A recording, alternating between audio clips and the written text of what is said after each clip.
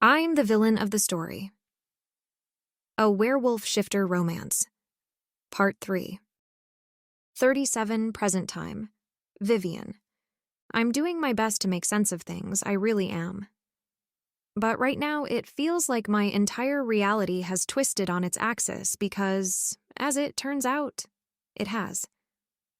After he revealed my involvement in the serum production, my secret involvement among Kieran's pack, I managed to get rid of Cole by telling him what I supposed he wanted to hear. Namely, that I'd be deciding soon which alpha to replace Seth with. But I have no idea what I want to do. I don't even fully understand what is happening. I've been hiding in my office, my mind dizzy from his revelations. Cole called me Alpha.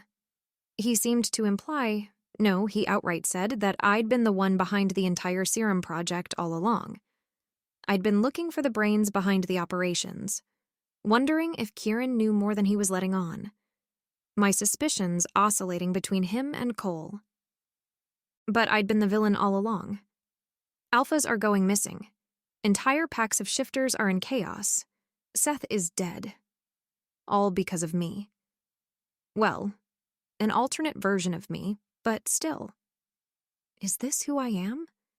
Am I really capable of causing so much chaos? Putting so many people in danger without a care in the world? I can't believe it. It doesn't seem possible, and yet it is. What does it mean? What does that make me? The lowest of the low? And what of my reality? I know for a fact I wasn't the one running the show over there. Does that mean... Was Margot the one behind it all in my world?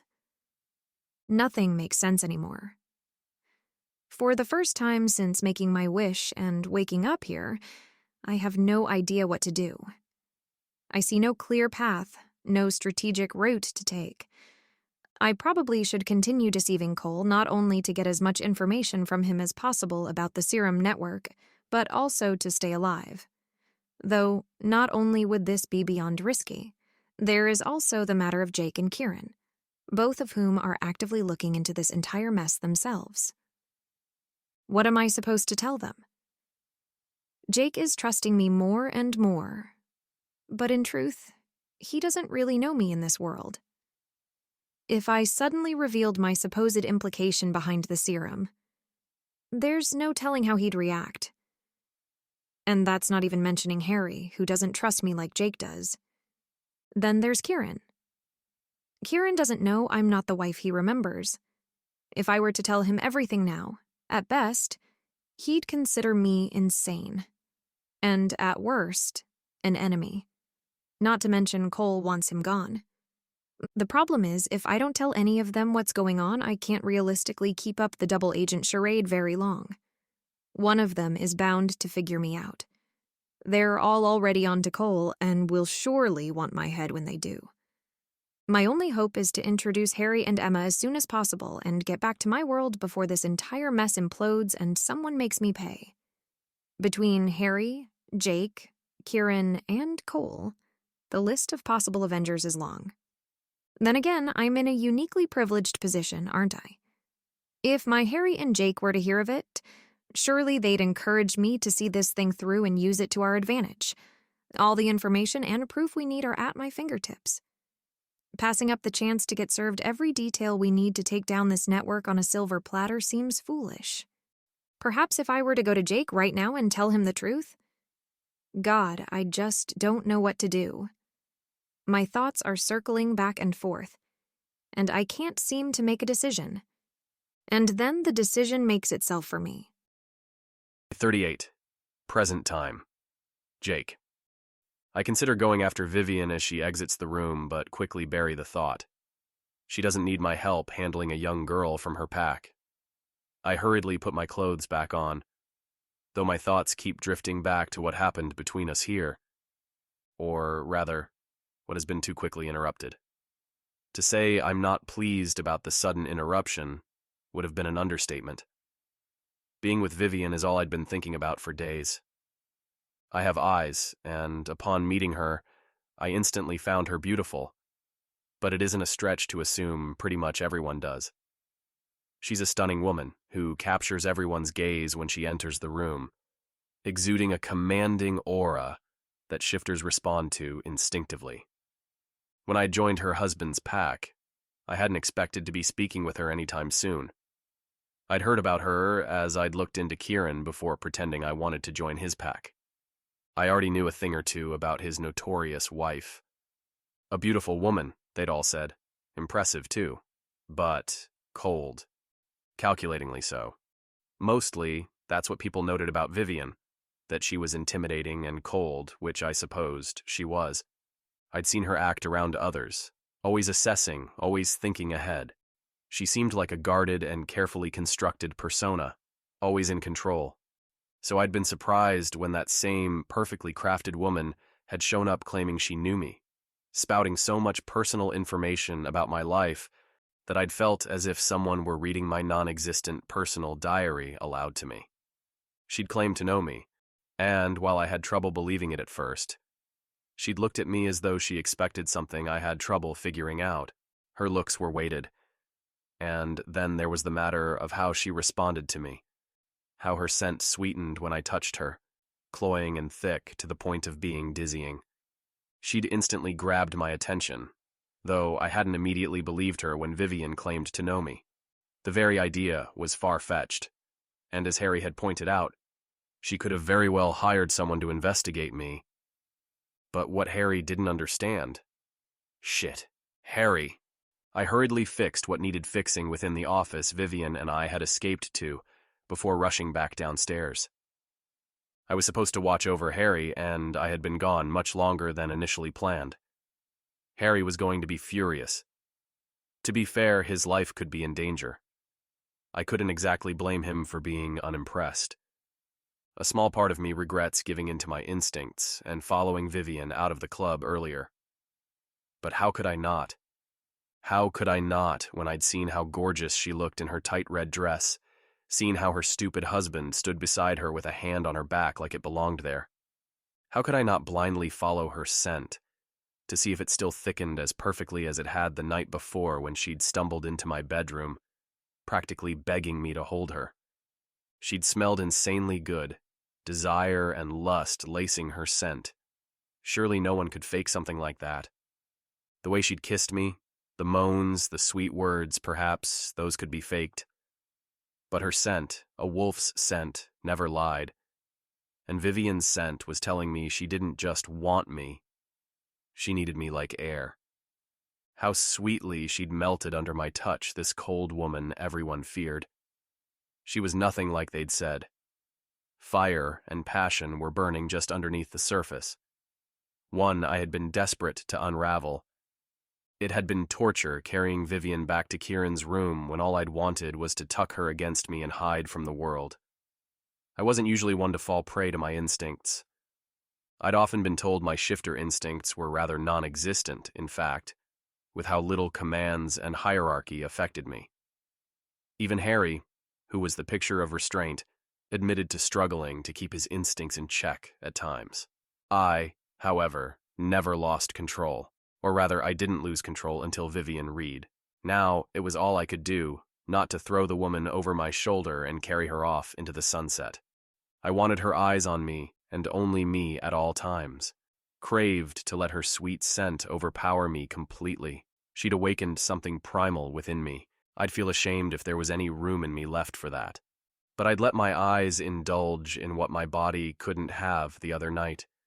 As she slept, sprawled across my bed like the sweetest of temptations. Half naked and smelling so enticing, it was all I could do not to touch the exposed skin of her long legs or the swelling curve of her breasts. Vivien wasn't just a gorgeous, witty, and capable woman who made me feel seen and whole in an entirely new way. She was mine. I felt it, and so did my wolf. She belonged to me, and it was high time everyone knew. The mere idea of another seeing, smelling, and worse touching her then, now, when it was obvious it was me she needed, went against every single one of my suddenly irrepressible instincts. But no, I'd had to pull her into my arms only to carry her back to her fucking husband's bed, despite how she'd buried her face into my neck and moaned, even in sleep. In my arms, she'd felt light and small, Strange when her presence was usually so domineering and anything but vulnerable. I can't think about that now. I need to get back downstairs and do my job. I take in a long, calming breath. I know my scent has been projecting aggression all day. Other shifters sending me tense glares here and there. Their wolves taking badly to my threatening presence. Even Harry had been affected, tense, and snappy in a way he'd never been before with me. I, who'd always taken pride in being generally unaffected by the guttural, beastly instincts of my wolf, compared to my peers. It all seemed like a joke now, in the face of Vivian's presence. The mere idea of anyone, even Harry, blinking at Vivien the wrong way, is making me see red. And if I want to keep being able to do my job, I need to be very careful in not letting my thoughts drift to Vivian's husband, and what is or isn't happening between them. I know what I need to do, and that is to claim Vivien as soon as possible. She is my mate.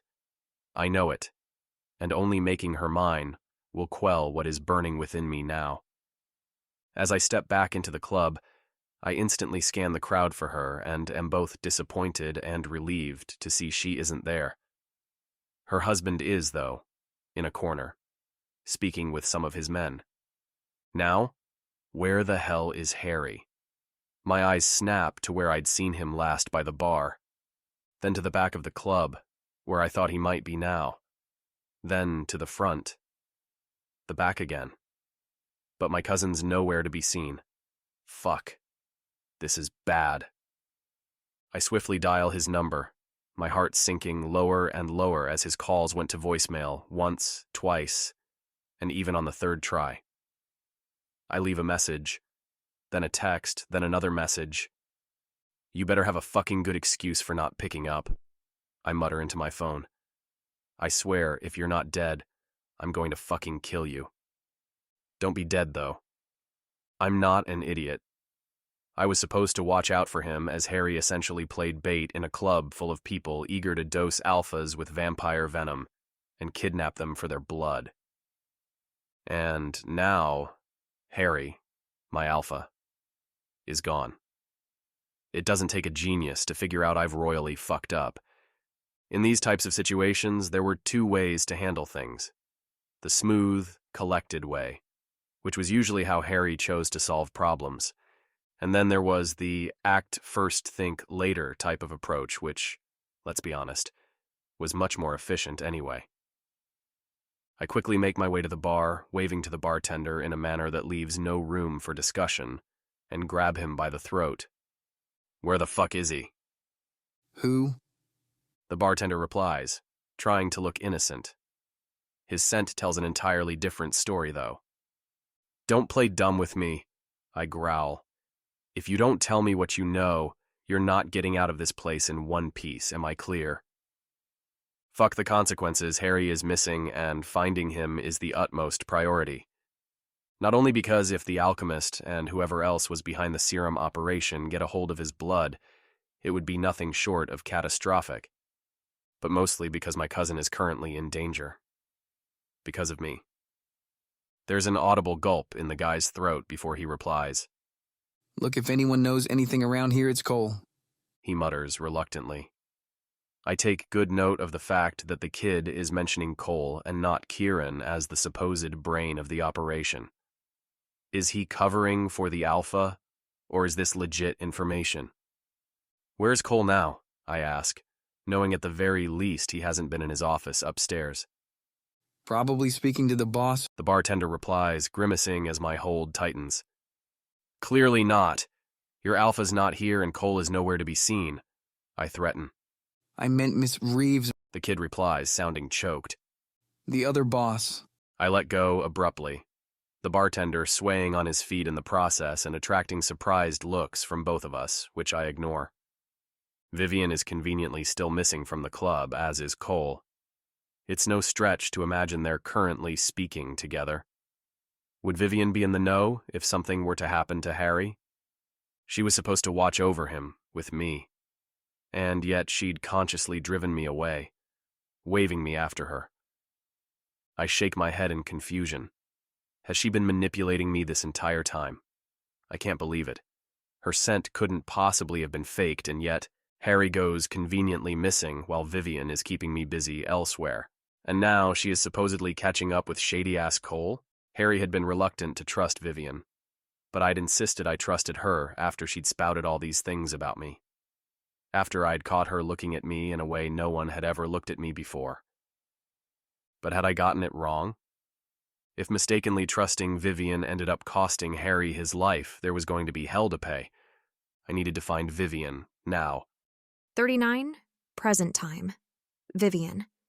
I don't know how I didn't hear or sense Jake arrive before he burst inside my office. Vivien! His eyes are wild, their usual warmth replaced with barely contained fury, and his scent, an acrid mix of anger and distress. So potent it's almost suffocating. There's no trace of his earlier desire for me. Or if there is, it is faint. All that is left is anger. What's going on? I ask, jumping to my feet. You tell me.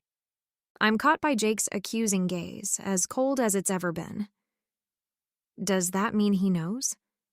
Has he somehow figured out that my alternate double is the alchemist? But how? Whatever he's been told has made him immediately distrust me, which I'd been expecting. I suppose. He barely knows me. Of course, he's unlikely to give me the benefit of the doubt if he hears something compromising. And yet, I'm hurt by his lack of faith. Only a while ago, I'd been intimate with him in a way I'd never been with anyone else in my life. It meant something to me. Not so much the act itself, but the fact that it had happened with him. I can't let my emotions take over. I'm in a precarious position, and no matter what Jake knows or doesn't, I need to play my cards right. But he looks so distressed, and a part of me is wired to respond to that hurt and make it better. What happened? I repeat, reaching out for him and holding back a grimace when he pulls away. But just when I think it can't get any worse, Harry's missing, Jake says. Oh my God, Harry. My mind goes blank for a second. Between Jake and Cole's revelations, I'd somehow completely forgotten that Harry was essentially tempting fate in Kieran's club downstairs, surrounded by a crowd of shifters who wanted nothing more than to kidnap him and take his blood. Since when? I ask, trying to remain calm. I don't know. Jake replies. Let's assume since we left him in the club downstairs. I hold back a grimace. Jake's guilt is audible in his tone, and while I share the sentiment, letting it take over isn't going to get us Harry back. But then an image of Seth, lying dead in Cole's secret hideout earlier, flashes in my mind. That's almost 2 hours then. I conclude with a grimace. This isn't good. Rationally, I know Seth had remained in captivity for a while before his passing, and Harry's only been gone 2 hours, but I'm going to speak with Cole, see if he can tell me where he is. I tell Jake. You try to get your hands on the security footage. Tell the staff you're working on my... Jake catches my wrist. Did you do this? He growls, pulling me towards him. He runs a hand through his hair in frustration, consumed by his emotions. Now's clearly not the time to admit I'm the alchemist. He'd probably assume I'd led him away from Harry on purpose earlier and feel irrationally betrayed because of it. I'd never do anything to hurt Harry, I reply, meeting his gaze. I swear it. Jake briefly searches my expression, the begrudging look in his eyes softening as he does. I've been told Cole reports to you just as much as he does to Kieran. He confesses, suspicion tainting his words. I try to keep my face neutral. So that's what he heard then, and he's already looking at me with mistrust. I know it is more due to the fact that he is worried about Harry, but the bottom line remains. I can't tell Jake I'm the alchemist right now. He'll go nuts. Cole does listen when I give him instructions. I reply carefully. But Jake, whatever my double did with Cole, I'm not her. I don't know Kieran, and I don't know Cole. Don't forget that. Jake nods slowly, hesitation and worry still marking his features. We need to find Harry. He reinstates as if I somehow need reminding. Then let's get to it, I reply. Jake and I split up, hoping to divide and conquer. So I'm alone with Cole when I interrogate him on Harry's whereabouts, certain he'll be able to tell me. I'm stunned to see him grimace in shame. I don't have the faintest clue where he is. Cole assures me. I'd arranged for the guys to dose him, so we'd at least try out a sample of his blood, but he disappeared before we could. I don't see why he'd lie to me about this when he'd just confessed to Seth's death earlier. But if he isn't the one behind Harry's disappearance, then who is? That gives us no choice but to use Kieran's blood instead. Cole adds, making matters worse. I can't focus on another issue now, but I don't want him going after Kieran while I'm busy looking for Harry. Stand by, I order Cole. As you wish, but he expects a new shipment by the end of the month. Cole stretches, making me frown internally. He won't be pleased if we don't deliver. Who is this he Cole just mentioned? Obviously, I can't ask him directly, as I assume I'm supposed to know already. But it sounds like there's someone else behind the serum operation. A buyer. Perhaps while my double had been busy creating more of the product behind Kieran's back, she hadn't been the one behind its distribution? If he has something to say, he can say it to my face. I tell Cole, crossing my arms. My henchman visibly pales. Boss, you know I admire your confidence, but... Set up a meeting, I interrupt. Sooner rather than later. I hurry away before he can protest any further. My investigation is moving forward, but how long before my cover gets blown? I clench my fists. This is a perilous situation I find myself in. And on top of that, I'm still no closer to finding Harry. Just the thought of finding him like I'd found Seth. I feel nauseous. I need to think of something, but Cole was the only lead I had. I don't know what to think anymore. If Cole and his team, my team, I realize, shuddering at the thought, if my team didn't take Harry, who did? Hopefully, Jake will have had more luck with the security footage. I get back down to the club to wait for him and to see if I can't find any trace of Harry. The place is emptier than it had been, the night having stretched into the early hours of the morning. It won't be long till closing time, I realize. Looking out the window, the sun is rising. But still, no sign of Harry. Guilt catches up with me. Jake and I were fools for leaving him alone for so long when we'd been supposed to keep an eye out. If something happened to him, not only would it dampen my chances of getting back home, but most importantly, there's no guarantee the harm inflicted upon him would erase itself even if reality did fix itself. In other words, if Harry dies in this world, would he come back to life back home? 40. Present time, Jake. I've searched every corner of the hotel grounds, but there's no sign of Harry. I think he must have left the building at some point. His scent trails off into the city streets. Though he could have returned later, there's no way for me to find out without shifting. And doing that in a busy city, most importantly without my current alpha's approval, would almost guarantee me getting kicked out of Kieran's pack as soon as he found out. I wouldn't hesitate for a second if it meant getting Harry back. But what if shifting ended up doing more harm than good for that particular agenda? Maybe it's smarter to keep a low profile and stick around. Any luck? I ask Vivien when I meet with her in the breakfast hall of the hotel a while later. I notice she's changed out of last night's clothes, having put on a more casual outfit instead of her tiny evening dress. She's no less stunning for it, her long red hair loose around her shoulders, though she does seem tired, her face taut with worry. But what is she worried about? Harry's disappearance or my suspicions regarding her relationship with Cole, or something else? No. Vivien says, shaking her head. You? I have no idea who this woman truly is, I remind myself, kicking the urge to throw my arm around her shoulder to the curb. I know she's married to the #1 suspect in my investigation, that she's somewhat in cahoots with his shady henchman, and that, involuntarily or not, it was her who led me away from Harry when I should have been keeping a close eye on him last night. I know she seems to know a lot about me, but I also know she's someone with secrets. doesn't wear her heart or her truth on her sleeve. Harry didn't think we should trust her, and, like always, he'd probably been right. I did access the security footage, which shows him exiting the club shortly after us. He must have thought it best, since we weren't coming back, I say. But we don't know where he went after that? Not back to his room, that's for sure. I sigh, taking a long gulp of coffee from Vivian's cup, looking for that spark of annoyance in her eyes. What did Cole tell you? That he has no clue where Harry is. She says, sounding sincere. I don't think he's lying. Even if he isn't, who can I trust to help me find Harry around here? I don't know anymore. Vivian's scent is subdued and guarded, which tells me she is being careful around me. He could be, I argue. If Kieran told him to hide it from you... Maybe. Vivien concedes with a frown. She doesn't look very convinced. What goes on in that pretty little head of hers? What does she know that I don't?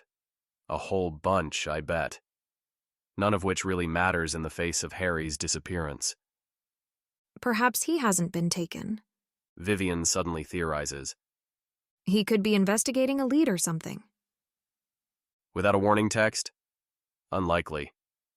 I'll deal with Vivien and her secrets later. I can't waste any more time here. I'm halfway up from the table when my phone begins to ring.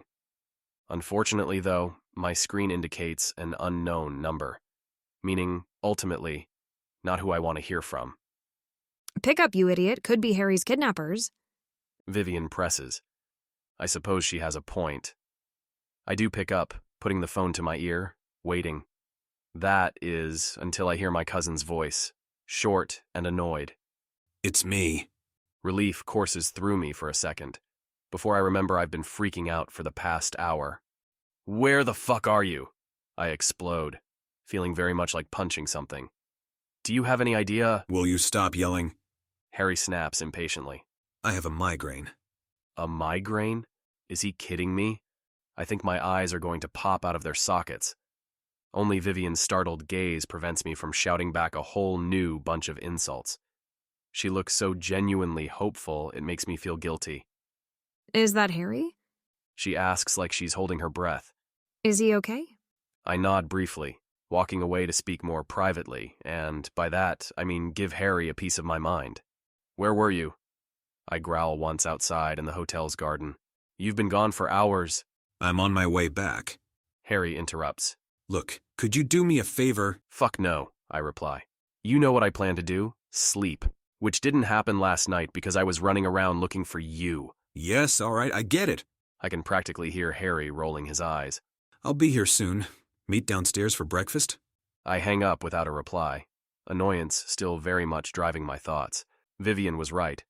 Harry had probably left to follow up on a lead or something, and here I'd been, practically accusing her of manipulating me in a grand plan to kidnap him.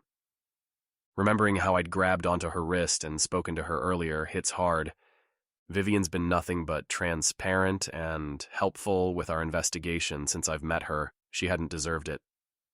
I go back inside the hotel, ready to apologize, but stop in my tracks when I realize Vivien isn't waiting for me alone at our table. She's in the company of her husband. The morning sunlight streams through the ornate windows, bathing them in a warm, golden light that frames them like a portrait of aristocracy. Kieran carries himself with an authority that matches the opulence of the room, and Vivien sits beside him with a poise that speaks of stature, the quintessential alpha and his queen, reigning over their domain. Well, time for me to cut in then, I guess. Vivien, what's going on? Kieran is asking. His back is facing me, so I can't tell how angry he looks, but what's for certain is that he doesn't sound too pleased. Vivien isn't backing down, though, keeping impeccable composure. What do you mean? She replies, obviously playing dumb, but in a way so convincing even I'm suddenly feeling like she has nothing to hide. Well, I mean, where were you all night for starters? If I hadn't already been convinced of Vivian's innocence regarding Harry's disappearance, this would have done it. It really looks like Kieran has no idea what she's been up to. Looking for Jake's cousin. Vivien replies, furrowing her brows. Who'd gone missing from our hotel last night? She puts up one of her delicate fingers to silence Kieran's protests and continues. He's one of the most powerful alphas of the country. I don't think I need to explain how bad it would look for us should he go missing from our pack's territory. Maybe, though there's no reason for you to handle this yourself. There's also no reason for you not to tell me. This wasn't about this alpha or our pack. This was about Jake Hargrove again, wasn't it? Again? So they've talked about me before? Interesting. What's going on between you two? Kieran asks, grabbing onto Vivian's hand. Tell me the truth. I don't know which one of us is more eager to know the answer to that question, me or Vivian's husband. Unlike us, though, the lady of the hour appears unaffected. Will you give it a rest? She says, sounding bored. Nothing is going on with Jake and I. I smirk. If what she and I have been doing recently is nothing, I don't know what she'd qualify as something, though I'll make sure to ask her later. Meanwhile, Kieran seems unconvinced. Nothing? Is that why you've been running around doing God knows what with him, helping him find his cousin and thinking of him when we— There's a barely there. Blink and you miss it sort of wince, twisting Vivian's features before she grabs onto Kieran's hand and squeezes it. He means nothing to me, She says, meeting his eyes. I don't buy his sudden loyalty to the pack, and I'm looking into it, that's all. Obviously, it's not like Vivien can tell her husband what there is or isn't between us. And it's not like she and I have discussed it either. She may know me, but I barely know her. And yet, I cannot stand her detached expression and carefree voice. I won't stand for it anymore. Not when, despite everything, I know Vivien is mine, and I won't have her ignore it any longer. 41. Present time. Vivien. I'm not sure what Kieran is thinking, and while that isn't surprising, it's unnerving nonetheless. He is asking me, his wife, about another man, and he doesn't seem particularly angry about it. His face is calm, his voice measured. But there's a certain hardness to his words, one I'm unused to from him. I'm not used to a lot of things where Kieran is concerned, but he means nothing to me, I say, meeting his eyes. I don't buy his sudden loyalty to the pack, and I'm looking into it. That's all. Kieran doesn't believe me. I can see it in his eyes. Perhaps if I knew him like he knew me, I could find the words to convince him. But then again, I don't think there are any words that could effectively deny how I feel about Jake. He's too much a part of me for that. To deny what I feel for him feels like hiding a part of myself, and not just a small part either. Kieran, I begin, squeezing his hand. Look, my words freeze in my throat as I notice Jake approaching, a confident smile on his face. I wonder what he's up to, and for a second believe he's going to pass us by and sit a little further away. At worst, greet Kieran and me, then leave us alone. But then he slides into the seat next to mine, letting a content yet exaggerated smile. There you are, He says, giving me a light kiss on the cheek before turning to Kieran. Hey, Alpha. I gape. So obviously, in fact, that if my mother were here, she'd have a heart attack. I do not dare look at Kieran, but his scent sours at Jake's little display. What do you think you're doing? He growls. Who, me? Jake replies, with an innocent smile. And then he puts his arm around my shoulder, making me squirm. Jake, I scold, removing his arm. What's wrong with— Okay, look. Jake interrupts, throwing Kieran a look. It doesn't look like Vivien here has told you yet, but I think you should know. She's not your wife, all right? I feel my heart sink all the way down to my stomach. Are you insane? Kieran scoffs. I assure you I'm not. Have you heard of the witch that grants wishes? I'm going to make you wish you were never— Look, you married the woman. You must have some knowledge of what she's usually like. Jake snaps, losing the playful edge to his tone. Haven't you noticed anything different about her lately? And by lately, I mean this last week? Kieran opens his mouth, looking ready to deliver a mean-spirited comeback. But then, a confused look crosses his eyes. So you have then. Jake says. Good. That's because she doesn't remember marrying you, or ever being in a relationship with you at all. Kieran's eyes snap at me. What? He asks, his face a mix of stunned and hurt. I want to reply, deny what Jake is saying, and somehow salvage the situation, but the words won't pass my lips. Vivien here, this version of her, is from another reality, in which her circumstances are different. She's a member of my old pack, my cousin Harry's her alpha, and you are married to her sister. Enough, I scold, rising to my feet. But that's not all. Jake adds, eyes fixed on me. In her world, Vivien and I are together. All this to say, she and I are in love. I slap my hand across his face, stunning him silent for one blissful second before Jake gives me a pout. How dare you? I exclaim. I meant to sound angry and imposing. Make Jake realize he's crossed a line. Crossed me, and that it is unacceptable. But my words come out shaken, in a wavering, quiet voice that's constricted by the tightness of my throat. Jake suddenly looks contrite. Viv. He says, reaching for me with a hand. I move away, knocking a cup from our table in the process. I watch it hit the ground in stunned silence. Still, even though I'd normally have had the reflex to break its fall. Now look what you've done, I murmur, feeling tears pool at the corner of my eyes. Don't cry, I tell myself. It's stupid.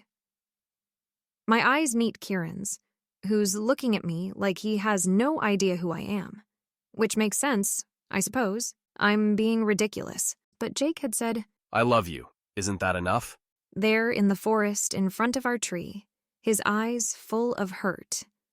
I can't, I decide, running off with no clear destination except to put as much distance between me and this entire situation as I can. He was the one that had betrayed me, not the other way around. Yes, I rejected him, but only for a couple of hours at most. And that's all it took for him to go running off with my little sister of all people. So really, who betrayed who's pretty obvious. Red. I feel a warm hand wrap itself around my wrists. We're in front of the hotel, right in the driveway where people leave their cars to the valet, a rather visible and inconvenient area. Yet I can't make myself move. You won't even look at me? Jake asks, his voice quiet. He lightly pulls on my arm. Playful. I scoff and snatch my arms away once more.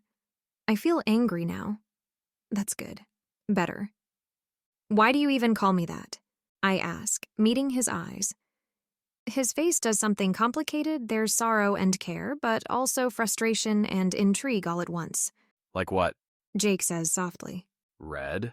He frowns when I send him a dark look. It's because of your hair. Jake looks confused for a moment. I don't know, it sounds like what I should... I shake my head, trying to clear my thoughts, but it's proving impossible. Look, I'm sorry for blurting that out to Kieran. I could have given you a heads up. You think? I snap, aiming to move away. But Jake puts his hands on my shoulders to keep me still. Well, we couldn't go on like we had forever, could we? He sighs. He was asking you about me, and you said... So what? I was lying.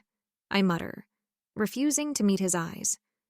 You didn't think I actually... No, of course not.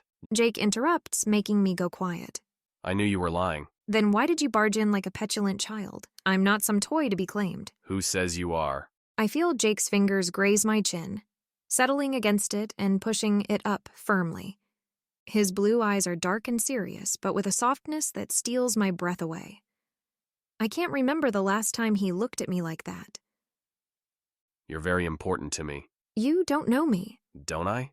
Jake smiles, moving a strand of my hair behind my ear. I know you don't like being caught off guard. I snort. I know you can't hold your drink. I punch his arm. You appreciate honesty, but rarely feel like you can be honest yourself. Well, can you blame me? Jake places a finger on my lips. Eating in public makes you uncomfortable. You get nervous when you feel like you're not impeccably dressed. You love being praised. You hate feeling like you're losing control. And you pretend to be into pretentious European films, but when you're alone, you always rewatch the Disney classics. If I press my lips to Jake's, it's purely for the sake of making him shut up. And if our kiss lingers, well, that's entirely his fault. I don't ask him to wrap his arms around me or nibble my lower lip. He does that all on his own. Viv. He says, cupping my face. You can't expect me to sit by and pretend like you're not mine. You don't know what you're saying. I grumble. We're not together, you and I. I told you this before. But you're in love with me. Jake declares. No hesitation in his tone, like he is somehow stating a universal truth.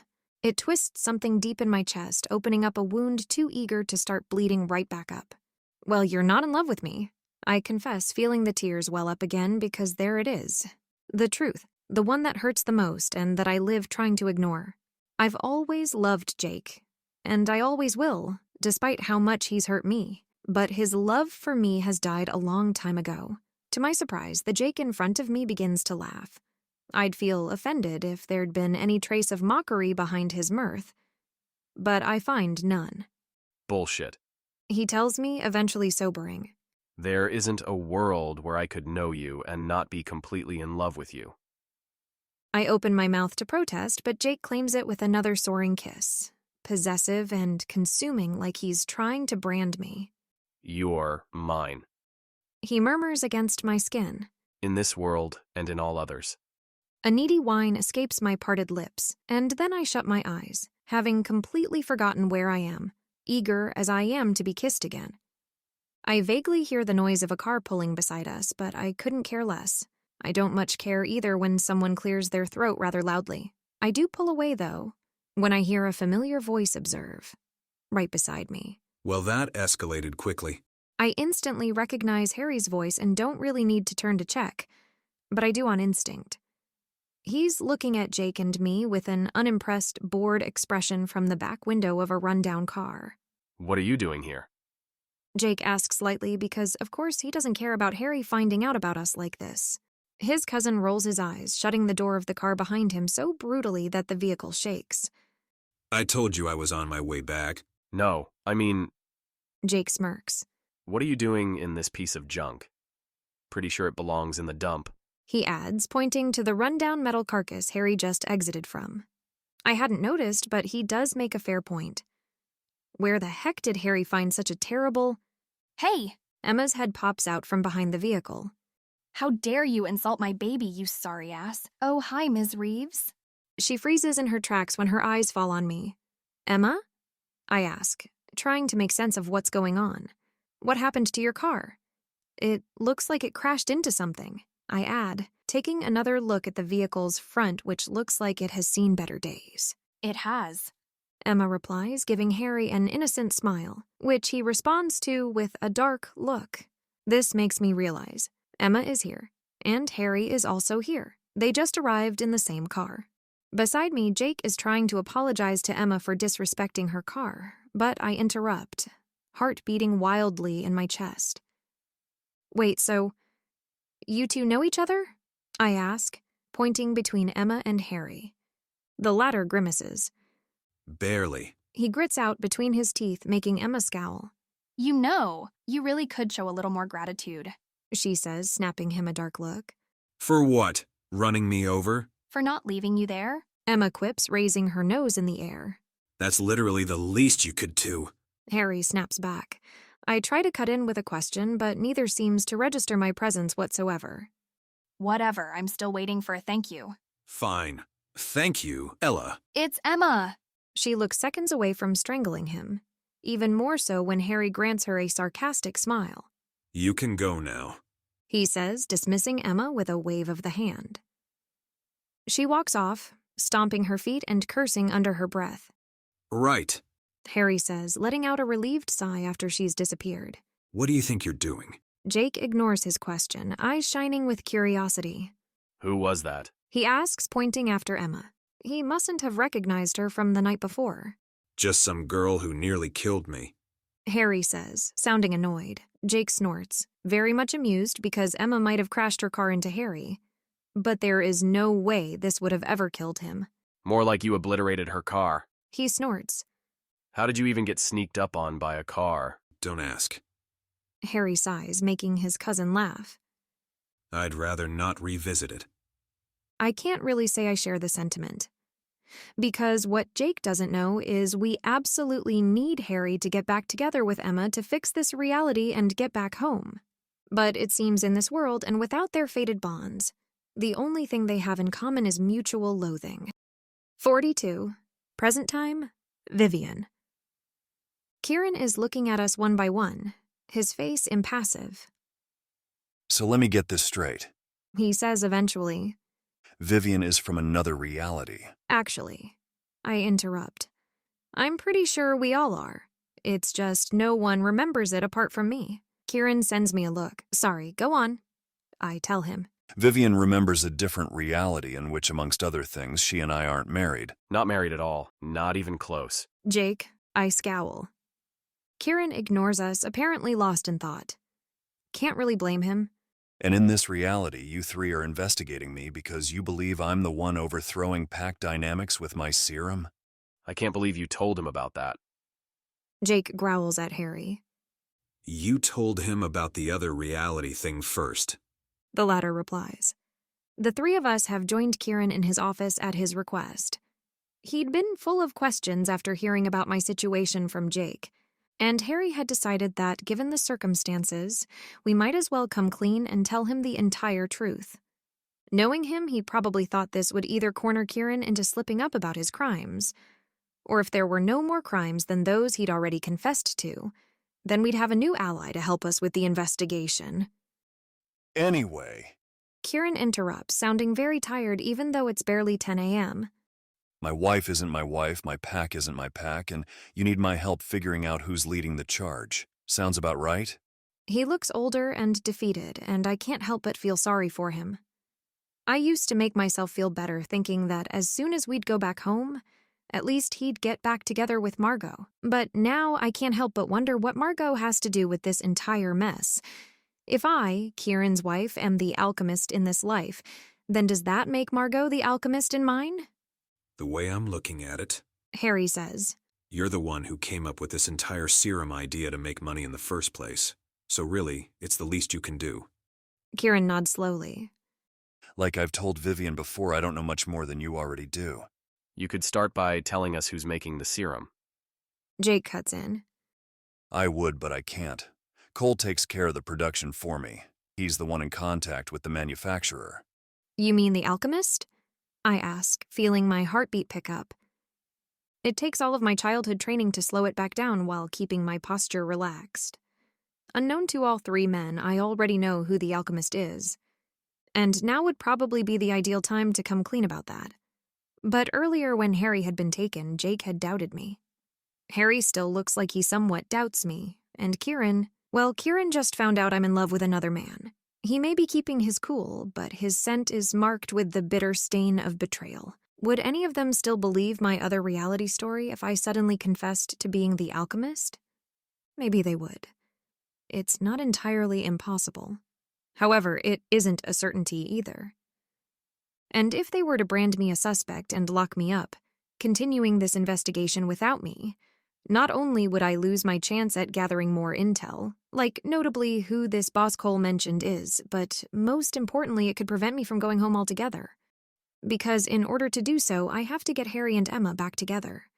But whatever's between them today isn't looking very promising. Harry still hadn't explained exactly what had transpired between them. Apart from the fact that after being dosed with vampire venom, he'd escaped the hotel only to be hit by Emma's car.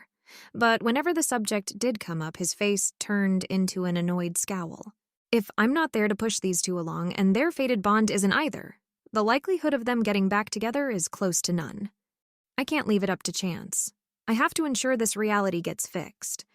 That means I can't risk Jake, Kieran, or Harry figuring out I'm the alchemist, losing all their trust in me, and pushing me aside. This truth is going to have to be kept secret, for all our sakes. I'm going to have to play double agent like never before, investigating the serum operation alongside them, while continuing acting like a leader amongst Cole and his men, without any of these two sides figuring out what I'm doing. My thoughts diverge to Cole's mention of hidden cameras last night. Who's to say there aren't more, hidden around the hotel, if not this very room? While I'm lost in thought, the conversation has moved forward. Cole is our best lead at finding the alchemist. Jake concludes. One of us should trail him wherever he goes. Yes, I agree. And it should be me. Both Jake and Kieran look like they're about to protest, but Harry waves them silent. And why is that? He's watching me guardedly, and I don't like it, but I can't let it show. In fact, I'm going to have to be very careful phrasing my next thoughts. I know Cole wants to use Harry or Kieran's blood as a replacement for Seth, meaning both of them could be in danger. But how to make them understand that without mentioning Seth? I can't let anything on regarding his death because I can hardly justify knowing about it without giving myself away. Plus, should Cole find out the information leaked, this could be bad. Cole and his team need the blood of an alpha to make the serum. I begin. We know he's been using Seth's, but how long will that go on? And most importantly, who's to say he wouldn't seize the opportunity to get more blood if it presented itself? What do you mean? Kieran asks, intrigued. I mean that you're an alpha, Kieran, and so is Harry, and you're both right here. If he needs more blood, who do you think he's going to try and get it from? Well, I'm not an alpha. Jake inserts. I could trail Cole. He'd be more suspicious of you than me. In fact, he already is suspicious of both of you. I declare, pointing towards Jake and Harry. It's safer for me to do it. Jake, you can be on bodyguard duty. Make sure Kieran and Harry don't get their blood taken. Jake shrugs. Okay, but unless they stick together, it's going to be hard for me to look after them both. He gives his cousin a glance. I think it would be safer for Harry to go home. Then I can focus on you, big guy. He adds, sending Kieran a wink. My heart skips a beat. Normally, I'd agree with Jake. It would make much more sense for Harry to go back home, away from Cole and his team. However, his going home means him being away from Emma. I don't see how they're ever going to get together from miles apart. I'm about to protest, though luckily Harry does it in my stead. Not a chance. He replies simply, like there's no need for him to argue. You're putting yourself at risk for nothing. I wouldn't call the looming collapse of our entire community nothing. Harry replies with a raise of his brows. Kieran, Viv, and I can handle it. Jake replies. It's called delegating. You should try it. Harry sends him a stern look. Why are you looking at me like... He doesn't trust us. I interrupt, pointing towards me and Kieran. And he knows you have feelings for me, so now he's doubting how efficient you're going to be. Jake rolls his eyes at me. Yeah, no shit, Captain Obvious, but playing dumb's how I handle him. I roll my eyes. Point is, he's not going to leave, am I right? I ask Harry, who briefly shakes his head no. Then I have a suggestion. I brace myself. If I play my cards right, this dangerous situation we're all in could actually work in my favor for once. We need a reason for him to stick around that won't raise Cole's suspicions, and we need someone to stick by his side and watch out for him. Right? I guess. Jake replies, sounding confused. Well, how about we stick him with someone who could do both? I scratch my throat in an effort to sound casual. We'll pretend that Harry is visiting his girlfriend. This way, him being around will make sense, and meanwhile his girlfriend will be with him at all times to make sure no one drugs him. Why don't you stick Kieran with a fake girlfriend? Harry protests, looking affronted. Because he's supposed to be my husband, and if he's suddenly parading a mistress around, it's going to look suspicious. I snap. Why must he always be so difficult, honestly? Okay, but who can we trust to be Harry's girlfriend? Kieran asks, earning himself a grateful look from the primary concerned. Anyone from the pack could be under Cole's thumb. I shake my head. I have the perfect person in mind, someone I trust implicitly. Really? Harry asks cautiously. Who? I give him a bright, enthusiastic smile. 43. Present time. Jake. The girl, Emma, walks into Kieran's office, clearly wishing she was anywhere but here. I hadn't taken a good look at her before, but she's pretty enough, I guess. Her eyes, especially. Wide and blue. Currently, though, she's dressed in an unflattering gray uniform that does nothing to improve her too lean figure. Her dark brown hair tied back into a severe-looking bun. I wouldn't say she's Harry's type, but I guess it doesn't matter. They're not actually going to be dating. Emma glances warily between all four of us, failing to hide a grimace of discomfort. You asked for me? She says, hesitantly though, with a trace of annoyance. Is this your way of greeting your alpha? Harry says, crossing his arms. Emma's grimace deepens at the comment, and I can't say I blame her. Don't think it's fair of Harry to blame his frustration on her. Unless he's trying to be as unlikable as possible, so Emma will refuse Vivian's idea. Yeah, sounds like him. Good morning, Alpha. Emma says, inclining her head briefly in Kieran's direction. Good morning, Ms. Reeves, and Her eyes fall onto me. I'm Jake, I tell her. good morning, Jake. Emma concludes with a placid little smile. There's a beat of silence. Harry scratches his throat. Emma stares intensely at her nails. Right. Vivien says in a forced, bright voice. Please sit, Emma. Emma sits across from me, and I get a fresh whiff of her scent, which surprises me, for how unobstructed it feels. Kind of like those young shifters who've received no training on how to avoid projecting. Basically, it's like she's letting all of her emotions on display. Emma was turned very recently. Vivien tells me like she can read my mind. I blink in surprise. You weren't born a shifter? I ask Emma, intrigued. It's the first time I've ever met a shifter who was made instead of born. Those are extremely rare. Humans almost always get killed when bitten. Nope. Emma replies, and it doesn't look like she plans to add more. Besides me, I feel Harry practically itching to ask her questions, but he holds back out of politeness, because he's never been one to pry. I, however, have no qualms about prying whatsoever. How did it happen? Was the wolf who did this caught? We're strictly forbidden from biting humans, or any other species actually, since the likelihood of the bite killing them is so high. Don't know. Emma shrugs. Can't remember. I don't think she doesn't understand the gravity of what was done to her, but everyone else in here does. This happened on your territory, I presume? Harry cuts in, sending Kieran a hardened glare. I don't recall it ever being reported.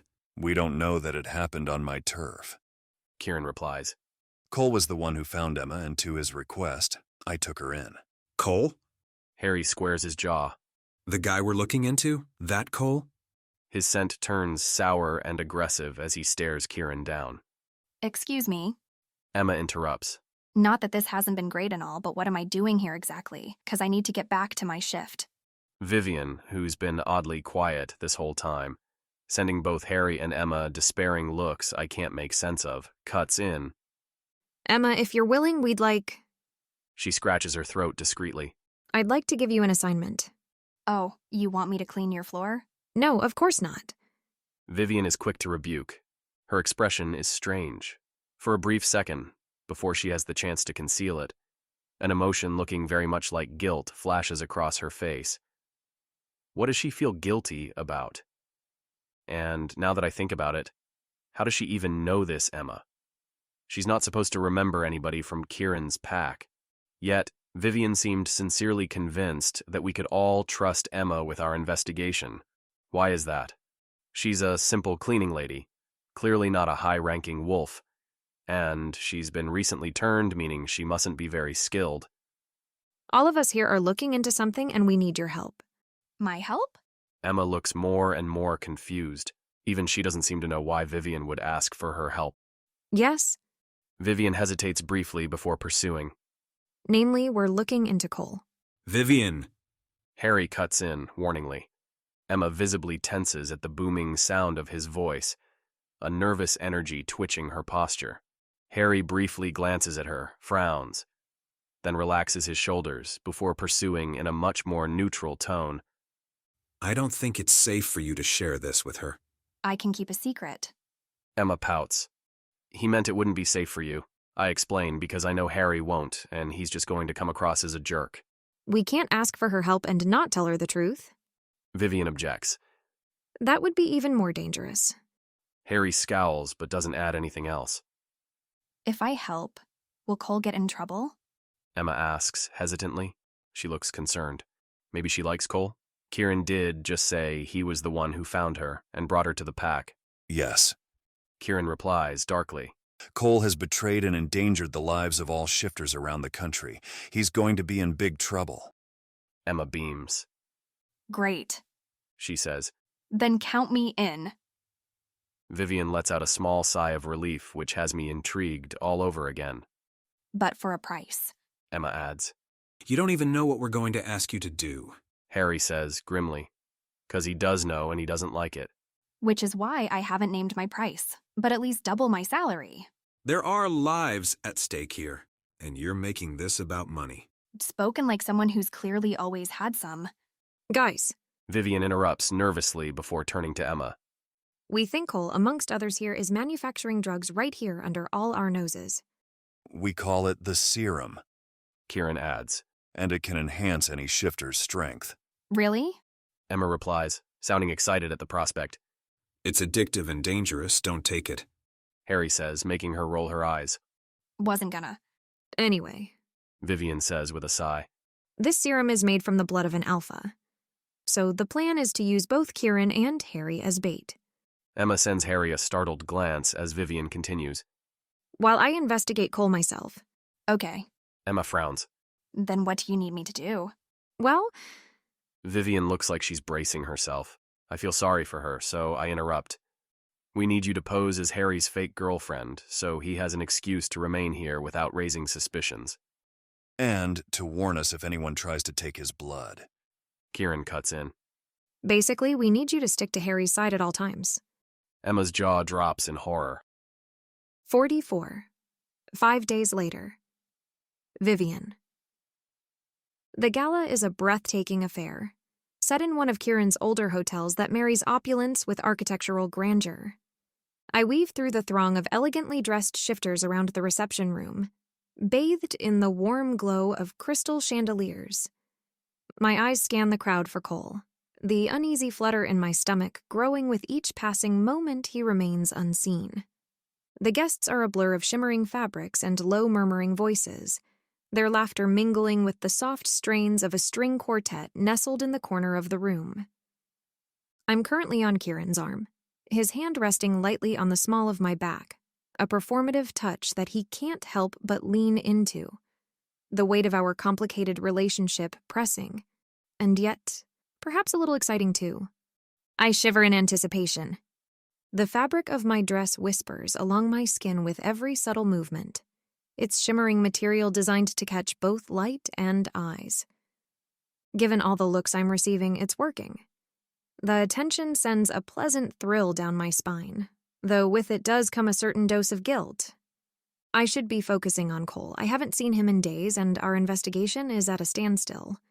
But my focus is rebelliously elsewhere, and I know I won't get it back before meeting Jake's gaze, before his eyes begin to roam over me as possessively as I'd like them to. I can't have his hands on me tonight, so I'll just have to settle for his looks. And I intend to receive endlessly burning ones, heart already racing in anticipation at the prospect. I continue to search the room, trail the tall arched windows that offer glimpses of the starlit sky outside. No sign of him or even Cole. Though I do spot Harry and Emma bickering like a bunch of temperamental children during what fails to be a harmonious waltz. Emma's eyes are flashing with irritation at something Harry just muttered, his brows knitting together in frustration as he guides her through a too-sharp spin. I'd tell them to get a room. Kieran says, following my gaze. But we already got them one, so... I sigh. We have stuck Harry and Emma together in the same hotel room, something they'd both been furious about. And it doesn't look like their relationship has progressed very much since then. They really can't stand each other, can they? I mutter dejectedly, watching Emma purposely step on Harry's foot. It's what I always thought. Without their fated bond, Harry and Emma have nothing in common, and would never have gotten together. To think how obsessed Harry was with her in my world, compared with how sternly he's staring her down now. A relationship is clearly not something either of them would have chosen given free will. How am I ever going to get them together? Kieran elbows me in the ribs. Why the long face? Is it 'cause your friends are fighting? I don't reply, but my expression gives me away, and so Kieran quickly adds with a snort. You know, that's just how some people deal with their unspoken attraction. Not funny. I complain because this is a sensitive topic. Don't joke about this, please. But the clamor of the gala fades into a hushed backdrop, and whatever Kieran is saying along with it when my eyes finally meet Jake's across the room. He stands there, a striking figure clad in a finely tailored suit that accentuates his broad shoulders. Though it is the vibrant energy that seems to surround him I find utterly captivating. Jake carries himself with a casual confidence, his every movement smooth and assured. Even from this distance, I can see the slight amused quirk of his lips as he converses with others, a hint of his irreverent humor peeking through his formal appearance. His gaze is burning and appreciative, but it isn't enough. I want more. I want to be the reason for all his genuine smiles. I want his eyes on me at all times. I want to drive him so insane with want he steals me right from under Kieran's nose and takes me away. But mostly, I want him to... A shiver runs through me. Compelled by unspoken longing, I lean into Kieran, tilting my head back to laugh at something he whispers in my ear.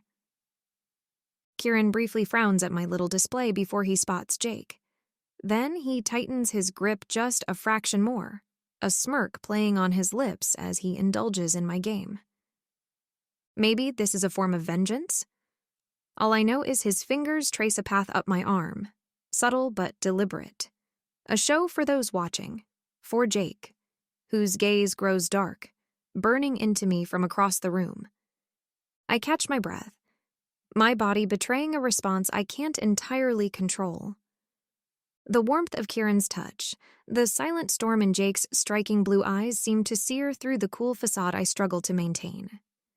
A reckless impulse drives me to tilt my head to one side, exposing the column of my neck in silent invitation. Kieran leans in, his breath hot against my skin, and presses a kiss just below my ear.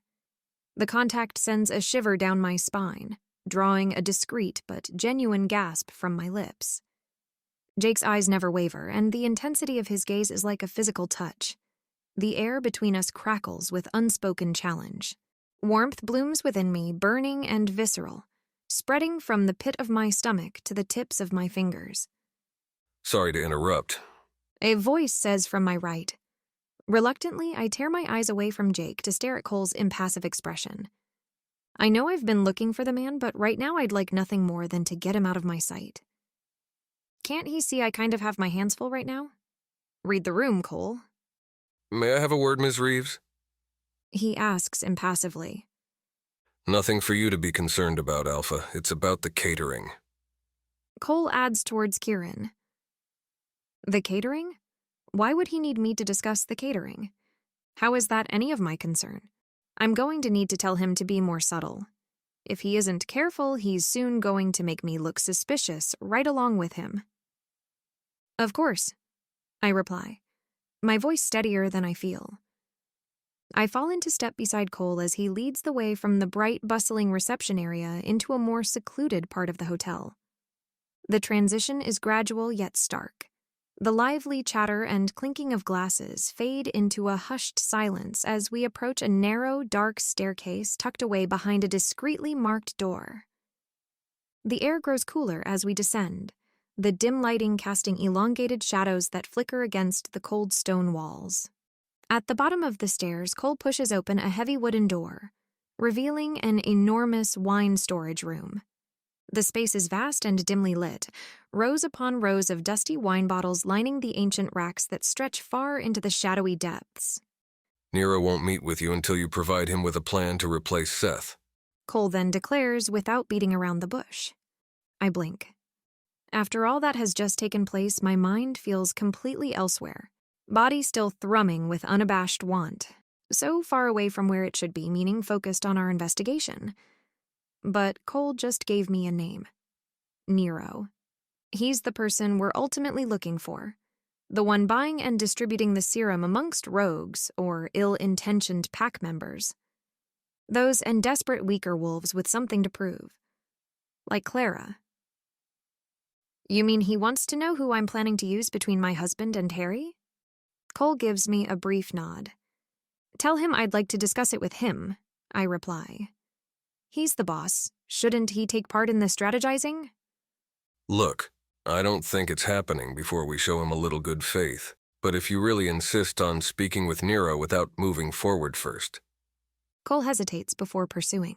Why don't you ask our usual intermediary yourself? You'll have more sway than me. I try not to frown. There's an intermediary now. Does this mean Cole doesn't speak to the boss directly? What's for certain is that he thinks convincing this unknown agent to put in a good word is my best chance at meeting the mysterious Nero. What is also certain is that my alternate self knows who this intermediary person is. So I can't let it show that I don't. Fine, I snap. Set up the meeting? My heart sinks at the face Cole makes upon hearing this, a mix of confusion and Suspicion? You want me to set it up? He asks warily, assessing my expression. Oh dear. Clearly this isn't how it's usually done. And now Cole doesn't understand why I'm requesting for things to proceed like this. I'm busy, I snap, in the most commanding tone I can muster, silently hoping for it to be enough. Luckily it is. Cole immediately lowering his eyes in shame. Apologies, Alpha. And don't call me that here. Somebody could hear you for crying out loud. It is high time everyone knows who's really running the show around here. Cole replies, head still inclined in submission but a determined steel lacing his words. Who it is that we actually answer to. I don't have to feign the annoyance I feel upon hearing his words. He's acting like he somehow knows better, and I've never liked being contradicted. I grab him by the throat, forcing him to look at me. It's time when I say it's time. I warn. Cole's eyes widen briefly before he gives me a quick nod. Of course. As you say. Always. He tells me deferentially. I release him with a last warning look. I'll go back first, I say. Wait a couple minutes before you leave this place. Yes, Ms. Reeves. I spin on my heels and exit the wine cellar, my mind full of questions and feeling annoyed. Still, Cole seems faithful to me, but I think he could get reckless if I don't keep him in check. Before going back to the reception area, I contemplate quickly freshening up my makeup as I pass the ladies' room. The decision to go in is made in my place, though. A hand wraps around my wrist, jerking me around, and if it weren't for shock, I might have resisted. But Jake has never touched me so roughly before outside of sparring. His scent has been strong for the last several days, but now it is downright unignorable, making it incredibly difficult to think at all. Jake stalks forward, and I'm driven forward into the bathroom, where he pushes my unresisting body against the wall, one hand pinning my wrist to the side of my head, the other around my throat. His eyes are all pupil, bright blue drowned out by black. The last time we've been pressed together like this, only mere hours ago, feels ages away. You're not to touch Kieran again, ever. Jake mutters, fingers gripping me a little bit tighter. I bare my throat with a whine, submitting to my instincts and the unbearable warmth bubbling under my skin. Jake cradles my cheek and chin, lifts my face up to scent the underside of my jaw, then the line of my neck, shuffling closer with a loud growl. Scent oppressive and angry and everything I desire. All coherent thought dies on my tongue. Jake's scent and touch surrounding me, owning me, drowning out the rest of my senses until all that is left is him and the aches shooting through me. My throat feels too dry when Jake opens his lips against the tendons of my neck, licking at it. A mark, I murmur dizzily. He will need to make a mark. That way everyone will know to stay away from me. We'll know who it is I belong to. The thought has me alight with a storm of pleasure. Viv? Jake's hands grab at my waist, and I realize that not only have I been rubbing myself mindlessly against him, but I also do not feel very inclined to stop. Jake's fingers clench and unclench. He's shaking. Will you be mine? He asks, voice hoarse and demanding. Instincts are overpowering my rationality, and I do not care. I've been in love with this man for years, and now he is scenting my neck, grazing his teeth against the skin. And it's making me ache. Yes. I sigh. And then Jake bites into my neck, tearing the skin, finally claiming me as his. 10 days later. Vivien. The next couple of days are a blur. Somehow Jake and I make it inside one of the hotel bedrooms upstairs.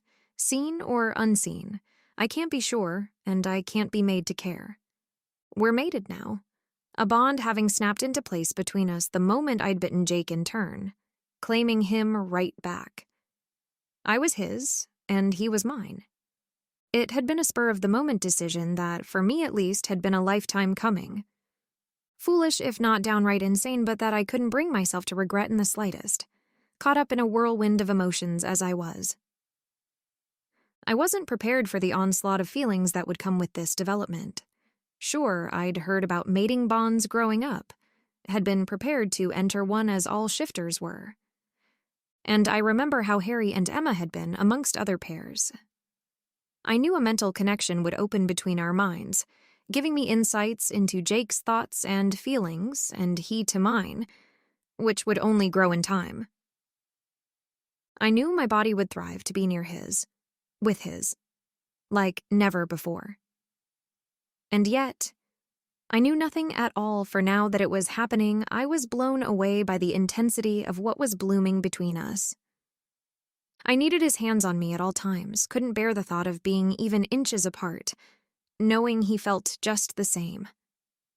Whoever we had been, whatever we'd been up to before the bond, faded in the background as we truly lost ourselves in each other. "Do you love me?" I keep hearing myself ask, desperately searching his adoring blue gaze for reassurance. He says he does, along with our bond, which grants me glimpses of that love. And yet, I find myself asking again and again, like somehow he'll change his mind one minute to the next. I know he isn't my Jake, that this Jake hasn't betrayed me, and yet there's a yet that won't exit my thoughts. I don't know if it hurts, or if it's for the better that my mate isn't fully himself. Until the line begins to blur and I can almost convince myself they're one and the same. Because they are. Aren't they? One and the same? Once, as I'm falling asleep against him in between bouts of passion and long into the early hours of the night, I hear him murmur, half asleep. I dreamt about that time I pushed you in the lake. You remember? Sorry about that. And my eyes blink open because this never happened. Not in this life.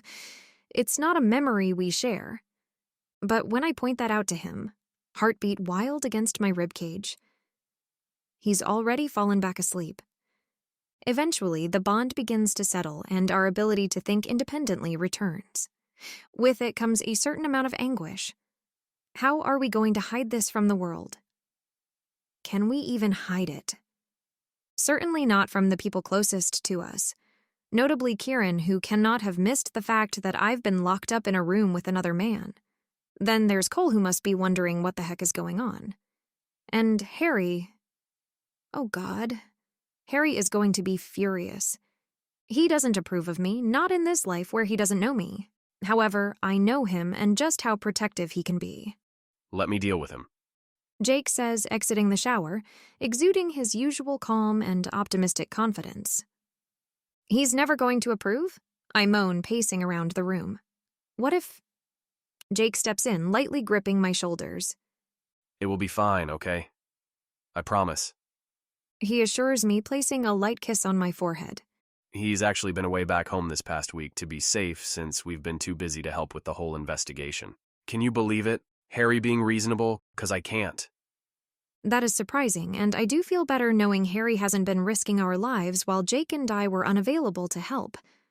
But that doesn't erase my unease regarding Cole. And worst, Kieran. I'll speak with Harry. You take care of your divorce. Jake quips, pushing me towards the door. Jake, I growl in annoyance.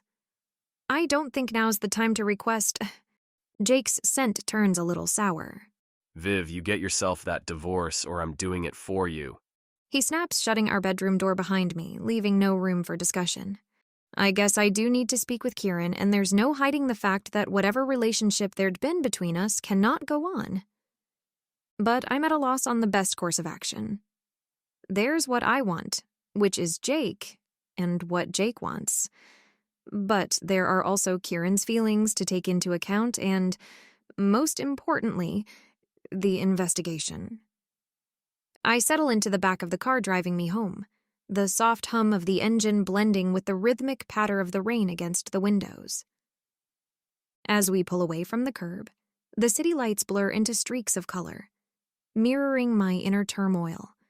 The comfort of the leather seat offering little solace as my thoughts race ahead to the confrontation awaiting me.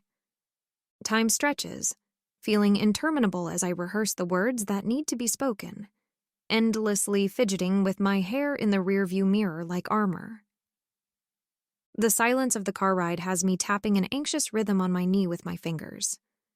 What if Kieran can't see past the personal betrayal to the larger picture of our investigation? What if his feelings cloud his judgment and jeopardize everything we've worked towards? The stakes are painfully high, not just for me, but for all involved.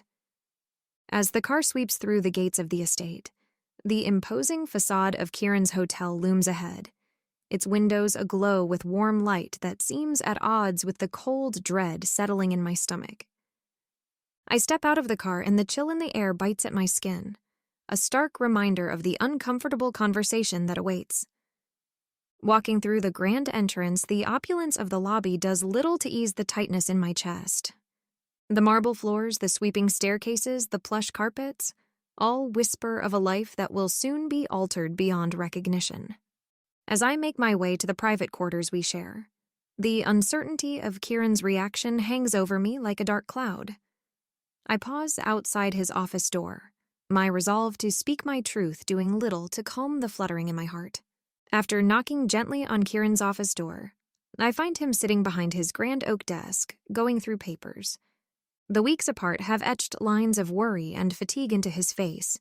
His hair, usually meticulously styled, falls loosely around his face, adding to the impression of a man weighed down by his troubles. The office around him, a space usually resonating with his dynamic leadership, now seems to echo the quiet defeat he embodies. And yet as his eyes lift to meet mine, there's no trace of the anger or betrayal I had braced myself for. Instead, what I see in his gaze is a relief that stops me dead in my tracks. Vivian, Kieran says in greeting, his tone guarded, though not lacking a certain warmth. you seem well. His posture is relaxed, lacking any defensiveness, and his smile, though faint, is filled with genuine warmth. It leaves me completely unsettled. Yes, I say awkwardly. I'm good, thank you. I don't add that he doesn't look so good himself. It wouldn't be very kind, and right now this man deserves kindness if anything. I've never had much of it to begin with, but I try to summon some nonetheless. Kieran slowly rises from his chair, never taking his eyes off me. He approaches, no doubt getting a fresh whiff of my new scent, recently altered by my mating bond, his eyes betraying nothing as they fall onto the bite mark on my neck. I see the rumors are true. He comments pensively. I feel so lost. I don't understand how Kieran can be so calm when it's obvious that my mating with another has hurt him. Any other shifters would be beside themselves right now, displaying aggression and possessiveness. But Kieran, there's only quiet dignity behind the sense of loss he clearly feels, and even more so concern as he takes in my troubled expression. What is it? He asks, furrowing his brows. Are you not happy? I laugh briefly. How are you even concerned with my happiness right now? I ask, sincerely wondering. You should be furious. Kieran smiles at me, interrupting my words. It isn't a bright smile, but it is a sincere one. Because it is all I want. He replies, sounding pained but earnest. You may not remember me, but to me you're my wife, and I've never seen you look more radiant, Vivian. I blush, the breath stolen from my lungs. Your scent as well, you seem fulfilled. Kieran remarks, searching my gaze. I'm afraid to meet it, aware that it will betray how true his observations ring. A pleased smile already pulling on my lips. I don't want to rub anything in Kieran's face whatsoever. But it is difficult to hide how right it is to be Jake's mate, how good it makes me feel, how complete. Especially when Kieran is directly commenting on it. For what it's worth, I'm sorry, I tell him. But in my world, you're happily mated with my sister. Which probably means nothing now, but when reality fixes itself, you'll see that... Fixing reality? Kieran interrupts, looking confused. Can you do that? I pause awkwardly, realizing what I'd just let slip. I may have told Kieran about the alternate reality, but I'd never mentioned it could be fixed. This must be confusing for him. Yes, it can. I hope. I tell him. I'm working on it. It must sound strange, but Kieran shakes his head. No, I understand. To you, things aren't as they should be. You may have reunited with your mate, but you must be eager to make things right with him. I freeze, his words stirring something within me I don't want to look at too closely. Make things right? I ask in a small voice. Well, your bond with Jake must be much stronger where you're from. Kieran speculates thoughtfully. It must have been hard for you being stuck in a place where your mate cannot remember you. I shake my head, feeling dizzy. No, I say in a weak voice. He isn't. You see, we're not. But I can't bring myself to say it because suddenly reality is catching up to me. Because Jake isn't my mate, not really. He isn't back in my world. And he's never going to be. It always hurt. It's been hurting me for years.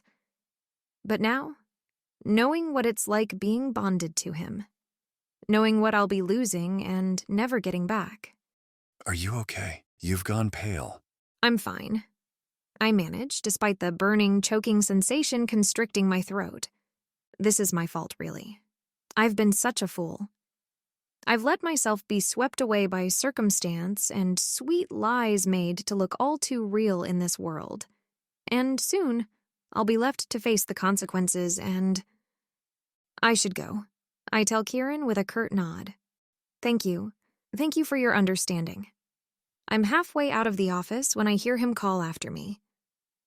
Vivian, you know you can always come to me, right, with anything. I may be nothing to you, but to me, you're my wife. You'll always be my wife. I'll stand by you. I look back and smile, a tight, painful smile. My sister's a lucky woman. I hope she knows that. I don't know what to do with myself now that I'm left alone in the hotel corridor. Speak to Cole. Probably.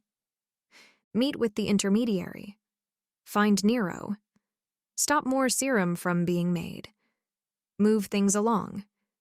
Get some work done. Fix reality. Go back home. But all I want is to go find Jake.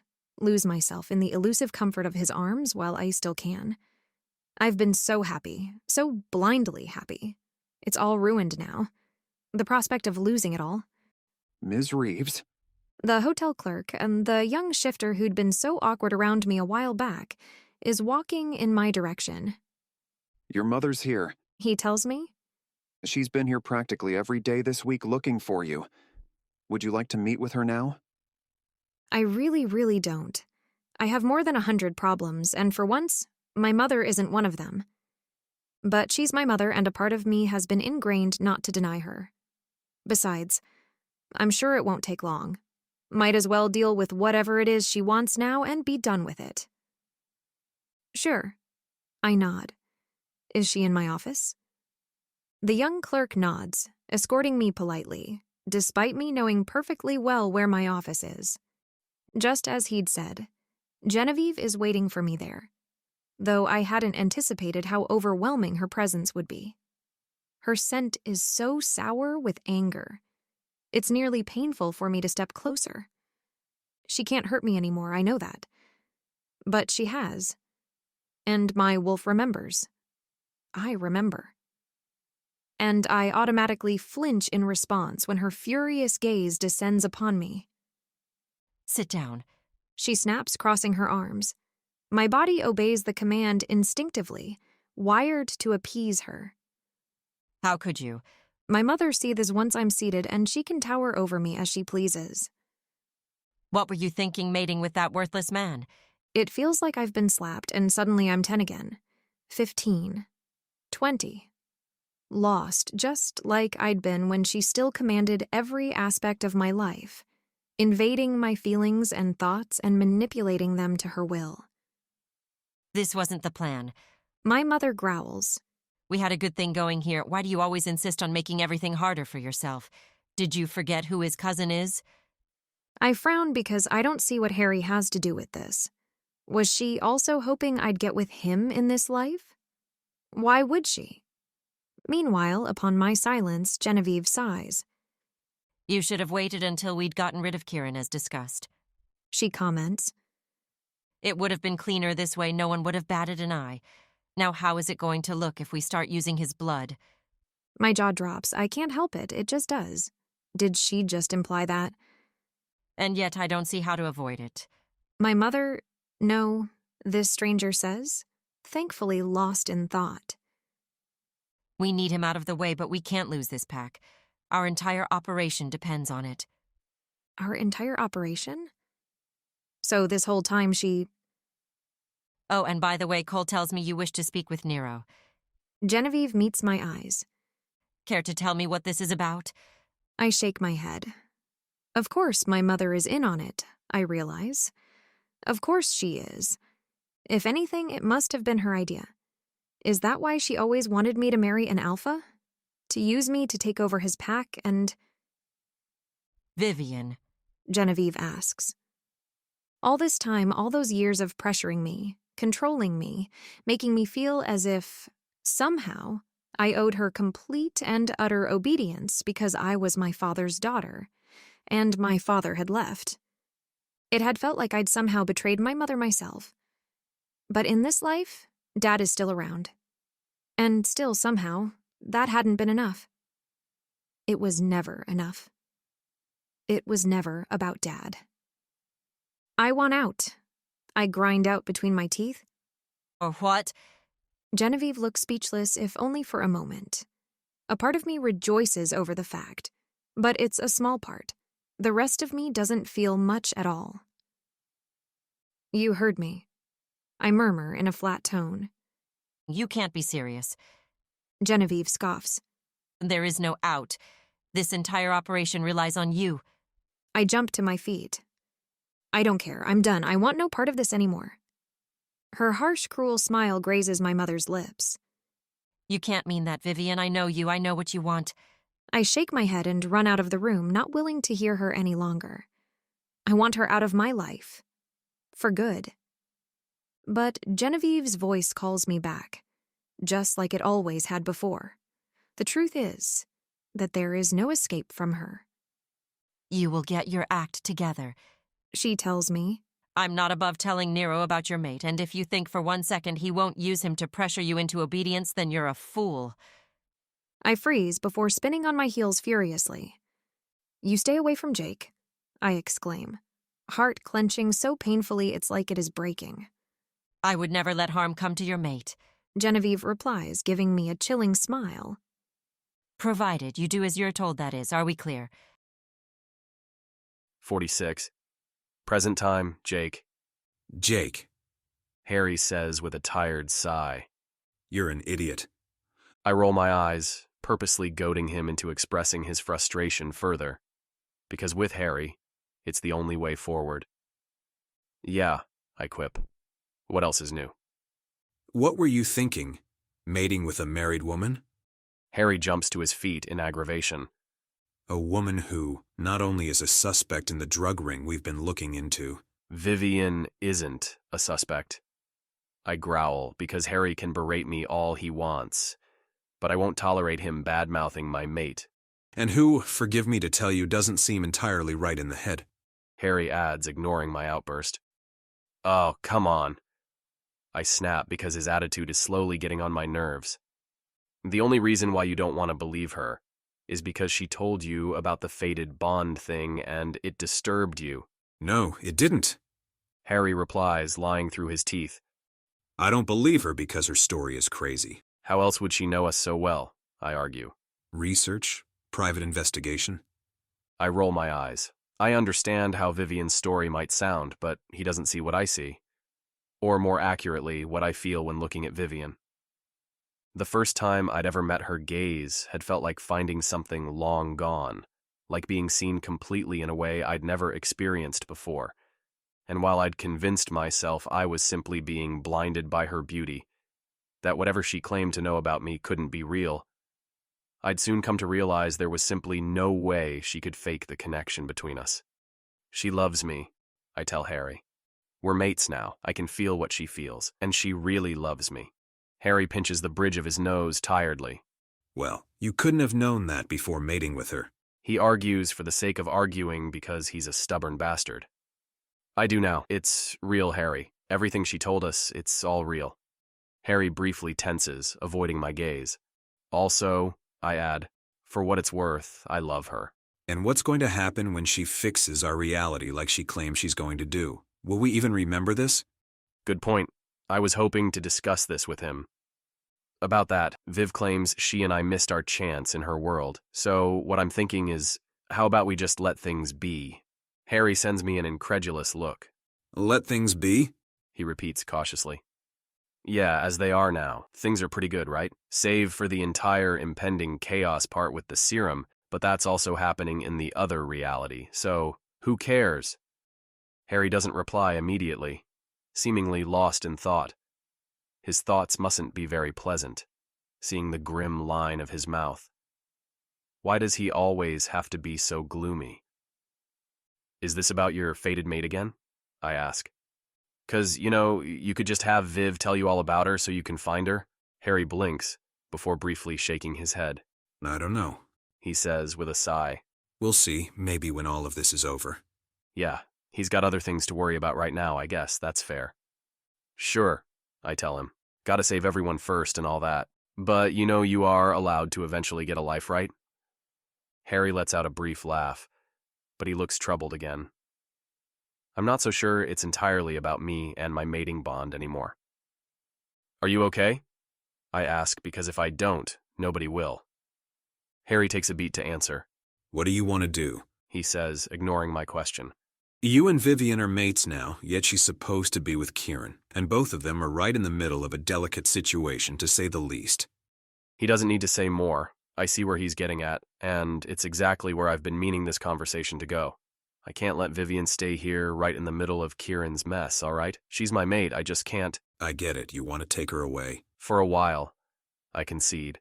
I haven't spoken to her about it yet, but knowing her, she'll never leave if I don't come along. I'm thinking of taking her home to the pack, convince her to stay put once we're there. I scratch my throat awkwardly. I'll be back as soon as I can, though. I just need to get her used to the idea. You don't have to, Harry says, meeting my eyes. You were both recently mated. I understand you need some time. Look, I'm not leaving you to deal with this mess alone, I protest, before adding sheepishly. Well, not for long. I'll be fine, Harry assures me. I can handle this. He's trying to make me feel better, and it's doing just the opposite. Why does he always have to be so selfless? Seriously, it's annoying. Sure, but, don't. Not until I get back. Stay put. Harry smiles briefly. Feeling our conversation coming to an end and eager to get back to Vivien, I rise from my seat, going for the door. Jake? Harry calls after me, briefly scratching his throat. Take Emma with you, won't you? I frown, confused. Emma? Yes, Emma. Harry raises his hand. About this tall, loud, doesn't know when to shut up? No, I remember who she is. I roll my eyes. I just didn't think. I pause. Harry is giving me a weird look. His expression, not one I remember ever seeing him wear. It's not very safe for her here, and I don't think she likes it very much either, but she doesn't have anywhere else to go, except when I took her back home. You took her home? I exclaim, before snapping my mouth shut. She seemed to like it well enough. She even made friends with Chloe. Harry goes on like he hasn't even heard my interruption. I think she'll, well, just take her, all right? I stare my cousin down as he very purposely avoids my eyes. I probably shouldn't say anything because it really doesn't look like Harry wants to say more. I feel like now would probably be a good time to shut up. Oh my God, I exclaim anyway. You like her. Harry scoffs. Of course I do. She's a nice girl. Annoying, but nice. I roll my eyes. Don't play dumb with me. You like her. What are you, 5? See, you're not even denying it. I point out, gleefully. I don't think I remember Harry ever having a real crush before. This is so exciting. So many new opportunities to make fun of him. Whatever you're thinking, stop it. Harry interrupts. It's not going to happen, all right? She's not interested. Oh, well, shit. So this is what has been bothering him this entire time. Now that I know what to look out for, he does seem pretty dejected. I'd make fun of him for it, except I don't have the heart to. Not if he's sincerely upset about this. Sorry, man, I tell him. But, hey, at least you tried. Harry blinks at me, making me frown. You did tell her how you feel, right? Another blank look. You didn't? I groan. You're such a moron sometimes.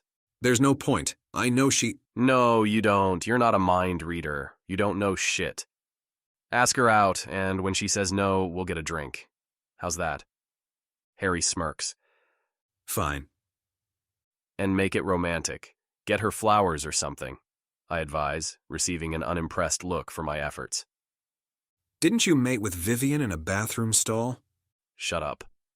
I tell Harry I'll be in touch regarding my departure, notably so that he can give Emma a heads up, and head back to the hotel room Vivian and I share to wait for her. I didn't expect to see her already back, and am briefly excited to find her already there until her scent hits my nostrils, bitter and distressed. Viv? I ask, hesitantly. What happened? Her beautiful face is so pale, though not nearly as worrying as the haunted look in her eyes. Jake. She whispers as I take her into my arms, holding her close. She bends, like she wants to fold into me and disappear, or break. It's okay, I tell her, cradling her head into my shoulder where I know she'll get a strong whiff of my scent. You can tell me, I'll help. But Vivian doesn't say a thing, and to my horror she begins to sob quietly into my shirt. I do my best to keep calm and exude a calming scent. But it is difficult knowing just who it is Vivian had gone to see. How bad was her meeting with Kieran for to come back here in such a state? What did he do? I can't help but growl, feeling Vivian tense against me. I swear, I'm going to kill... No? Vivian protests in a weak murmur. Kieran didn't. My meeting with him went just fine. She moves away to dry the tears out of her eyes, slightly breaking my heart in the process. I saw my mother. Vivian explains, slowly meeting my eyes. Her mother? I frown. I had no idea Vivian's mother was around. I realize I don't know much about her family other than the fact that in her world, her sister is married to Kieran in her stead. It's all I know, except it isn't. Maybe it's the way Vivian says the word mother, or the slight pinch at the corner of her eyes as she does. Perhaps it's the way her scent sparks in distress, or perhaps it is something else, something unexplainable. But at that moment, I just know Vivian's mother is bad news, and that I have to get my mate away from her, for all our sakes. I'm taking you away from her, I tell my mate, cupping her face. Okay, we're leaving. What? Vivian searches my face, looking lost but not vehemently against the concept which I see as a good sign. We can't stay here, Vivian. It's too dangerous. With everything going on, the serum, Cole, your mother... But Vivian looks torn. We need to figure out what's going on. I need to get back home. Why? I interrupt, cradling her face. Why does it need to be us? I can't... Vivian pauses in hesitation. I can't just go back without having gathered as much intel as I could. I need a... And why do you need to go back? Do you even want to? Vivian eyes widen. She looks like a deer caught in the headlights. That's... She squeezes my arms as she ponders what to say, looking slightly panicked. Don't be ridiculous. Of course, I mean, this isn't real, Jake. Tears begin to fall on her cheeks again, and I hate it. I hate it because I can feel her pain, distress, and confusion when all I want is for her to be happy. It is real, I insist, grabbing onto her hand and pulling it to my lips to give it a light kiss. I'm real. You're real. Our bond is real. Vivian lowers her eyes, but I don't let her hide, raising her chin with my free hand to make her look at me. You said we'd lost our chance in your world, but we have one now, here. So how about we just go off into the sunset and let ourselves be happy? I joke, though I'm not really kidding. We can't... Vivian shakes her head. Things aren't how they're supposed to be. This isn't... But I love you, I interrupt, pulling her towards me. Isn't that enough? Vivian breath hitches, her expression doing something complicated. There's fear and guilt crossing her features. Pain, but then there's hope, and underneath all that, love. Okay. She whispers, making my heart skip a beat. The fragile but hopeful look on her face nearly breaks me. Okay? I repeat, a smile slowly grazing my lips. Yes. Vivian wraps her arms around my shoulders. Take me away from here, Jake, please. 47. Present time, a few hours later. Vivian. Jake is holding me close against him, peppering slow, lingering kisses to my shoulder. He's overjoyed at the prospect of us leaving, and I believe, relieved that I've agreed to it so easily. His scent is pleased and calm, enveloping me better than any cocoon ever could. If I focus on him, this moment between us, I almost forget and begin to relax, bathed in too much love and joy to feel anything else. But I can't let myself forget. There's too much at stake here. I'm trapped in a web of lies, and my mother is out to get me. Or more importantly, Jake. It was foolish of me to try and rebel against her, knowing just who and what she is connected to. I always knew my mother was dangerous, my wolf screaming at me to be careful whenever she'd be near to the point of nearly paralyzing me at times. But it's all the more obvious now just how much of a threat she really is. And instead of playing along until an opportunity could present itself for me to outsmart her, I'd fallen right into her trap. I'd shown her my true colors the minute she'd mentioned Jake, revealing just how compromised I'd become because of my feelings for him. Mother saw feelings as a weakness, one she'd never had a problem exploiting. And now she was going to look for a way to exploit the love I held for Jake against me. Or, more importantly, against us. I reluctantly pull away from Jake to get into the shower. We're supposed to meet Harry for dinner later, notably so we can all decide exactly when Jake and I can leave. Hopefully, the sooner the better. The way I see it, the best way I can beat my mother now is to escape. Lie low and pray she forgets all about me. It won't be easy, and she's not going to let it happen without a fight. But putting some distance between her and I, between this place and I, seems like the best first step. Jake watches me arrange my hair briefly, an amused though affectionate smile playing on his lips before he goes shower himself. There's a small lock of hair that simply won't stay in place on my high bun, no matter how many pins I use or how much hairspray I apply. Will anyone notice it? It's rather small and it doesn't look too bad. Maybe even somewhat stylish? It's just a tiny lock of hair, I tell myself, watching it curl slightly below my ear. A tiny lock of hair that no one will notice. I frown, grab yet another pin, and try to secure the lock of hair with it, only to throw the pin across the room in frustration a moment later. I bury my face in my hands before remembering this might smudge my makeup. Unlike my hair, my makeup is perfect, though perhaps a little more eyeliner would draw attention away from the unfortunate loose lock. You're still going at it? Jake jokes, bending down to graze my neck with his lips. Warmth spread through me, even more so when our eyes meet.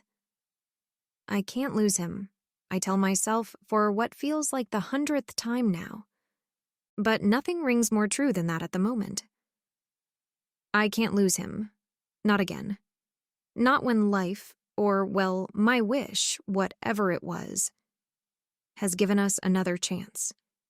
Jake takes my hand, leading me out of our room just like, very soon, he'll be leading me away from my old life. From my world. I'm going to leave my entire world behind for him. I don't think it's right, and it probably isn't. But he asked me to, and I know I'll never find the strength to deny him. We walk to a restaurant near the hotel, Jake talking and I, making plans, or trying to, wanting to. It's hard to make plans knowing what I know. But I want to, though. I've been waiting all my life to make plans with him, and I've already let my mother ruin it for us once before. I won't let her make me give up on us again. Harry's already there when we enter the restaurant, but he isn't alone. Emma's with him, pointing towards something on Harry's menu, which he seems to find highly entertaining. There are light crinkle in the corner of his eyes, and those only appear when he is really amused, which is essentially never, except... What is it? Jake asks, seeing me freeze up beside him. What is she doing here? I ask, staring at Emma, who's staring at Harry, who's staring right back. Oh, God. Who? Emma? Jake frowns, looking puzzled. I thought you liked Emma. She's fine, I reply, holding back a nervous grimace when her hand briefly grazes Harry's on the table in a manner that is clearly intentional. Well, that's good to hear. Jake tells me with a smile. 'Cause Harry wants us to take her along when we go. My eyes snap to him. What? Yeah, Jake smirks. he's worried about her staying here, amongst other things. He adds, wiggling his brows. And when the only reaction he gets from me is a blank stare, he adds, I mean, I think he really likes her. I got that. I snap, feeling like my entire world is crumbling around me. He doesn't think it'll work out, though. Jake says. Apparently, Emma's not too big on the whole pack dynamic thing. She's hoping to get away and have a life of her own. Apparently, she's saving money to attend some university she got in or something. Is she? I ask, quickly calculating my options. Harry and Emma are looking at each other like they're the only persons in the room, and it occurs to me that I've been an utter and complete fool. How could I even forget about Harry and Emma? The second they get together, all of this, all of what Jake and I have, goes away. And I'd somehow left that little detail out, when all of my happiness lies in the balance. Can you go and order drinks at the bar with Harry? I ask Jake. I need to speak with Emma alone. There's something I'd been meaning to discuss with her. Curiosity flashes behind Jake's eyes. Really? What? I know I could tell him this isn't any of his business, but I don't want him to wonder. It could hit me in the face later. Look, I sigh. In my world, Emma is mated. Oh? With who? I hesitate. Who should I say? A random name? Is it with Ha? No, I quickly interrupt, feeling slightly nauseous. Not at all. She's mated to, well, her mate is kind of a jerk. And he lives close to home. If she comes back with us, there's a really good chance she'll run into him, the jerk. I'd like to warn her, make sure she doesn't get back together with him, you know? Jake nods solemnly. That's really good of you, Viv. He smiles, aiming to pinch my cheek. I hold back a grimace. If Harry is surprised at being driven away by Jake, he doesn't show it. A moment later, it's just me and Emma sitting at our table, the latter looking somewhat intimidated. Emma, I've been meaning to talk to you? I tell her, giving her the warmest smile I can muster. Emma looks somewhat surprised. You did? Yes, I really am grateful for all you've done for us. You know, pretending to be Harry's girlfriend and all. Oh, I can hear Emma's heartbeat pick up even amongst all the noise in the restaurant. it's fine, really. I don't mind. She interrupts herself, blushing furiously. I mean, it's no trouble. Emma concludes, scratching her throat. I curse internally. She's obviously flustered. This isn't good. Look, Emma, I don't know what Harry told you, but what we're doing here isn't safe. In fact, we're all in danger, and that means you, too. Emma looks like she wants to say something, but I don't let her. And it's not fair to you. You've just recently been turned, you're vulnerable, and I know your financial situation isn't easy. Emma's blush intensify, and I'd feel a little sorry for it if there wasn't so much at stake. So obviously, it must have been hard for you to say no. One might say no, I forced you into this mess. And for that, I'm sorry. A stunned expression crosses Emma's features, before quickly morphing into a sincerely touched one which makes me feel terrible. Ms. Reeves, that's really kind of you to say, but Please call me Vivian. Vivien, Emma gives me a shy smile. I appreciate the sentiment, but really it's been my pleasure. She pauses again, her flush only darkening. I wisely choose to ignore it. I'd like to help you, I tell her, grabbing onto her hand, starting with getting you away from this entire mess. Harry mentioned to Jake that you'd like to attend university. I'd like to help you cover the costs, as a thank you. Emma looks speechless. Ms. Reeves, Vivien, that is very generous of you. I give her a bright smile, something already feeling lighter within me. That's it. She's going to go live her best life, and that will be that. If I'm not mistaken, a new semester's about to start. I tell her encouragingly. You could go now? In fact, I insist that you do. I don't like the idea of you staying here, where it isn't safe. Something uncomfortable flashes across Emma's face, making me still. Did I say something wrong? I must have. She seems hesitant. Right. She says after a while, But what about, will Harry be okay? You just said so yourself, it isn't safe here. Emma quickly adds, downright scarlet now. Who's going to look after him if I'm not there? Honestly, Emma, it was naive of us to use you as a decoy for him. We'll get someone more competent down here to look after him. But he told me you and Jake will be leaving soon. Emma protests, sounding nervous and uncertain. That means he'll be alone. He won't, I assure her, grabbing onto her hand. I told you He's not the type to ask other people for help. Emma says, looking more and more assured. He'll probably try to solve everything himself or something. I want to protest, except it's hard because, well, she's quite right. God, what can I wouldn't want anything to happen to him, Emma says with a tight smile. I think I'd feel better staying, for now, just to make sure. What are you guys talking about? Harry asks out of nowhere, making both me and Emma jump up in our seats. Both he and Jake have arrived back at our table and are taking back their seats, curious expressions on both their faces. Nothing, Emma says, sounding very much like a child caught with a hand inside the cookie jar, which obviously doesn't escape Harry's notice. Are you okay? He asks, giving her a concerned look. Of course. Are you? I need to pee. Her eyes widen all the more, and with that she practically flees away from the table, Harry's eyes trailing after her curiously. Girl stuff, I tell him when he turns to me looking like he's about to ask. I need to make a quick phone call. Will you two excuse me? I add, giving Jake a brief smile. I don't give him time to process and hurry outside to take out my phone, practically dizzy with stress. Emma doesn't want to leave Harry. She cares about him, which is somehow even worse news than learning about my mother's involvement in the serum production. If she cares about him, and if Harry really likes her as Jake claims, then we're days, if not hours, away from them getting together. And even if it takes longer than that, the facts still remain that my relationship with Jake, our bond, now has a time limit. I force some air into my lungs. I need to think. It's difficult because I feel dizzy and like nothing makes sense anymore, and let's be smart about this. Methodical.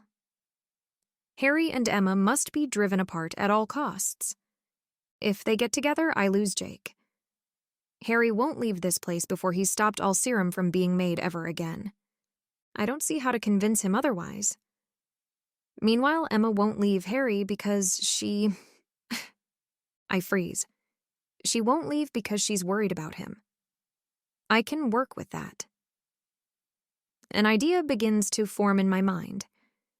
I briefly hesitate, my thumb overing above the name of the person I'm planning to call. This isn't right. I know that. It isn't safe and it isn't even smart. But Harry and Emma aren't fated mates in this world. They're just two strangers who've been forced into spending some time together and who, I suppose, are somewhat attracted to each other. But they aren't right for each other and they've only just met. I won't lose Jake over a stupid fling. I can't. I just can't. Not when he's my mate now. Not when he asked me to stay. Boss? Cole asks after just one ring. I've been waiting to hear from you. Can you meet me in an hour? I tell him, staring at Jake's bright grin across the window. I need your help with something. 48. Present time. 2 days later, Jake. So what's this about then? Harry asks, sitting down at the hotel bar. I grin. Can't a guy want to buy another guy a drink just for the hell of it? Jake? Harry gives me a warning glance. Okay, you got me. I sigh, sitting beside him. I've been meaning to talk to you about something. I order us some drinks, waving at Harry to follow me to a more secluded area at the back once the bartender has poured them out for us. It's about Vivien. I tell him because I don't really know how to start this conversation, so I might as well be blunt. Did something happen? Harry asks, sensing my unease. You're still leaving in a couple of days, right? Yeah, we are. I sigh. This isn't exactly about Vivian, more something she said. About your fated mate. Harry visibly tenses, just like both Viv and I knew he would. At first, I tried to convince her to accompany me here, to speak with Harry directly about what she'd confided in me. But she insisted that it would be better coming from me, and maybe she was right. Look, I begin. I get that this is a sensitive topic. It's not, Harry says, taking a long sip of his drink. Sure. I take one of my own because I think I'm going to need it. But Vivian said, Jake? Harry sends me a wary look. I don't want to hear about this, all right? Vivian feels really guilty. I tell him anyway. Because we've decided not to fix reality or whatever, to be together. Sure, Harry says, furrowing his brows. And it would be fine, except that means Kieran is still apart from Margot and, more importantly, you're apart from your mate. And it's really weighing on Viv's mind. It really has. Ever since our dinner with Harry the other night, I'd felt Vivian pulling away, lost in thought and troubled, to the point where I'd begun worrying because, yes, things were tense, but, to my knowledge, not more than they'd been before. I'd confronted Viv, who'd confessed that despite being happy about what we had, and despite wanting very much for reality to stay the way it was so we could remain together, there was still the matter of Harry. Harry who she cared deeply about and who she claimed we were sacrificing for our own happiness. Because in our world, he was mated. A fated bond at that, something precious and worth fighting for, Vivian had claimed. I hadn't pegged her for a particularly romantic person. But Vivian had been adamant that Harry's bond was something sacred and that she would not rest until we'd at least try to reunite him with his mate. If you'd seen them together like I have, She told me. you'd understand. She'd looked earnest as well. And I may be somewhat of a selfish bastard, but it doesn't sit right, knowing I may have sacrificed Harry's happiness for my own. If there were a way for Vivian and I to be together, without Harry involuntarily paying for it, I was going to try and take it. She claims you're really happy with your mate. I tell Harry, whose face remains impassive, but whose shoulders are tense. Don't you think you owe it to yourself to at least meet with her? Harry sighs. Jake, I don't know. That whole alternate reality thing. Why would Vivian lie about this? I ask, feeling a little bit indignant on her behalf. She's done nothing but be completely transparent with us since the beginning. She's a good person. She genuinely cares for Harry. And, most importantly, she's my mate. I'd really appreciate it if you gave her a chance, man. I have given her a... No, you haven't. You keep implying she can't be trusted, that she might be lying. Come on, Harry. She's divorcing Kieran. She mated with me. I told you she loves me. I know she does.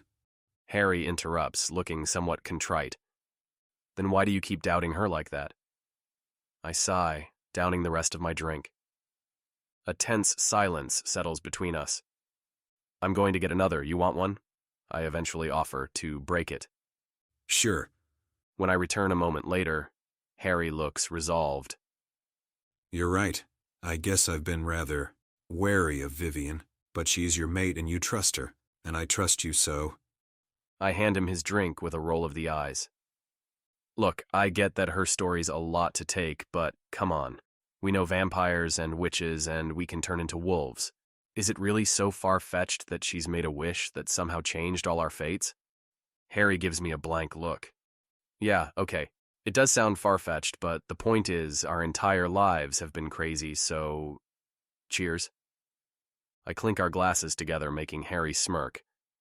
Will you please consider at least meeting with her? Your mate? If you don't like her or feel anything, you don't have to... I don't know. Harry looks away. To be honest, well, there's Emma and... Emma's great. I nod enthusiastically.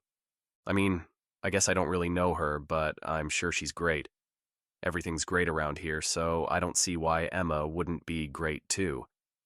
Harry should get with Emma. Oh, but his mate. Vivien says his mate is much better than Emma. You know, Harry, Emma's great and all, but so is... I frown, disturbed by the sounds around us which stretch and warp, turning every background noise. Sarah? Carla? I wonder out loud. Who? Harry asks, confused. Your mate. Vivian told me her name, but I can't remember it right now, I tell Harry. Our eyes meet, and then we both burst into laughter. It definitely was something with a rah, I conclude with a snort which only makes Harry laugh even more. I'm not sure what is so funny about me forgetting a name, but somehow that only makes the entire thing even funnier. I don't think I've ever seen Harry laugh so hard before in my life. And then Vivian is there, radiant, and I'm stunned, silent. God, she's the most gorgeous thing I've ever seen. How did I ever get so lucky? She is my mate. All mine. And her eyes are these incredible pools of green, bright and almost liquid, and so beautiful, and yet, she's mine.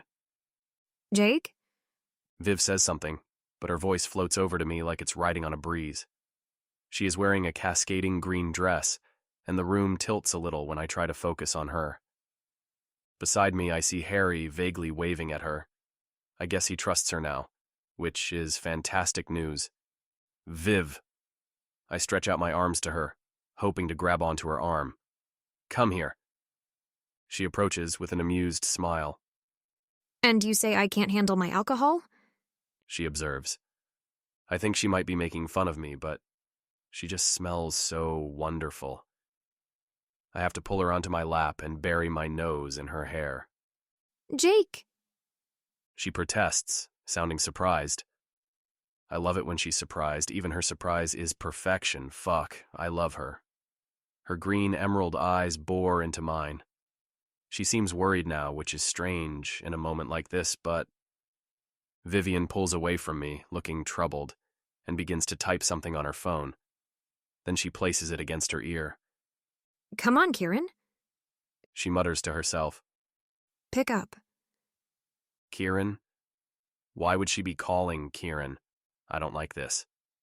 Viv, I complain, getting to my feet and pulling her against me. You're mine now. Forget Kieran. I feel her shiver against me as I bite lightly on her mating mark. Not now. She protests before going back to speaking into her phone. Emma, could you get down here? Emma. That name sounds familiar. I think I know an Emma. Emma, I exclaim, turning to Harry. That's the name of your mate. I remember now. Harry doesn't seem to hear me, though, drooping onto the armchair of his seat. Is he drunk? On like 1.5 drinks? I laugh again. Jake. Vivian captures my face in her hands, making me meet her eyes. Kiss me, I tell her, earning myself a tight, worried smile. I'll take it. I'll take what I can get. I bring her face closer, pressing our mouths together, and Vivian's scent seems to bloom. It's so thick, it makes my mouth water. I try kissing her again, but she won't let me, so I settle on kissing her neck. Her neck is a work of art. Are you okay, Harry? I hear Vivian ask, sounding concerned, which is rude. My name's Jake. I pout. She rolls her eyes at me before settling her gaze on the figure of a young girl heading our way. What happened? The girl asks, sending me a brief glance before her blue eyes widen in shock. Harry! She then exclaims, kneeling beside him, shaking his shoulder. Harry, who, in my opinion, should quit alcohol altogether, opens his eyes blearily, lips slowly stretching into a beaming smile. Get him back to your room and lock yourself in. Vivian tells Emma, her voice sending little shivers down my spine. I'll be back, all right? She grabs onto my arm, pulling me after her. I take the opportunity to pull her fingers into my mouth and lick them. Jake. Vivian may look affronted, but I know she likes it. I can tell from the way she smells. Something's on her mind, though. I wonder what. When did we get into a car? I ask, looking curiously around me. I don't see much because my head is half buried into Vivian's shoulder, but still. She's running her fingers through my hair, and it feels amazing. I don't think anything has ever felt so amazing. I'm pleased to realize we're back in our hotel room, even more so when my mate drags me to our bed. Get some rest. Vivian says, pushing me down on the mattress gently. Why would I need to rest? But the thought drifts away as quickly as it comes. All I want is to be close to her, to show her how much Viv! I groan, pulling on her wrist. I have to go check on Harry. Emma's all alone with him, and Kieran's not picking up. I try to focus on what she is saying, but I find that difficult for some reason. You stay here and sleep, all right? Vivian places a light kiss on my forehead. I'll be back soon. I sigh. I'm pretty sure I'm not tired or that I hadn't been a second ago. I close my eyes, planning to tell her that. I don't think I end up doing so. 49, 2 days later, Vivian. Are you all set? I ask Cole.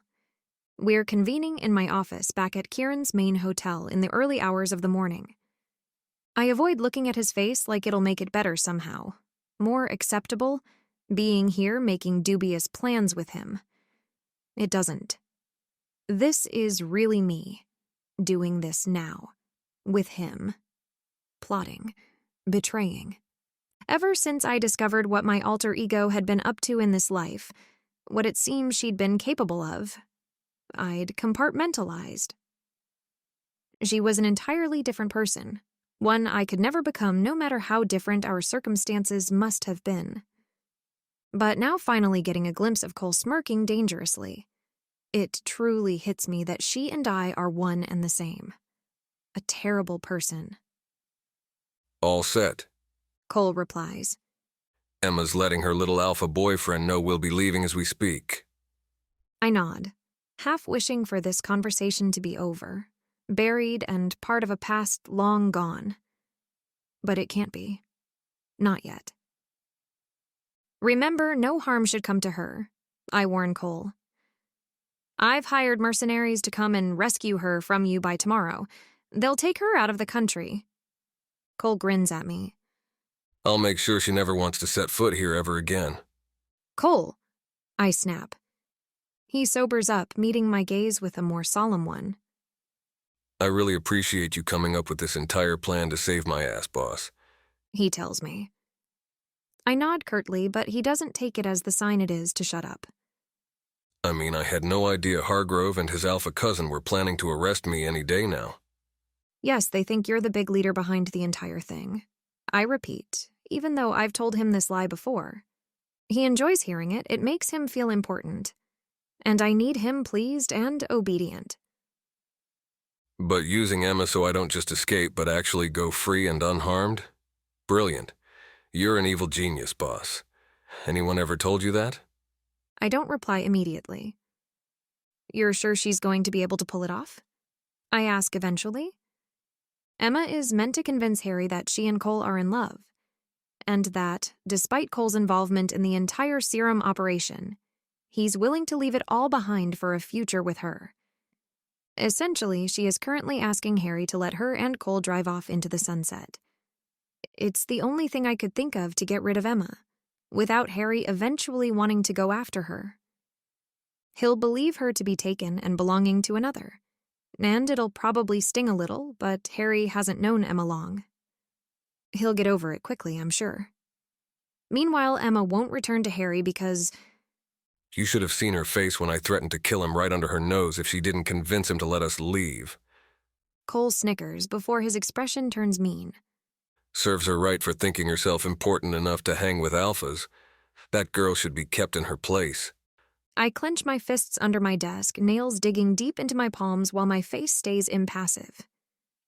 It won't be for long, I tell myself. Emma won't stay with him for long. By tomorrow, she won't ever have to see Cole again. She won't be seeing Harry either, but that's the price that must be paid. Don't traumatize her, I tell Cole. Just make sure she keeps far away from Harry. She will, Cole says. She was afraid he'd never wake up the other night. What with the sheer amount of vampire venom you had the barmaid give him? I give Cole a dark look. Sorry you had to drug your own mate too, boss. Cole quickly adds, looking a little more contrite. He would have been in the way otherwise, I murmur, more to myself than to my right-hand man. Though I'd given my people strict instructions not to give Jake even a third of what Harry had been dosed with. I still grimace every time an image of him, watching me with trusting eyes while high out of his mind, came to mind. I refuse to even think about what state Harry must have been in. This was all for Jake. I was doing this for him. For us. Because he'd asked me to stay. He just hadn't fully understood what me staying, what us being together, really implied. And if I had anything to do with it, he'd never find out. A light knock on my office door interrupts my dark musings. Come in. Emma's face peeks in hesitantly. To her credit, she barely flinches when she notices Cole, and I only notice because I know to look for signs of discomfort. Vivian. She greets me with an embarrassed smile. Come in, I encourage, aiming for warmth. She does, though not before giving Cole a brief glance, like she knows to make sure he won't mind. It makes me feel slightly nauseous. Just one day, I remind myself, watching Emma take a couple of steps toward me. Cole must have told you we'll be leaving. She tells me, her expression slightly embarrassed but betraying nothing else. Yep. Cole cuts in. I just came to say goodbye. Emma tells me. And to thank you for everything. I'm torn. On the one hand, I'm touched she thought of me and wanted to say goodbye. On the other, while I'm sure she has enough on her mind now not to notice, in the future she might wonder why I'd casually accept her made-up love story with Cole. Emma had once told me she didn't trust him. Right now she's too busy pretending to be in love with him to suspect me. But later she might think back to this moment and wonder how I could silently accept her change of heart. Could you give us a second? I ask Cole, who frowns but quickly makes his exit. This is risky. What I'm about to do is risky because if Emma crumbles and confesses to the charade, I won't be able to deny knowing anything about it later. I might even be forced to interrupt the entire thing. But if I don't say anything, and she comes to suspect me later for it, she must never try to contact Harry in the future. I can't give her a reason to. Emma, are you sure about this? I ask carefully. I thought you didn't really like Cole.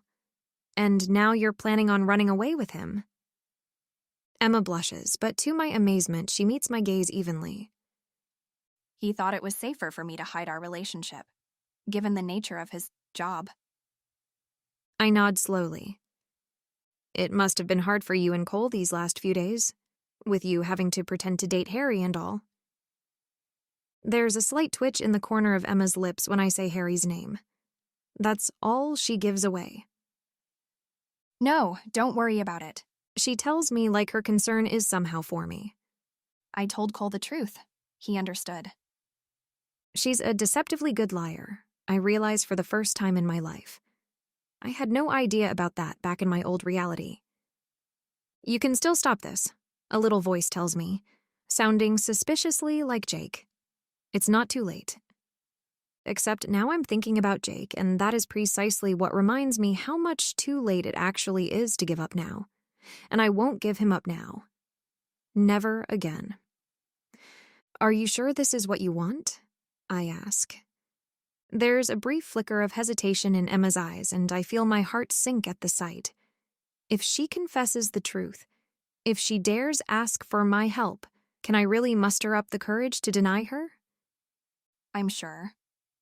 Emma stares at her feet. Good luck to you, Vivian.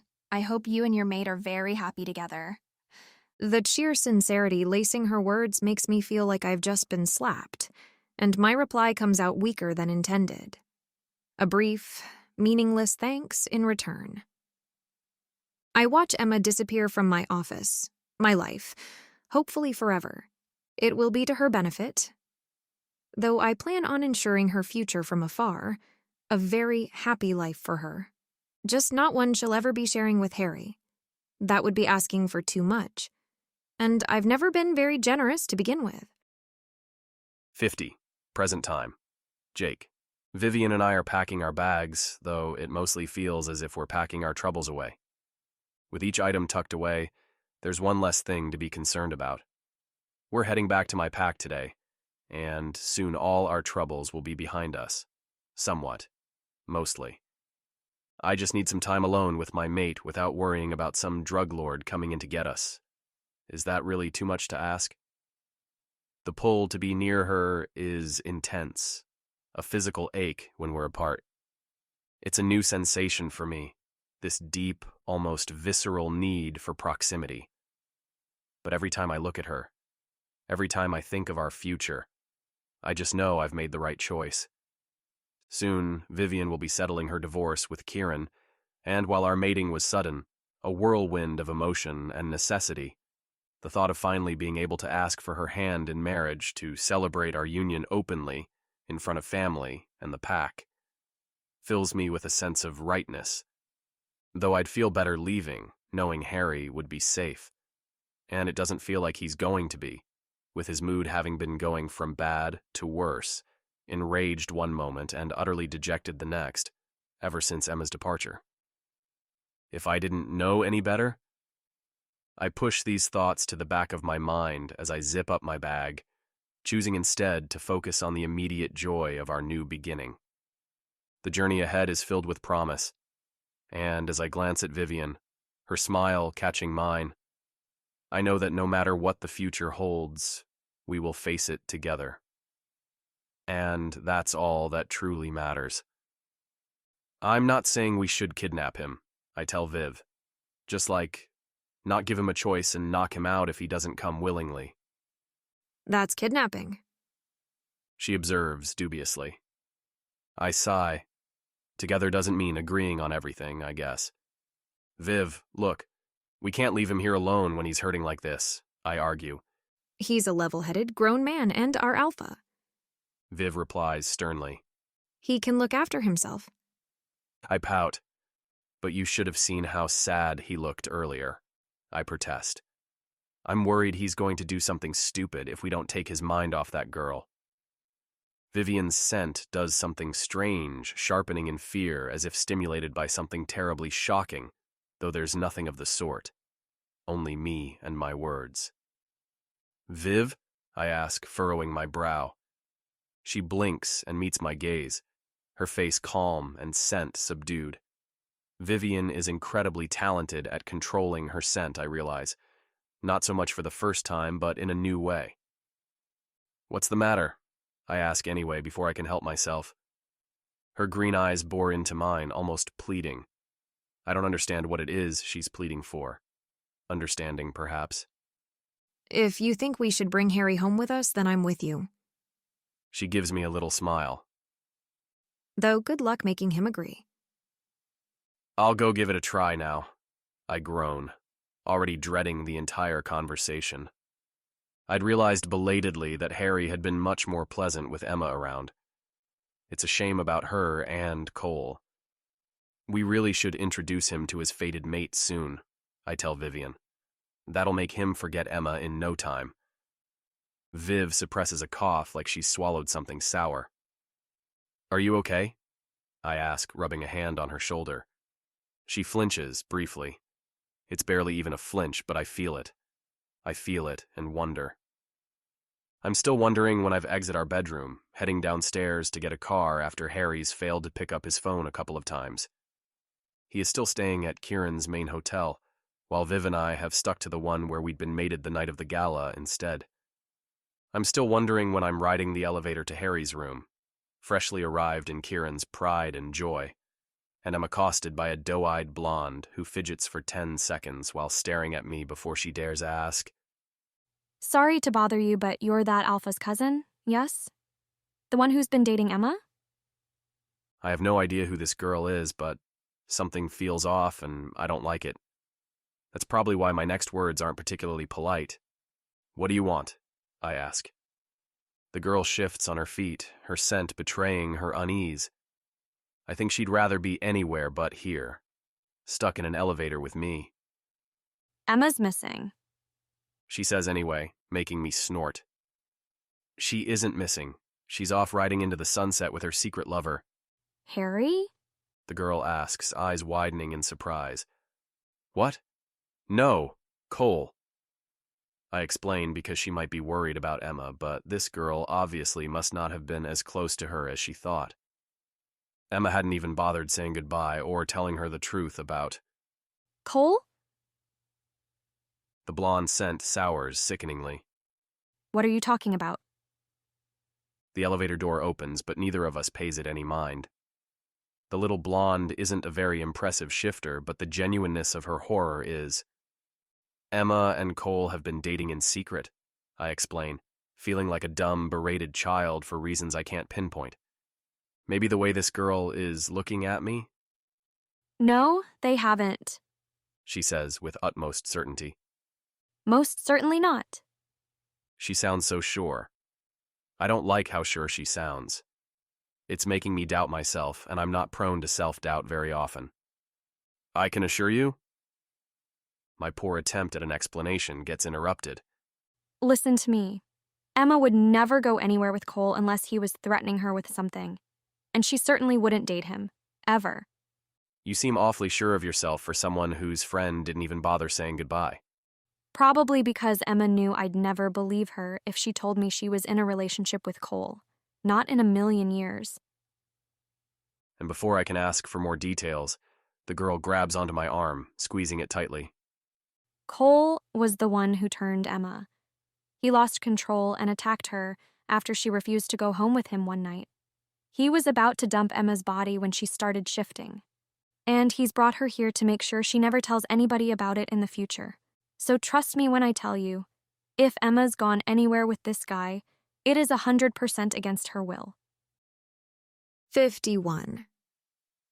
Present time, Vivian. The fabric of a dark blouse slips through my fingers.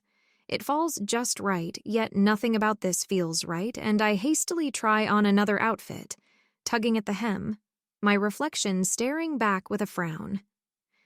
Jake will be back any second, and we'll be starting anew, far from here.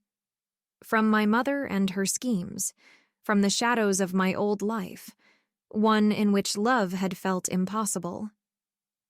But that cold reality was soon to be left behind, all my problems and unease along with it. I've made the right choice. All my life I'd fought to be useful, perfect, everything my mother wanted. To never be left behind and alone. And all I'd had to show for it was a bitter, lonely existence in which I'd felt trapped, everyone around me moving at a different, happier pace. Well, no more. I was going to put myself first from now on. Each garment I try on feels like a costume. An armor I'm not sure I want anymore, but one I can't seem to shed. The heavy cloak of my mother's expectations, guilt upon remembering Emma's bravely resigned features. The very thought tightens the knot of anxiety in my stomach. I've made the right choice, haven't I? Nothing fits quite right, nothing feels quite right. I don't know who I'm supposed to be anymore. The last time I'd ever felt so lost was when Jake and Margot... I can't think about it. I won't. I seal away the thought, though remnants of it, not the moment itself, but those which ensued from it, do slip through. Harry and I driving somewhere. The beach, I think. We'd gone to the beach. He'd sat with me on the sand and held me while I watched the waves and later the cliffs. He'd held on tighter then. He was always a very good friend to me. The brother I'd never had. I pull a pearl necklace from my neck, white beads flying around the room. I smooth down the fabric of my dress, forcing a calm I don't feel. The reflection that stares back at me is poised, if a bit strained. I need to be ready, not just in appearance but in spirit. As I add a light jacket over my shoulders, a semblance of readiness settles over me.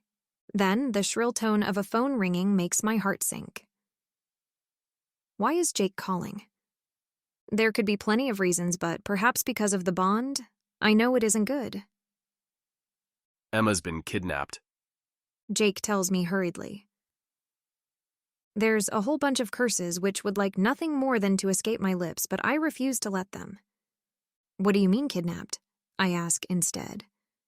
A friend of hers swears Cole terrifies her. We think he must have threatened her with something. In the mirror before me, my expression is decomposed and panicked, but my voice sounds nothing like that. It's what I thought too, remember? I manage. But Emma said she and Cole wanted to keep it a secret, that it was all part of their... Cole was the one who turned Emma. Jake interrupts. And not because he knew it would stick. He tried to kill her, Viv. Behind Jake, I hear Harry muttering sharply, but I don't pay it any mind. I don't know what to say. There's someone staring back at me in the mirror, who vaguely resembles me. What? This person says, barely a whisper. Beyond the blood pulsing in my ears, I hear Jake tell me he and Harry are going after Emma, that he'll be keeping in touch, that I shouldn't worry. My breath catches in my throat, constricts. I shouldn't worry. Cole is loyal. Cole can be trusted with Emma. Cole has harmed her before, yes, but he won't harm her now, not when I've specifically told him. He tried to kill her. The knowledge hits me worse than a slap to the face. I've been making plans with a man who tried to end Emma's life. Emma. My alpha's mate. My brother's mate. A perfectly nice girl who's never done a thing to me. I need to think. But all I can think of is trying to pinpoint what exactly is so wrong with me that this somehow seemed like a reasonable idea. I throw away my jacket, my top, my belt, and then I let the shift occur. Still half-dressed because my wolf feels unhinged and I need it to take over for a while. Just a moment. I don't want to think. I can't.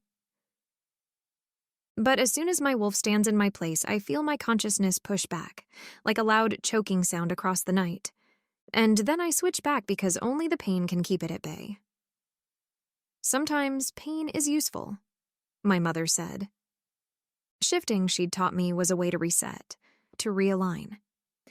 It wasn't about embracing the wolf's strength, but using the agony and disorientation of the transformation as a release. I stand up. I shift again. And then again. I could go on like this for a while, I think. But I don't.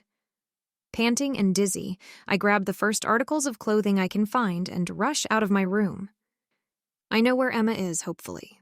I'll be retrieving her myself. 52 present time. Vivien. My hands tremble slightly as I ignite the engine, the roar of the car a dull echo compared to the rush of thoughts storming through my head. I know where Cole is supposedly hiding her, a secluded lake house, shrouded in the dense embrace of a forest 2 hours up north, a place he thinks is off the radar. Harry and Jake will find them in no time, I'm sure. No doubt about it. Emma will be fine. Perhaps they'll even find her and Cole cooking dinner together having a laugh? The thought hurts for how absurd it is. Emma loathed Cole, and I knew it. I didn't know why precisely. But I knew. And still, I'd set Cole up to intimidate her, bully her into leaving with him for Harry's sake. The drive is a blur. My foot heavy on the pedal. The landscape a smear of greens and grays under the cloud-covered sky. Every mile closer to the lake house tightens the knot of dread in my stomach. What will I find when I get there? The trees whip past in a frenetic dance mixed with racing thoughts are flashes of Emma's face, my headlights cutting a swath through the twilight gloom. And then the lake house comes into view, a dim silhouette against the darkening sky. A surge of resolve steadies my shaking hands. The scent of pine and fresh lake water is tainted with something else. Something unsettling. My nostrils flare as I take in the sharp, distinct aromas mingling in the air. Emma's familiar scent, layered with Cole's. They're here. Their scents are too strong not to be recent. I send Jake a quick text to confirm my location. And most importantly, Emma's. I have no doubt now that her and Cole are still around as I step carefully around the side of the house. My ears strain for any sound beyond the gentle lapping of water against the shore. The usual calm of the forest seems to hold its breath as I reach the door, easing it open. The scene inside halts me in my tracks. Furniture is overturned, cushions shredded like confetti. Deep claw marks scar the walls, and dark stains smeared across the floorboards. Blood, still fresh, pungent and metallic in my sensitive nose. No sign of Emma or Cole, though. There isn't a sound to be heard throughout the house apart from something dripping slowly nearby. Probably water below a sink. I can't make out any shouting or growling or breathing anywhere. I move deeper into the house, each step cautious and deliberate. The air is thick with the residue of anger and fear. The scent trails painfully obvious. Emma's scent, laced with the sharp taste of fear, leads me away from the wreckage of the living room and toward the back door that swings slightly ajar. Outside, the woods beckon with shadowy arms. Emma fled amongst those trees, no doubt about it. Her scent is fresh. This wasn't too long ago. There's nothing to do but go after her. Cole's scent pulls at me then. Too strong. Too sharp.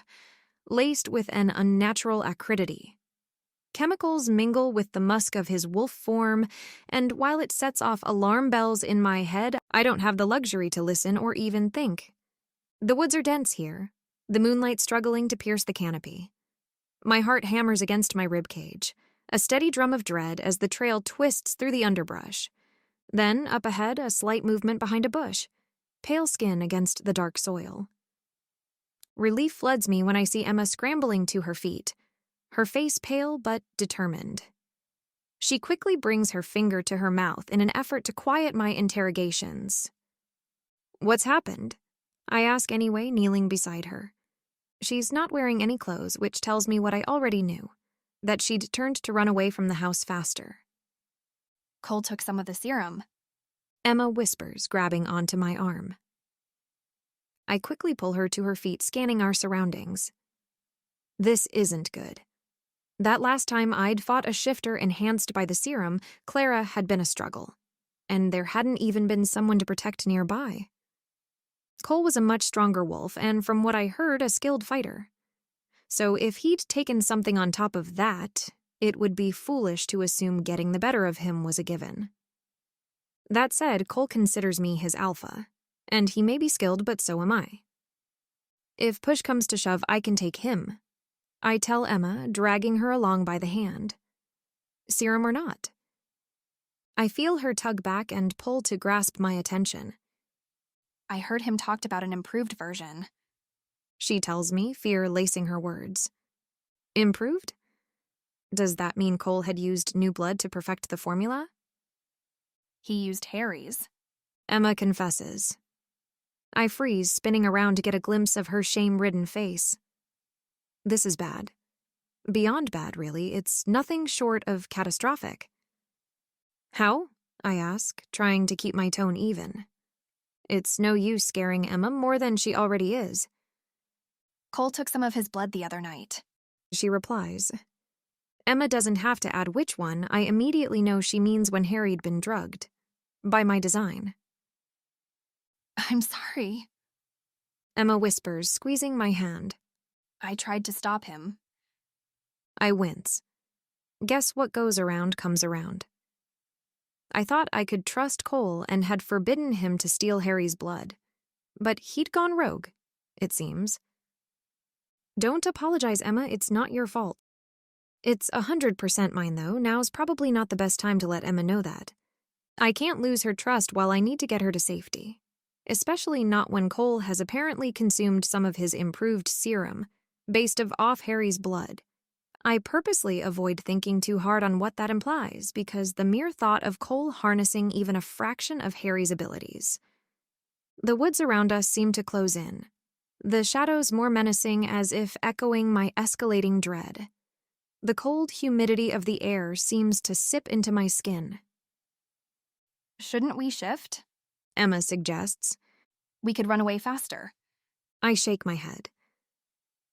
That would only make our scent stronger, which doesn't work in our favor. At the moment, Cole is probably enraged and erratic, so stealth is our best bet. If we keep calm and move quietly, we stand a better chance at escaping. Emma nods, and we begin to move on muddy leaves, muting our steps as best as we can. Keep your breathing even and your mind calm. I whisper. Wolves can smell fear from miles away. Emma does her best to obey, and to my surprise, as we progress through the trees, her best proves highly effective. She manages to keep her scent much more muted, to the point where I know I'd have trouble picking it up if I weren't so close. It's probably because she doesn't understand what we're up against here. I've spent years training side by side with Harry, witnessing his raw power, trying to come up with a strategy against it. But the only time I'd ever managed to beat him in a fight, he'd been viciously hungover, and I'd cheated. What chance do we stand against Cole if he now holds that kind of force, corrupted and unchecked? The thought alone is enough to make my heart pound louder in my ears, drowning out the sounds of the forest. Every rustle of the leaves, every snap of a twig underfoot feels like Cole could be right behind us, and I hate how scared and small that makes me feel. Emma squeezes my hand again. Can she smell my distress? I don't dare ask. The only thing left to do is to move, to act, and not think. I can't linger on the terrible choices I've made or how I've betrayed my mate and brother. I can't think of what it would mean to face a version of Cole unhinged and imbued with Harry's power. I can't think of how Emma, the casualty of my own mistake, might end up paying the price. All I can do is focus on the warmth of Emma's hand and move. Control my breathing. Put a step forward. Then another. We're nearing my car now. Only a few minutes left.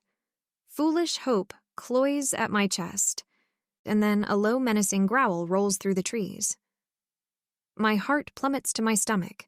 Cole bursts from the shadows, a monstrous form of black bristling fur, eyes glowing a malevolent red.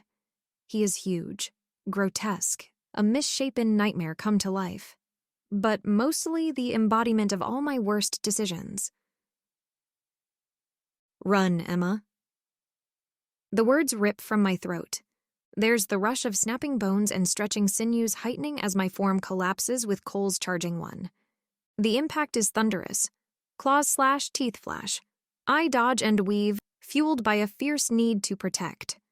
But Cole moves with enhanced ferocity, wrought from dark alchemy, fueled by the corrupted essence of Harry's stolen power.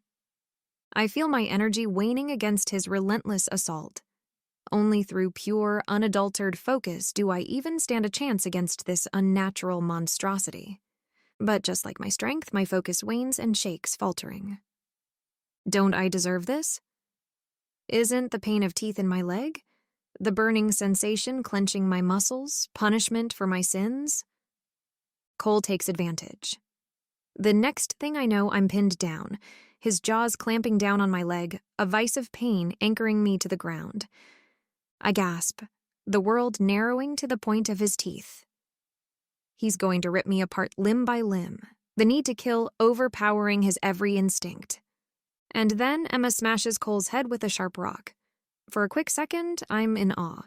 I'd forgotten that sometimes the best way to beat a wolf is to not be one, and think rather than let the wolf and its instincts takes over the greatest of all human strength. Strategic thinking. Blood spreads across his Cole's gray fur. This might have worked if he'd not been distorted by the serum. Except he is, and retaliation comes quick, shattering the brief flicker of hope I'd felt. Cole's rage is quick, brutal. Emma's scream pierces the night. Sharp, then abruptly silenced, a heap of stillness crumpled on the ground. Rage ignites within me. I launch myself at Cole. Claws find purchase against his thick hide, driven by the singular resolve to protect Emma, to hold Cole at bay until help arrives. But the thing he's become is relentless, his corrupted strength a horrifying advantage. Each lunge and parry pushes my limits. My muscles scream with the exertion, every breath a fiery stab in my lungs. I manage to drive him back step by step, but each minor victory costs me. I'm painfully aware that my time is running out. Holding him is one thing, defeating him another. His eyes flicker with a cruel delight every time he senses my faltering energy.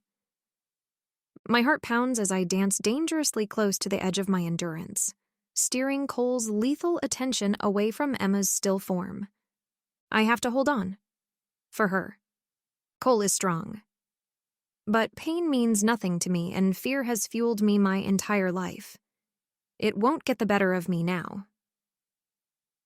In the back of my mind, I vaguely recall a childhood story I used to love. One of a little goat who'd wanted to be free so badly, she'd chosen to face a wolf rather than go back home, fighting him all night long just for a moment longer until, in the morning, as the sun rose, he'd killed her.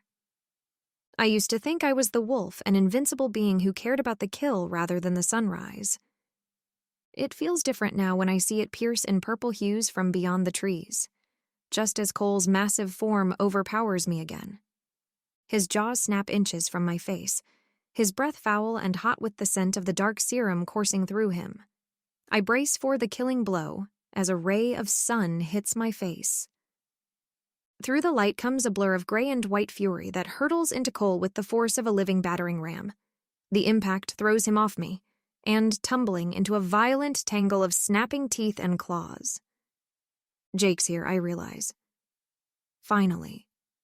His form is magnificent in its powerful grace, muscle rippling under his sleek fur as he moves with lethal precision. His eyes, a piercing blue even in this form, meet mine with fierce determination and an unspoken promise of protection. In that glance, there's an entire conversation. His presence, a tangible manifestation of hope and strength that washes over me in waves. Gasping for air, I scramble to my feet, my sides heaving as I watch my mate take on the fight. His arrival brings a surge of relief so potent it nearly buckles my knees. Through the chaos, I catch sight of Harry in his human form, who rushes through the melee hurriedly. He reaches Emma, scoops her up securely in his arms, and, without a backward glance, dashes her toward safety. I turn back to the fray, standing shoulder to shoulder with my mate, my resolve hardened. I could never beat Harry in a fight alone, but Jake and I could do so together. To be fair, Jake could also manage without me, but Harry hadn't been enraged by an otherworldly serum like Cole is now during their practice fights. But Jake and I were a team, are a team still. We go at Cole together as one, and when our enemy, apparently unconscious, shifts back into a human form at our feet, I believe we've won. I believe it's all over relief and love coursing through me as Jake and I shift back and my eyes meet his, before he engulfs me in his arms. I believe nothing will ever separate us again, forgetting Harry and Emma for a while, enjoying the warmth of my mate against me, his scent mixing with my own. And then, Cole opens his eyes, opens his mouth, and asks, sounding nothing short of delirious, "Why would you defend this bitch, Alpha? You're the one that wanted her gone anyway." before collapsing again. I slowly, carefully meet Jake's widening gaze. That's when I know it's all over. 53. 3 days later. Vivien. Submerged in the steaming bath, the warmth of the water envelops me, yet offers no comfort for the cold uncertainty within. My thoughts drift unanchored in the dimly lit serenity of the bathroom. The faint flicker of candlelight casts shadows that seem to mirror the darkness clouding my mind. Jake hasn't spoken to me in 3 days. These 3 days have stretched into what feels like an eternity, filled with endless silence. But the look of betrayal in his eyes, worse yet, the hurt that I found pooling there when he discovered the truth, that look lingers. His pain is imprinted behind my eyelids and in my heart. Feelings flow between our bonds, especially when we are close. Tell me this isn't what I think it is. He'd said, his tone blank while anguish poured into the bond, threatening to pull me under. I'd tried to explain, going straight to the truth about my alternate double's involvement with the serum, and my own mother's involvement. How I'd wanted to tell him. Of course I had, but... But what? What, Vivien? You had plenty of time. But I'd claimed when he thought Harry had been kidnapped, Jake hadn't believed my innocence, and so... You mean you've known since then? Something in Jake's expression cracked, mirroring the heartbreak he felt that day in the woods as he realized the type of person I was. You knew since before the bond? Jake had asked a rhetorical question as he understood the implications. The truth is, I'm rotten to the core. Always have been. I was raised a certain way and made to be something specific, and that thing is full of darkness, fueled only by fear and greed. There's no light to be found. Is this alternate reality story even real? Jake had asked. I'd flinched at the word story. Suddenly, he thought it might be fabricated, edited, and polished to suit my needs better and manipulate him along the way. If this had been a story, I'd be the villain, and Jake would be the good guy who I'd never deserved, but even less as the plot progressed. I'm almost certain he's still in the city. The bond we share is now a painful reminder of how close, yet far apart we are. My calls, my messages, unanswered, each one a whisper into the void between us. The ache of his absence fills the room, heavier than the humid air against my skin. Could he break our bond? The thought surfaces, unwelcome and terrifying in its implications. We are mated, supposedly in a way that is meant to be unbreakable. But after everything I've done, my secrets, my manipulations, would he want to sever that deepest of ties? The possibility hangs over me, a sword suspended by the thinnest of threads. And Emma, how is she? Have she and Harry managed to clear the air, to untangle the web of deception I helped weave? I had confessed everything to Jake, hoping for absolution, hoping it would mend fences not just between them, but between us too. Yet here I am, still waiting, still hoping. Will I be going back to my reality soon? When Harry and Emma reconcile, when the alignment of our worlds resets, do I even want to return? My life there seems like a distant memory, a narrative from which I've been unmoored, adrift in a sea of my own making. What do I want? The question echoes, hollow and daunting. I'm lost, caught in the riptide of my desires and duties, love and loyalty all tangled up. I miss Jake so intensely that it hollows out my chest, each heartbeat a reminder of his absence. The water cools around me and I sink deeper, letting it cover my shoulders, my chin, and the tip of my nose. I close my eyes and for a moment I let the stillness take over, let the endless churn of my thoughts settle into a quiet desperation. I don't know what comes next.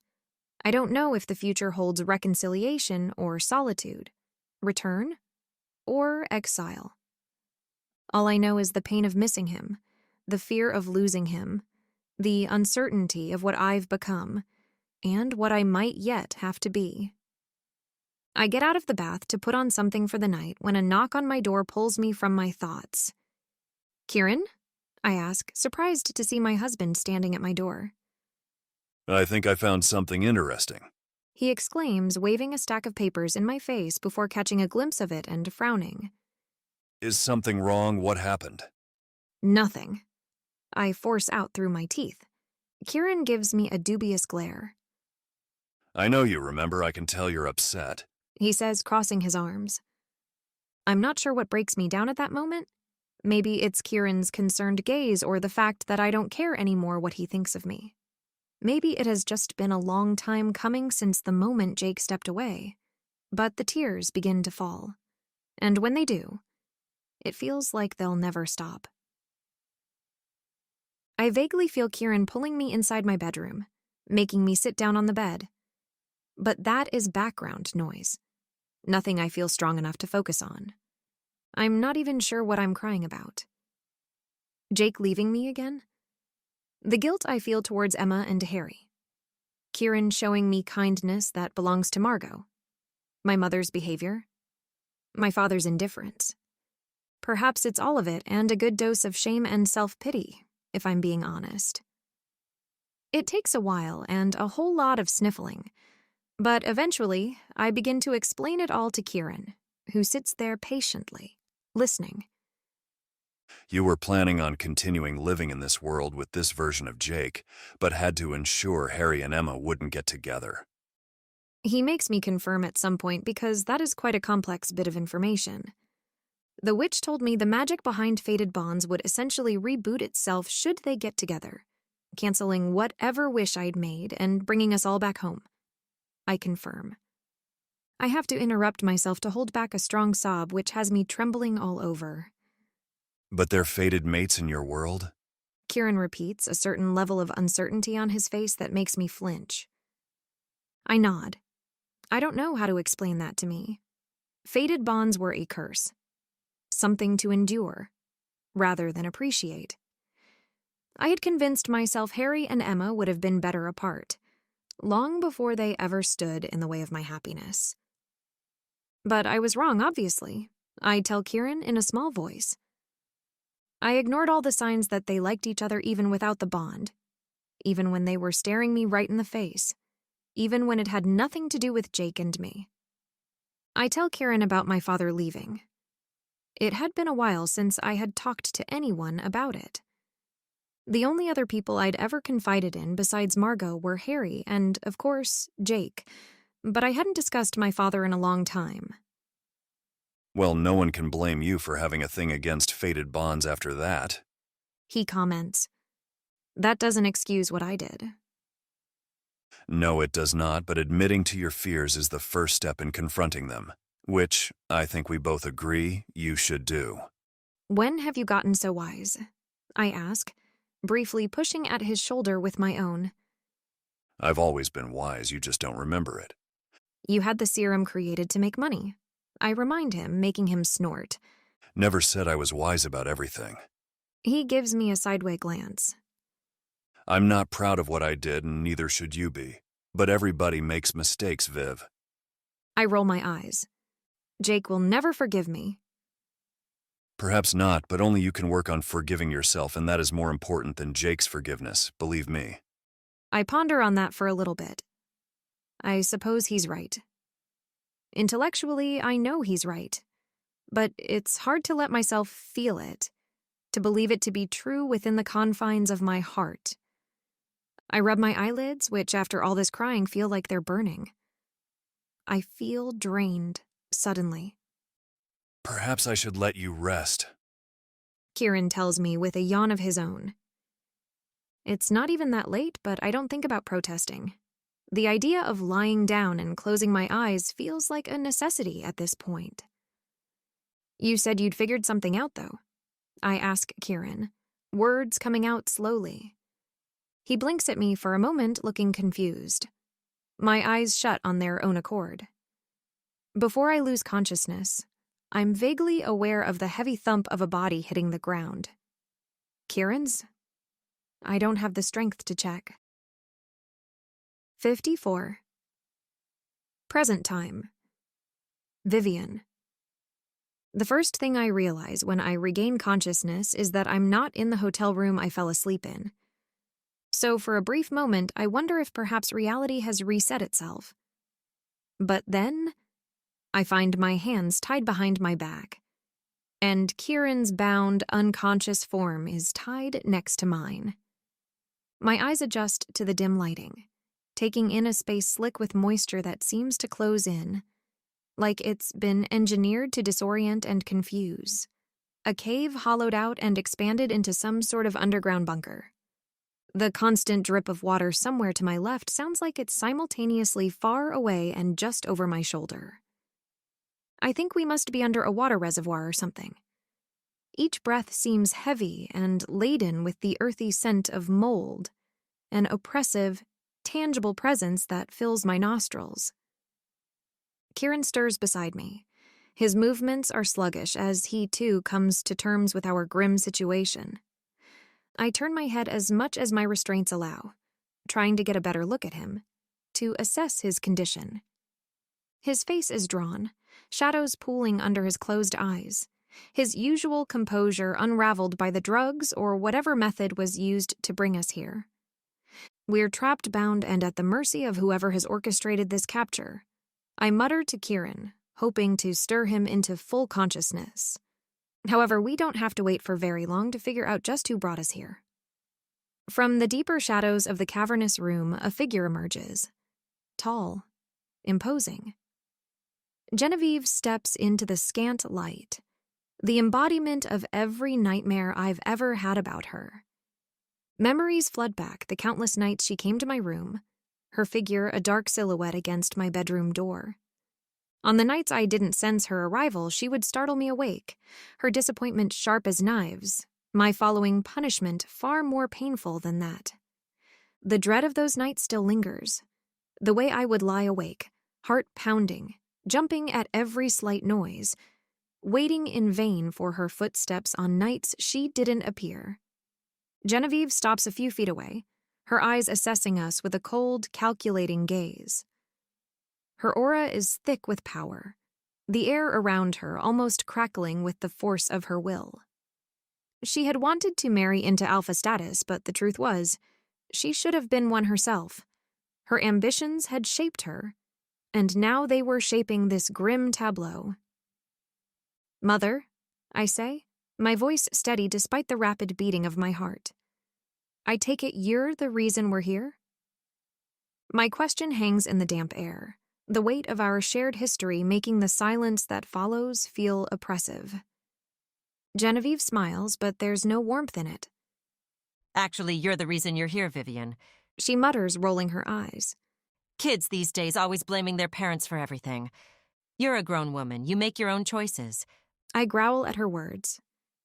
As if you didn't tell whoever it is you're working for to bring us here. My mother's eyes flash gold. As if I had a choice. She seethes, walking closer towards me to grab my hair. After that little stunt you've pulled, mating with some random packless imbecile and planning to run off with him. She interrupts herself to smirk at Kieran. Sorry, handsome. She adds towards him. Guess that must come as quite the shock. Kieran gives her a bored look. Vivian told me all about it, just like she told me all about your upbringing, Linda. My mother smirks, pretending not to be offended by the appellation when I know for a fact that she is. It's all out of my hands now. She tells us after a beat. Prove that you can still be useful to us, both of you, and you'll live. Come short, and you'll die. There'll be nothing I can do. There's a flicker of something like regret in her eyes. But how genuine that flicker is, I can't really tell. What I do know is that my mother is dead serious and that whatever happens to us next, whether we escape from here in one piece or not, she won't be moving a finger to help. I try to pull on my binds. They're made of heavy metal and don't seem like they'll be coming out anytime soon. I could try dislocating my wrist, but I doubt I could pull it off without making noise. Suddenly, Genevieve's shoulders tense, barely, almost imperceptibly to the untrained eyes. But if anyone can spot my mother's tells, it's me. I think we're about to meet Nero, I tell Kieran. The boss guy you've been giving all the serum to and who Genevieve works for. Shut your mouth. Genevieve grumbles. We hear his steps before we see him. Though unhurried, they're light to the point where if not for the distinct male scent of a shifter I perceive in the air, I'd assume we were facing a woman. The tall, lean silhouette of a young man, barely a man. A boy who can't possibly be over 18, approaches. Is this a joke? I hear Kieran ask. Genevieve shushes him. The boy is handsome despite the thin immaturity of his face, with wild copper hair and a long nose he'll probably grow into. His posture is nonchalant, but not in the way a teenager's posture tends to be. There is clearly no pretense in his demeanor. He's a shifter, there's no doubt about it. And I briefly wonder who exactly he's meant to be. He can't possibly be the one running the show here. There's nothing dominant or impressive about his scent. No authority radiating from him whatsoever. No shifter in his right mind would submit to this kid's authority, and that's nothing to do with age. Harry could make any of his peers shut up with one glance from the age of 10. There's something else to his scent, though. Something sweet and alluring that makes me feel uneasy. The kid stops in front of us, taps something onto his phone, then plants his eyes in mine. So, he says, sounding bored. You just couldn't control your urges, could you? It's not really a question, more of an observation. The kid turns to Genevieve. I mean, it was to be expected. He says, rolling his eyes. All you shifters ever think about is fighting and mating. Because you're so different? Kieran challenges, voice full of alpha authority. You're one of us. The boy doesn't flinch, doesn't tense, doesn't even register the intervention. A normal shifter would have, if not submitted to the obvious stronger wolf in the room, at least bared its teeth or shown signs of aggressiveness. You're like Jake, I observe, eyeing the newcomer. Your wolf has no instinct. Vivien, Genevieve snaps just as light green eyes snap to my face. know your place. Who's he supposed to be? Kieran interrupts again. Our leader. Leader? Is he even of age? The boy shrugs, taking a step towards me. His gaze is intrigued, a curiosity that quickly morphs into something assessing. And then there is something bottomless in those eyes, and suddenly I'm not looking at the eyes of a teen, but of something else. Something old. Something I don't understand. You made a wish. The kid observes. How does he know about this? Who could have told him about the wish? Leave us. The kid says to my mother. But, sir, She protests. Take the alpha and leave.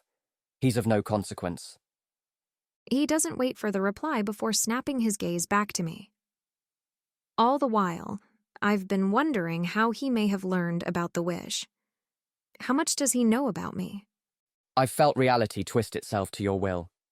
He shoves his hands into his pocket. And suddenly, I learn that my alchemist is one Vivien instead of Margot. I blink at him, trying to process what I've just been told hurriedly. Not only does this teen remember our old reality, unlike anybody else I've encountered, making me wonder what ability he has exactly, but he also just confirmed. So my sister was the one running the show before I'd made the wish, I conclude, heart plummeting. It makes sense, and if I'm being honest, it's what I'd feared this entire time. But to hear it confirmed. That's what you choose to focus on? Not the fact that I know about reality rearranging itself. The kid rolls his eyes. You mean no one told you? I ask, disturbed by the way light seems to swirl in his green orbs. Surely this isn't natural. How could anyone tell me when you're the only one who can remember it? What are you? I ask. Is your name even Nero? The boy blinks at me, which makes him look impossibly young. My name's Phil. He says, cocking his head. Phil? That's what it says on my ID. The boy adds, catching my dubious expression. And Nero's your villain name, then? I'm no villain. The boy Phil replies. I snort. Really? Remind me, Phil, what is it my sister does for you exactly? I ask, choosing to focus on what I can understand first. He sighs, taking out his phone again. You know what she does.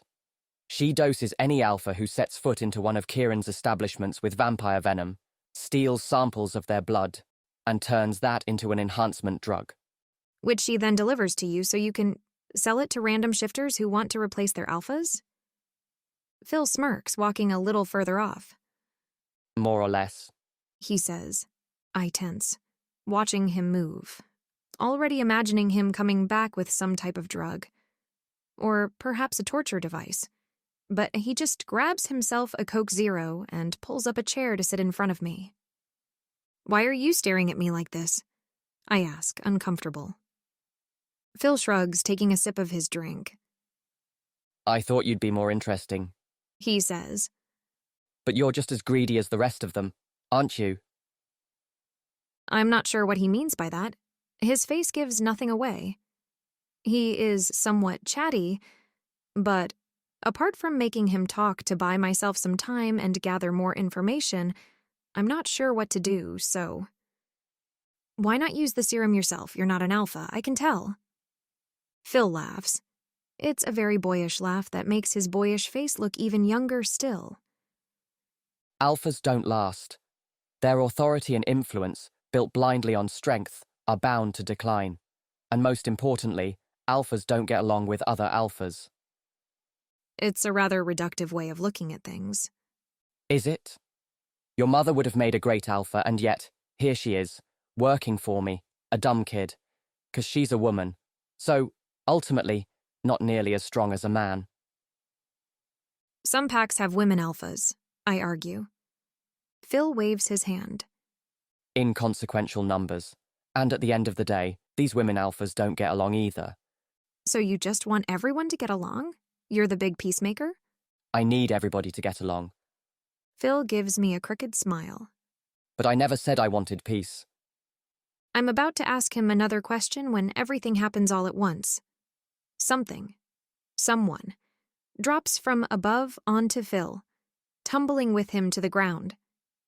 This person's scent, this shifter's scent, hits my nostrils, and I barely have time to recognize him before I see Jake plunging a needle into Phil's neck, his blue gaze snapping to my face.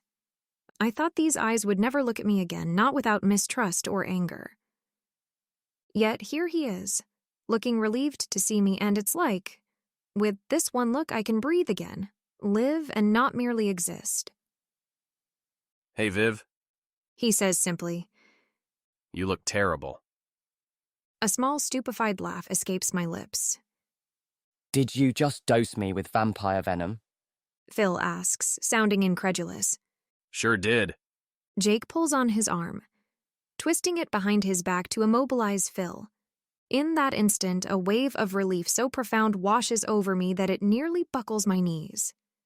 Jake's presence here, in this moment of peril, is like a sudden burst of fresh air in a suffocating room. Ingenious. Phil admits. Now let go. And Jake does. Immediately, though not without sending Phil a stupefied glance, which makes the latter smile, a toothy smile bearing 2 white fangs. You're a vampire? I gasp.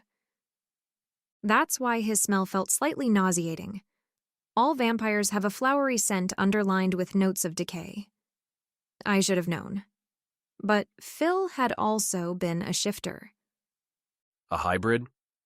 Jake grins, despite the dire situation we're in. Didn't think those existed. Surprise. Phil replies.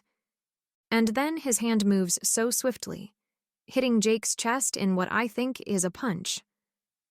But then, I see blood seeping out from the spot where Phil's hand has disappeared, plunged into Jake's very chest to pull out his heart. It's so abrupt it takes me a second to gasp and another one to scream. Jake's body falls onto the ground before me, a stunned expression frozen in time as he begins to bleed out. Do you think when our reality resets itself, he's going to live? A voice says from somewhere close and far away. Phil's probably. It doesn't matter, I feel like my own heart's been taken from me. Watching Jake there, at my feet motionless, because of me. It's all because of me. Oh, don't make that face. Phil sighs. He'll live, you'll see. But when we do go back, keep in mind what I can do to him should you try and cross me. Do take care of yourself, Vivien. Or don't, I don't care. Jake's face isn't even pale, not yet, but it is so still. If I'd touched him, would he feel cold? How much time has passed since Phil... I think Phil's left, I don't know. I don't know what they did to Kieran or where my mother is. I don't care. I'm left there alone, with Jake, with my mate. My mate who is no more. I wonder how I'm still alive. I wonder when someone will come and take Jake away. I'll beg for them to take me too. I'm terrified they'll take him away. And yet I can't look at him anymore. His skin is white now, his scent subdued, altering, decaying. How long has it been? Too long. And then there's a flash of white and it all disappears. 55. Present time. Vivien. I'm not sure where I am. Everything around me is glowing, a blinding white that overwhelms me, leaving the rest of my senses confused by a gaping lack of stimulation. I can't smell, hear, or feel anything. But then, my surroundings begin to take shape, morphing slowly like a watercolor painting coming to life into a familiar cream-colored hotel room. The background fragrance from the outside gardens mixes with the woodsy materials of the furniture and the artificial tint of interior perfume. This was my hotel room, the one I'd been assigned at Kieran's hotel the night I'd come to his birthday party, the one Margot had planned. It seems I'm back where it all started.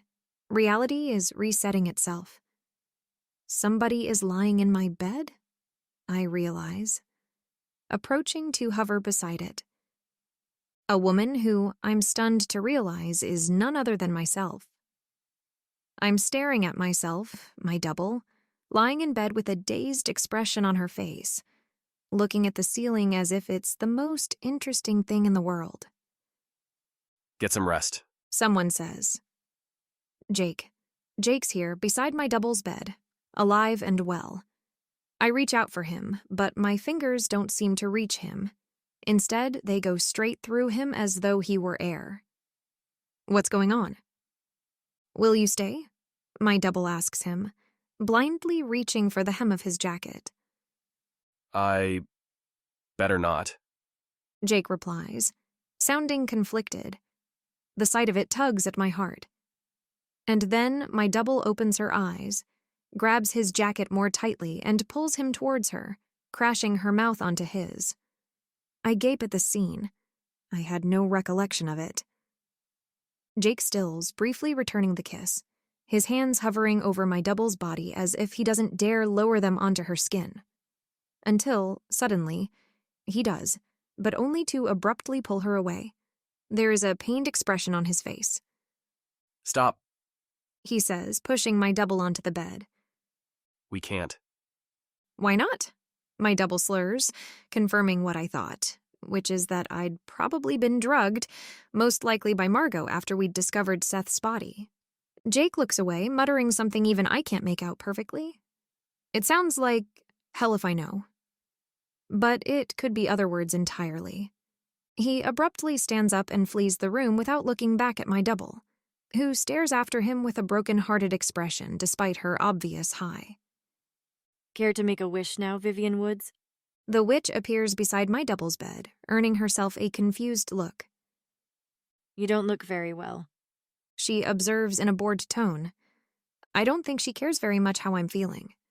In fact, I'm pretty sure she jumped at the opportunity to force me to make a wish. My double whispers something incoherent in response before bursting into tears. You've been drugged. The witch observes, impassive. And you're upset. She attempts to pat my crying double's shoulder awkwardly. There, she says. You can make it all better. You just have to make a wish, and I'll make all of your problems disappear. I grind my teeth in annoyance, coming to me when I wasn't in my right mind to get what she wanted. She had warned me, but I didn't think she'd stoop so low. The witch bends towards me. You do have a wish, don't you? She asks with a small, encouraging smile. I can feel it. My double gives her a bleary look, opens her mouth, and then hesitates. Go on. The witch presses. I wish I'd never met him. Who? The witch's smile widens. Jake, my double says sluggishly. I wish I'd never met Jake. I choke on my next breath. That's what I'd wished for? That I'd never met Jake? How could I ever wish for such a thing? How bitter had I become to ever think this was a good idea? I was not thinking straight when I'd made this wish, under the influence of what had probably been vampire venom, and having fought and been rejected by Jake all in one evening.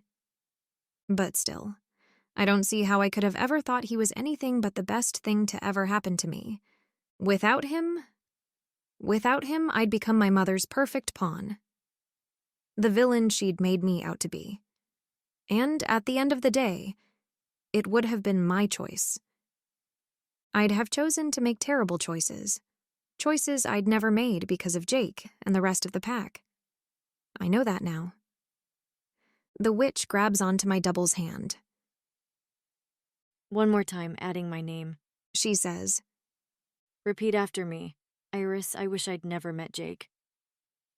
I gasp and watch powerlessly as my double blindly repeats after the witch, who raises her hand and begins chanting something that makes glowing symbols appear all around her. Then she snaps her fingers, and nothing happens. Frowning, she snaps them again and again, looking confused.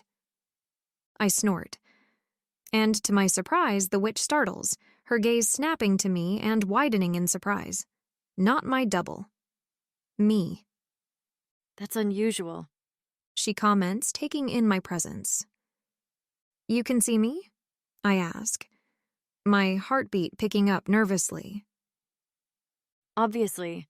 She begins to walk around me, carefully observing me from every angle. It's making me nervous. So I already granted your wish. The witch concludes. But it canceled itself. The witch isn't the most expressive person I've ever seen and rarely shows any form of emotion. But at the moment, she looks royally pissed off. What happened? She snaps accusingly. Why didn't it stick? What did you do? Nothing. I explain. But your alternate self, whom I've met, seemed to think that because your magic around me was stopping fated bonds from forming, then getting a fated pair back together would essentially break down your spell, allowing reality to reset itself. So it must have happened when my friends Harry and Emma got back together in the other reality. The witch gives me a blank look. Come on, I press. Clearly you can't make that stuff up. The witch's expression turns murderous. I gulp. You mean to tell me that I finally managed to make you wish, and just when I do, it cancels itself out, time rearranging itself so that you essentially never made one? I think she is going to kill me. If looks could kill, I'd already be dead. Well, I begin, somewhat nervous. I didn't say that. You did. Shut up. The witch snaps before starting to pace with her eyes closed. Whatever reality was born because of your wish is fading away. The white magic has canceled mine, forcing it to make everything go back to the way it was. So Jake will be fine? I ask. I have just seen him alive, but I need her to confirm it anyway. I don't know what happened to him in the alternate reality, but if he was fine before you made your wish, then yes. The witch replies with a shrug. Everything is going back to the way it was. You'll be waking up in this body as soon as this conversation is over. I feel dizzy with relief and would have sagged against something if I hadn't been immaterial. The witch, however, looks furious. I'm done chasing after you, Vivian Woods. Make a wish now and be done with it. Don't tell me you still owe me a wish, I exclaim. After all that, it canceled itself out and I still need to make one. If anything, I thought I was at least free of this burden. You can be. The witch grinds out. We both can if you make your wish now. I may feel confused and adrift, barely understanding what is going on, but I'm not about to make the same mistake again. I told you I don't want to make a wish. The witch's eyes begin to glow. But then she takes a breath, before taking another step in my direction and adding more calmly. Isn't there one thing from that alternate reality you'd like to keep? She asks. Something from there I can give you here? An image of Jake and I, bonded and together, immediately comes to mind, and the words, "The request," is seconds away from escaping my lips. It's what I'd always wanted, the reason why I betrayed Harry and Emma. All so that Jake and I could be together. And we could be if I'd wished for it. Except it wouldn't be real, would it? My Jake, the one from this world, doesn't want us to be together. And after what I'd done to the alternate Jake, even if he'd still been alive. You can't give me what I want, I tell the witch. There's only one person who can, and I was just reminded earlier that he's against the idea. I'd tried to kiss Jake before making my wish, but I was rejected once again. I lost my chance a long time ago. But even while given another one, I'd ruined it as well. Meanwhile, the witch gives me a considering look, and then her eyes begin to squint, and her smile turns cunning. You don't even want to keep the baby. She asks innocently as I choke on my last breath. The what? You heard me. The witch's smile widens. I've traveled into a different world, discovered my mother and I ran a drug ring, and met a vampire shifter hybrid, yet somehow, none of this craziness even compares to the shock I'm feeling now. The alternate world you've gone to is disappearing, and soon you will wake up in this body, which is the same body you had before making your wish. Your memories will remain, but physically, it will be like nothing ever happened. Like you've never become pregnant in the first place. I'm not pregnant. I protest weakly, though raising my hand to my abdomen. Yes, you are. Congratulations. I feel like I've just been slapped. Pregnant? But how? I grimace at the thought. Obviously, I know how. But it just sounds... This baby is Jake's, I realize, tears flooding my eyes. Our child. Mine. I can't be a mother, I protest shakily. I'm going to be terrible. Then don't. The witch shrugs. I told you, your body will readjust to what it was before the wish. In other words, the child will have never existed. My heart clenches in anguish, the very idea suddenly unbearable. Unless, the witch says. Unless? I press, blood pounding in my ears. Unless you wish for it to be otherwise, of course. Wish for you to keep this baby, and it will be done. I'd be the worst mother in the world. But this baby is Jake's. And more importantly, it is mine. The choice is yours, though. The witch concludes, smiling confidently. So what will it be? 56 present time. Vivien. I wake with a start, my breath catching sharply as the witch's words still echo in my mind, clinging to the edges of my consciousness. For a moment I lie still, letting the enormity of this truth settle around me. The baby. Jake's baby. The thought sends a rush of mixed emotions through me, and my hand drifts to my abdomen, a protective instinct already flaring within me. I must barely be a month along. Otherwise, my scent would have revealed this little life's presence within me. The witch has sworn there was no price to pay for this wish, like the one before, which had been canceled. I don't think she was lying, and even if she was, I can't bring myself to regret my decision.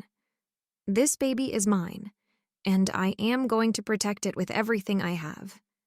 Hopefully Jake will too. How will he react when I tell him?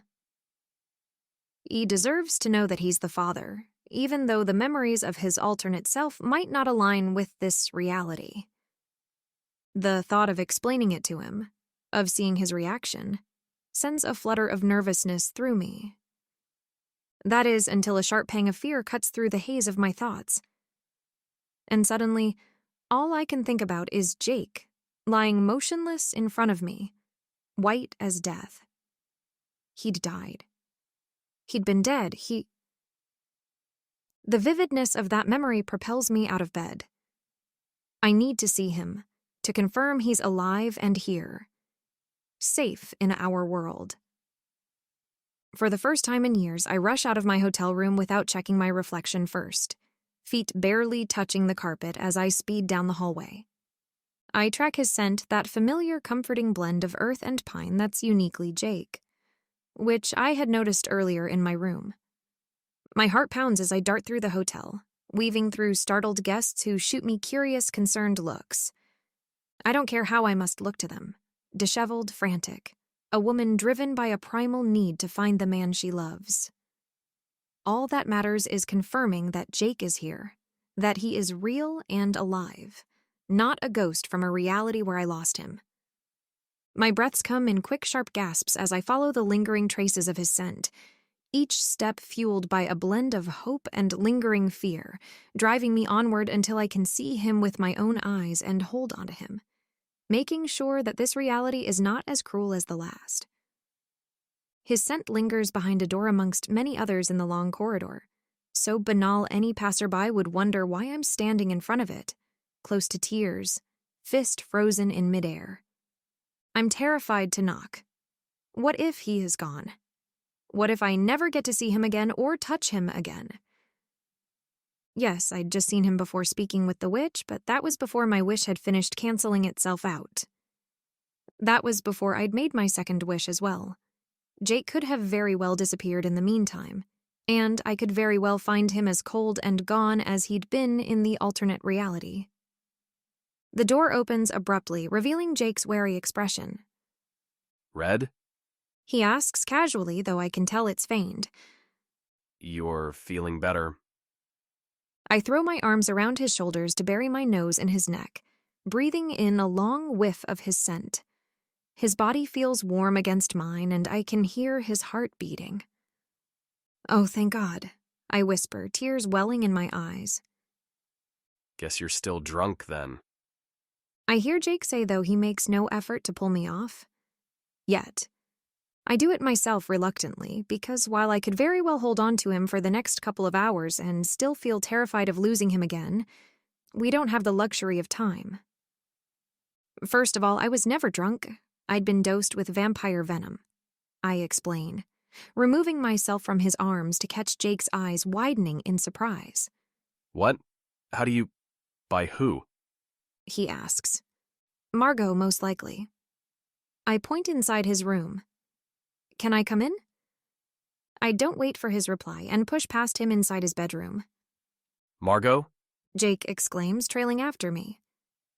Your sister drugged you with vampire venom. He sounds beyond confused, and I can't blame him, but he's going to need to catch up fast. Look, I begin. We don't have a lot of time, so I'm going to give you the short version. What are you talking? Shut up and listen, I bark, punching his arm. Seth is dead. I found him earlier. Seth is dead? He overdosed on too much vampire venom.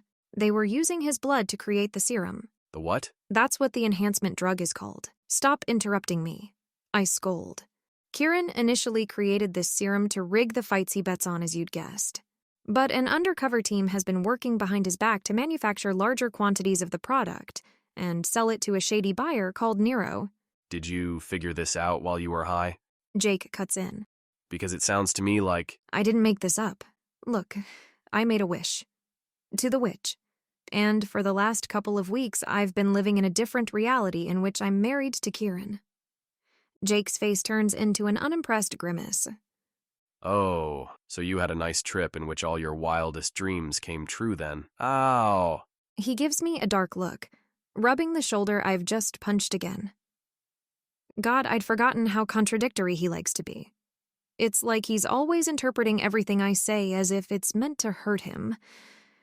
Which I realize he does. And I used to be the exact same way. In this world, Jake and I are so used to bickering and throwing jabs at each other, it's like we've forgotten how to communicate any other way. But we can communicate. I know we can. I've done it with his alternate self. I take his hand and meet his gaze, stunning him silent. Please trust me, this is serious and I need your help, I tell him, giving his hand a light squeeze. Jake searches my gaze, something like hurt and mistrust marking his features. But I keep calm, and my expression open. Eventually, Jake's shoulders begin to relax, and his expression softens. Okay. He says, squeezing my hand back. Sorry. Go on. The witch had been harassing me to make my wish, the one she owed me for saving her these past few months. She came to see me after I'd been drugged, and I made my wish then. Jake grimaces, but lets me continue. I ended up married to Kieran and essentially taking over Margot's life, though keeping all my memories of this reality, so I was confused. Luckily, you were around investigating Kieran like you have been here, so we teamed up and investigated the situation together. I discovered that it was Kieran's wife, who'd hijacked his pack and team into making more serum for Nero. Jake's gaze grows cold. Let me guess. He says. It was all your mother's idea, and she was pushing you to do it the entire time.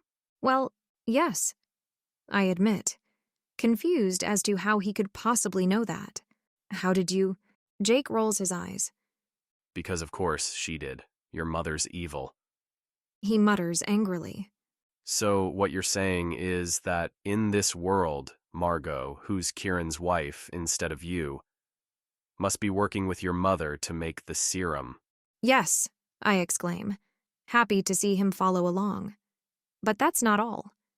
Nero, the buyer, was the only person I encountered during my time in the alternate reality who could remember our world. For some reason, he knew reality had been changed, so there's a solid chance he'll remember me finding him and uncovering everything, now that we're back here. Jake nods. Basically, we need to act fast. He concludes. What do you have in mind? 57, 10 minutes later, Vivian. It wasn't easy convincing Jake to split up, but after reiterating the facts, even he had to admit evacuating Harry and Emma out of this hotel was a priority before Cole or Margot decided to abduct the former to replace Seth. It wasn't a stretch to assume that this is what they'd decide to do for, unlike I had in the alternate reality. Margot held very little affection for Harry, or if she did, it would never compare to what she felt for Kieran. So when Cole and/or my mother would inadvertently push her into finding a replacement alpha for Seth, I was certain she'd decide to go after Harry, and we couldn't risk that. Not after how much of a struggle it had been for both Jake and me to stop Cole when he'd taken serum based on Harry's blood. So Jake was currently shipping him and Emma off, hoping it wouldn't be too hard for Harry would never risk letting his mate stick around this place now that we knew how dangerous it really was. And after he'd made sure they were driving off safely, he'd join me to look for Margot, who I'd set off to find in the meantime. I was going to try to convince her to switch sides and help us take down the network before it was too late. Which, of course, would be risky because who knew how she'd react and what she'd do. It had been hard to convince Jake to let me go alone. So, despite my unease for I loathed lying to him any more than I already had, and had sworn to myself to tell him everything, I'd temporarily withheld the fact that I was pregnant from him. I don't think he'd have let me go if he knew, especially since he'd obviously would have asked who the father was, and I couldn't have lied to him about that. I clench a hand to my stomach. I have to be careful, this isn't just my life at stake here, but if anyone can find the words to turn Margot to our side, it's me. I think I have a pretty good idea of what is going on in her head. I decide to go visit the penthouse suite first, where I assume she and Kieran must be taking quarters in this world, too. Though anxiety runs through me on my entire way up. Is this a mistake? Should I really be risking my life when I know I'm with child? I don't want to, but I have to. Vil is probably already taking measures to disappear. Our entire community is in danger. And I owe it to Margot to try and help before it's too late for her. She's my little sister. I'm in luck for just as I peek a look from behind the staircase's door into the corridor. I see Margot leading Kieran back inside their room, closing the door behind them. I was right. They're here. As there had been in my world, a tall shifter is keeping guard in front of her room, and there's no way I can order him to let me through in this world. Taking him out it is. I approach, pretending to still be high and confused, and knock the man out swiftly when he's inches away, lowering him onto the ground myself to avoid making noise. There must be a security camera around to pick up what I've just done, and I'm certain someone will come bursting after me in a matter of minutes, so there's no time to waste. I kick in the door of Margot's room to find her helping Kieran lie down on their bed. Kieran, who looks seconds away from passing out. Viv? Margot exclaims, face blanching. In her stupor, she lets go of her mate, who sags onto their bed with a grunt. "Oh my God," I exclaim as Kieran sends me a dull, barely confused glance before shutting his eyes. "You dosed him, didn't you?" A pained expression crosses Margot's features as she steps in front of Kieran as if to block him from view. No, I don't have a lot of time, so I need to figure out where Margot stands quickly. And while I think I do know, I can't take any chances. "After that stuff killed Seth?" I exclaim, watching for my sister's reaction carefully. "Is he even breathing?" Margot's eyes widen in panic, and she instantly turns her body away to kneel by Kieran's side, checking his pulse while fervently running her fingers through his hair. Her shoulders visibly sag in relief when she finds out he's fine. "You love him, don't you?" I ask quietly. Shut up. Margot snaps, though still facing away. "Why did you do this to him? Did Genevieve threaten him? Suggest you replace Seth with him?" This time Margot turns around, shock marking her features. Shock and a good dose of anguish. How did you... "She has then," I say, noting the haunted look in her eyes. "Look, Margot. I know what you must be feeling." You don't know anything. Margot snaps. You don't know what it's been like. You were never there.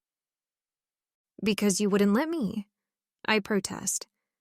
I'd told myself I'd keep a cool head and focus on the subject at hand, namely Margot's implication in the serum operation. But the second our past, our family life comes to light, my mind switches back to the frustrated child I'd once been. "You pushed me away," I accuse. "Whenever I'd come home?" You left. You asked to leave. Margot replies, obviously just as taken aback as I am. Her words stun me silent, though. "I never asked to leave," I say more quietly. "Mom made me go. You must know that." Margot looks like she wants to reply but keeps her mouth shut. "I didn't want to leave, Margot," I insist. "I cried the entire time. And I tried to come back more often, but Genevieve wouldn't let me. But the rare times I did manage to come home, you'd lock yourself in your room and ignore me." I pause. While all of this was true, I'd been the eldest sister. I should have known to insist, to look past Margot's rejection to see the hurt that had fueled it. A hurt my mother had surely stirred further with lies and manipulations. "I'm sorry," I say quietly. "You're right. I didn't try hard enough. I should have." Tears begin to fall on Margot's face. You have no idea what it's been like. My sister whispers. The second I mated with Kieran, Mom was on my back insisting I learn dark alchemy from one of his men, a guy who produced the serum for him in small doses. She made me seduce him for information, then get rid of him in secret. Cole helped me with the cover-up. I've been producing the serum ever since, and it's been harder and harder to keep it from Kieran. But every time I protest, Mom threatens to... Her eyes move to Kieran's unconscious form as she holds back a sob. "Why didn't you just say no to her? Tell Kieran the truth, he'd have helped you." Margot snorts. As if you know how to say no to Mom. You know how difficult that is. I sigh. Margot's right, of course. We both have been placating Genevieve our entire lives, her and I, hoping if we did what she wanted, then maybe she'd finally leave us alone. At first, I thought it would be easier to get her off my back eventually if I played along. She made me feel in control, like I could back out at any time anyway. I don't know. I felt close to her, I guess. Sort of proud that we were doing this thing together. I thought it was just for extra money, in case Kieran ever decided to leave me, like Dad had.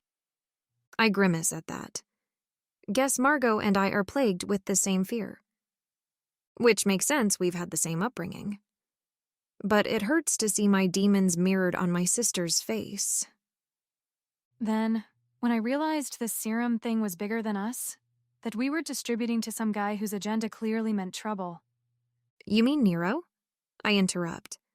How... Margot gives me a wary look. How do you know about Nero? How do you know about any of this, anyway? I bite my lip. Maybe I should have kept my mouth shut. I can't lie to Margot. She knows me too well. We have the same tricks, her and I. Does it matter? I deflect. Yes, actually. Margot looks downright suspicious now. What do you want, anyway? To arrest me? No. I raise my hands in appeasement. I want your help. I need your help. The serum distribution is getting out of control, Margot. We need it to stop. There'll be no stopping this.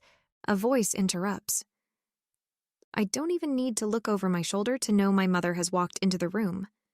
Not only would I recognize her voice anywhere, but I always feel her eyes on me immediately. My wolf tensing whenever she is near. I don't know what you think you know, Vivien. Everything, I interrupt. I know everything, and you're not getting away with this. I step forth between her and Margot, hoping to shield her like I should have done all these years. I highly doubt that. Genevieve sneers. If you did understand as you claim, then you'd know. Oh, shut up. I don't want to hear another one of your lies or twisted reasoning as to why we should listen to you. You've always been naive. Genevieve snaps back. But unlike you, Margot understands what must be done. The only thing Margot understands is that should she not comply with your demands, you'll go after her mate. Genevieve rolls her eyes. Her mate means nothing. He could be gone one day to the next. Fury burns bright within me upon hearing those words. You're wrong, I snap. Kieran's a good man. He's caring and loyal, and he'd do anything for the ones he loves. And how would you know that? Genevieve smirks, a mean gleam in her eyes. You seem to have quite the intimate knowledge of the man. I freeze. Shit. This time I definitely should have kept my mouth shut. I'm not supposed to know Kieran very well, but from what I just said, it makes it sound like I do. And I do know him. I've come to know him quite intimately. Though if Margot's anything like me, and she is, she's going to hate hearing about it. Come to think of it, you two seemed more than well acquainted at the party this evening. Genevieve adds, like a dog with a bone. Care to explain? Behind me, I hear Margot's breath hitch, her scent souring. Damn my mother and her mind games. Kieran and I hadn't spoken in 5 years before tonight. We were just catching up. I reply, because this is true. Then, why did you say all these things about him? Margot asks. How did you know about the serum and our involvement? Did Kieran tell you about it? I close my eyes and take a breath. I know because I made a wish that took me to a reality where I was Kieran's wife, leading the serum operation instead of you. I begin, ready to reveal all that Genevieve had done or said to me during that time to my sister, in order to convince her to break ties with our mother. But I don't have time to say much more. You did what? Margot's voice blanches dangerously. You wish to steal my husband from me? No, I exclaim, watching my mother's face beam in triumph at the sheer amount of drama I'd just unleashed. No, I wished I'd never met Jake and— You were married to my mate? Margot screeches, scent dripping with fury. I don't have time to retort before she jumps onto my back, tackling me to the ground. I try to get her off me, but I'm distracted by the thought of protecting my abdomen, my baby. And so, my sister is quick to overpower me. Hold her, Tao. I hear Genevieve say. How could you? Margot seethes, eyes burning with hatred. Can't you let me have one good thing in my life? Does it always have to be all about you? You're the one that stole everything from me. I protest. I didn't steal Jake from you. He only slept with me because he was heartbroken and I reminded him of you. Margot snaps, pushing my shoulders down. There wasn't 1 second of this entire night that had been about me at all. Genevieve comes into view with a needle in hand. I have no doubt about what's inside it. My mind goes blank with panic. Keep her still, she tells Margot, lowering the needle towards my neck.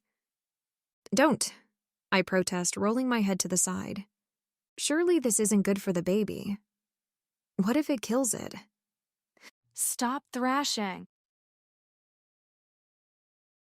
Margot grunts as I struggle against her hold. I feel the needle grazing my neck.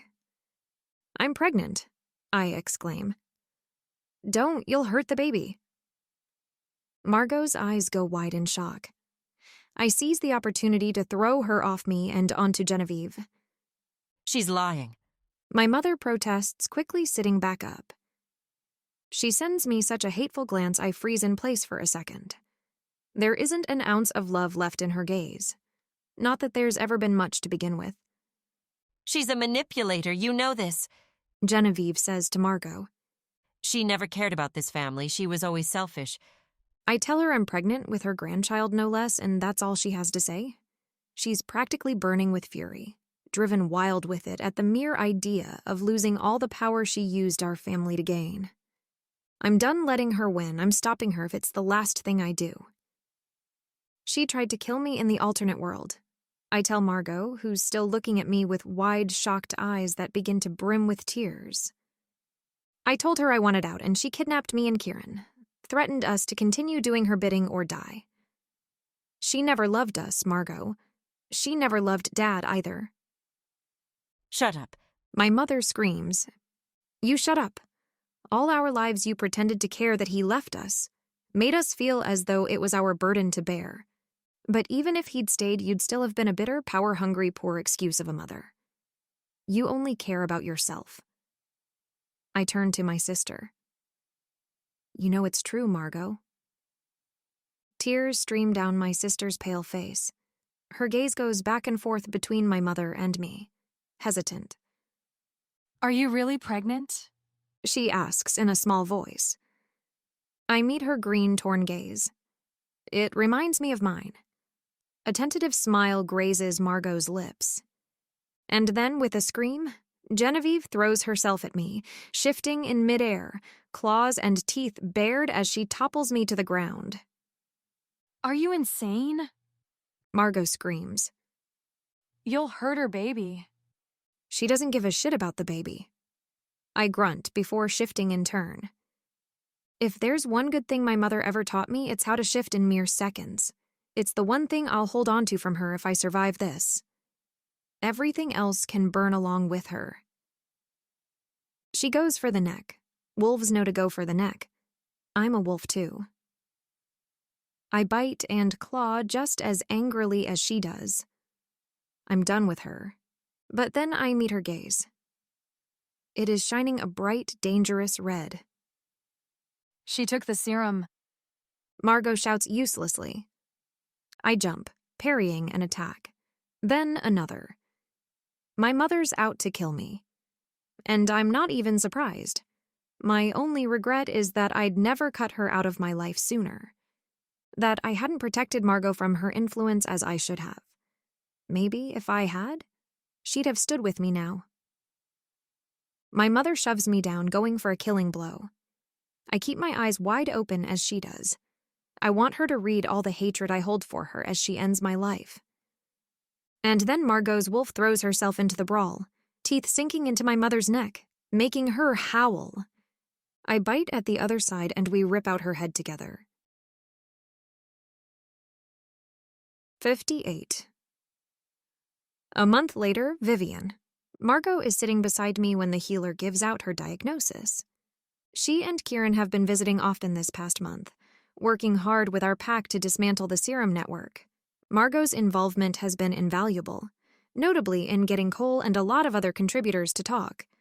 This made me hopeful that when she'd come to be tried, for she would be tried, that couldn't be avoided given the ravages the serum had had on our community. At least the judges would be lenient with her. And I would make sure to highlight the level of coercion she'd been under from my mother. I myself would be tried too, for I'd taken a shifter's life.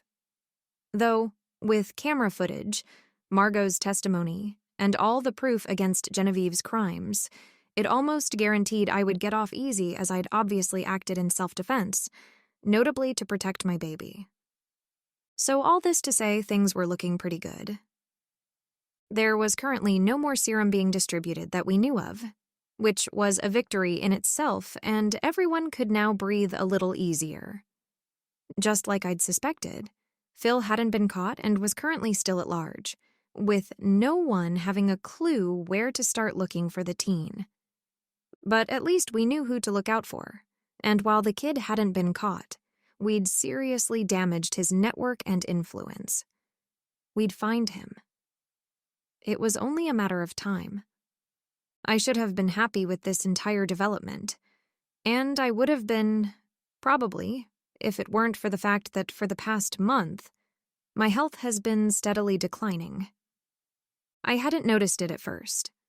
I'd felt tired and tense, but I'd attributed this to the stress caused by all the work I'd been doing, Margot's precarious situation and my mother's passing. Given the circumstances, everything on my mind, was it so surprising that I'd been sleeping poorly? And yes, my appetite hadn't been great, but I was pregnant. Nausea was a thing during the early stages of pregnancy, or so I'd read. Sleepiness and fatigue were too. But then it got worse. I became restless to the point of anxiety and never seemed able to settle down and relax. It was like I was under constant threat, like something I couldn't pinpoint was wrong. These past few days, it had gotten to the point where leaving my room was not just uncomfortable, but painful. And I'd taken to staying in bed with my eyes closed, in the dark, to fight off a painful migraine. For someone who'd never been sick in her entire life, shifters never got sick after all. This was distressing, to say the least. I'd done my best to hide my ailment from everyone around me, as I'd assumed they'd all, like I had, blame it on the pregnancy. Except I didn't want to tell anybody I was pregnant, not before I could tell Jake. He deserved to know first, and I was determined to keep my secret until I could talk to him. Unfortunately, I hadn't seen him in person for the past month, as he'd been busy running around making arrests and busting hideouts to take down the Serum Network. And so, currently, Margot was the only person in the know. This is why I was particularly nervous, currently being examined by a healer, knowing fully well Harry and Emma were in the next room, if not listening in then at the very least, determined to harass the healer with questions as soon as she'd come out. They'd both been worried about my health, which didn't make me feel better in the slightest. In fact, it only made me feel worse. They may have no recollection of what had happened in the alternate reality, but I certainly hadn't forgotten how selfishly I'd betrayed them both. How Emma could have died because of my mistake. I didn't deserve their worry. "What's this on your neck?" The healer asks, finger grazing the scar still present on the skin. My heart skips a beat, but I'm careful not to let anything show. Our mother attacked her. Margot answers in my place. It must have left a scar. The healer frowns, rubbing at the sensitive skin shamelessly until, unable to take it anymore, I shove her back with a defensive snarl. "Such a scar would have healed by now," she says, making Margot frown. "The confrontation with your mother took place a month ago, did it not? This is a mating mark."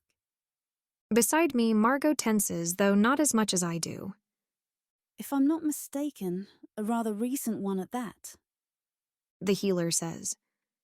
"Which makes me wonder why you aren't currently staying close to your mate. As you know, proximity is necessary for the bond to settle, especially as you're with child." I want to protest or retort, deny everything she is saying, but all I manage is a weak sob. Like all this time it had been waiting to come out and given the opportunity, my anguish had finally burst to the surface. She isn't mated. Margot protests weakly before sending me a wary look. Right, Viv? I shake my head, though I'm not sure what my answer's meant to be. I guess she is right. I don't have a mate anymore. My mating bond was created in a different world and has no place in this one. But I guess that doesn't matter to my body. My body, unlike everything else, has remained what it had been in the other world. Because if it hadn't, I would have lost my baby. Only I suppose I hadn't taken into consideration that it meant that I was still bonded. Especially as my mate died. I explain so lowly it doesn't look like anyone's heard. That is until the healer replies. "The scar wouldn't look like this if that were true. You wouldn't either. Your mate is alive." She gives me a kind glance and squeezes my shoulder. "I suggest you start spending time together. You'll see you'll feel better in no time. Remember, it will be good for the baby as well. You don't want to put too much stress on your body during the pregnancy." She looks like she wants to add something, but Margot cuts in a blank tone. I'd like a moment alone with my sister. The healer nods, somewhat hesitantly. "All right. I'll be back in a couple of days to check on your progress."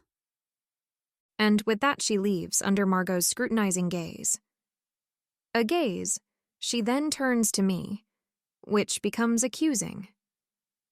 Is it Kieran? She asks. What? I don't even understand what she's talking about at first. My mind is still reeling from what the healer has said. My body thinks it is still bonded with Jake. But in this world, Jake isn't bonded with me. So what does it mean for me? And for my child? Is my health going to keep declining? Is my child in danger? Did you and Kieran mate while you took my place in the other world? Margot insists, making my heart plummet. I open my mouth, but she doesn't let me reply. Don't answer that. She says, closing her eyes and bracing herself. Not yet. Her scent fills with perceptible distress, though. Even without it, I could have read her anguish loud and clear on her face. I'll share him with you if I must. She tells me with a small nod. For the baby, until the baby is born, but then, wait, is he the father? I roll my eyes and sit up to wrap my arms around my sister. That's very kind of you, I tell her with the first smile I've managed in weeks. But Kieran isn't the father or my mate. He's all yours. Against me, I feel Margot sigh in relief. Oh, thank God. She breathes with a short laugh before pushing me off so she can stare me in the eyes. Then why haven't you told Jake yet? I lower my eyes in shame. Who says it's... Shut up, of course it is. Margot snaps. You have to tell him, Viv. And I would have. If he'd been around at all, I protest, acknowledging all the hurt I've been feeling in his absence. But he hasn't been home in weeks. You'd think he was avoiding it or something. He's definitely avoiding it. Margot replies. Or more like avoiding you. Her words tear through me like a sharp knife, and I feel about to cry again. Look, you're having his baby. You need to start communicating with him. My sister says, not unkindly, but firmly. You guys would have been mated a long time ago if you had. She's right, I suppose. The major difference in the alternate reality had been that Jake and I weren't wary of each other, unburdened from all the hurt we'd done each other in this world. I don't deserve him, Margot, I tell my sister. I can't ask him to be mine. Then don't, my sister says. But ask him to be there for his baby. He technically never conceived this baby. I object. Heartbeat painfully quick. Perhaps not, but it doesn't change the fact that he'll see it as his. You know he will. I suppose she's right. And I had been meaning to tell Jake. But I hadn't expected to be in a position where I'd need to ask him for anything. I didn't want to force him into anything. However, it now looks like I don't have a choice. I'm going to need to speak with him, and it's going to have to be soon. 59. Present time, Vivien. While I was determined to speak with Jake soon, I hadn't anticipated it would only be mere hours after receiving the healer's diagnosis. So I'm left quite dumbfounded to see him bursting into my room, eyes wild and scent absolutely acrid with anger. Who is it? He seethes upon entering my room. Who did this to you? Jake stands in the doorway, his formidable presence filling the space with an intensity that makes the air around us feel charged. His face is a mask of barely contained fury, his jaw set tight, and his eyes, a stormy blue that usually soothes me, now ignite fear in my heart. The anger rolling off him is palpable, his scent sharp and pungent, a stark indicator of his distress. This emotional maelstrom from Jake affects me deeply, stirring a primal urge to calm him, to soothe whatever has driven him to such a state. My body reacts viscerally, a mix of anxiety and an instinctive need to alleviate his anguish intertwining painfully within me. Jake, Was it Kieran? Jake's gaze grows dark and cold, turning me silent. Kieran? I ask, confused. It's hard remembering who Kieran is at the moment. I haven't seen, touched, or smelled my mate in weeks, And now he is here and he isn't holding me or scenting me, and everything is so wrong I can't think straight. Is he the father? He is, isn't he? A flow of insults pours from Jake's lips, and I want to protest. But my voice breaks as I try to form words, the intense distress I'd been feeling only magnifying as I realized that Jake knows. He knows about the pregnancy. But how? How could he know? Horror washes over me. I had wanted.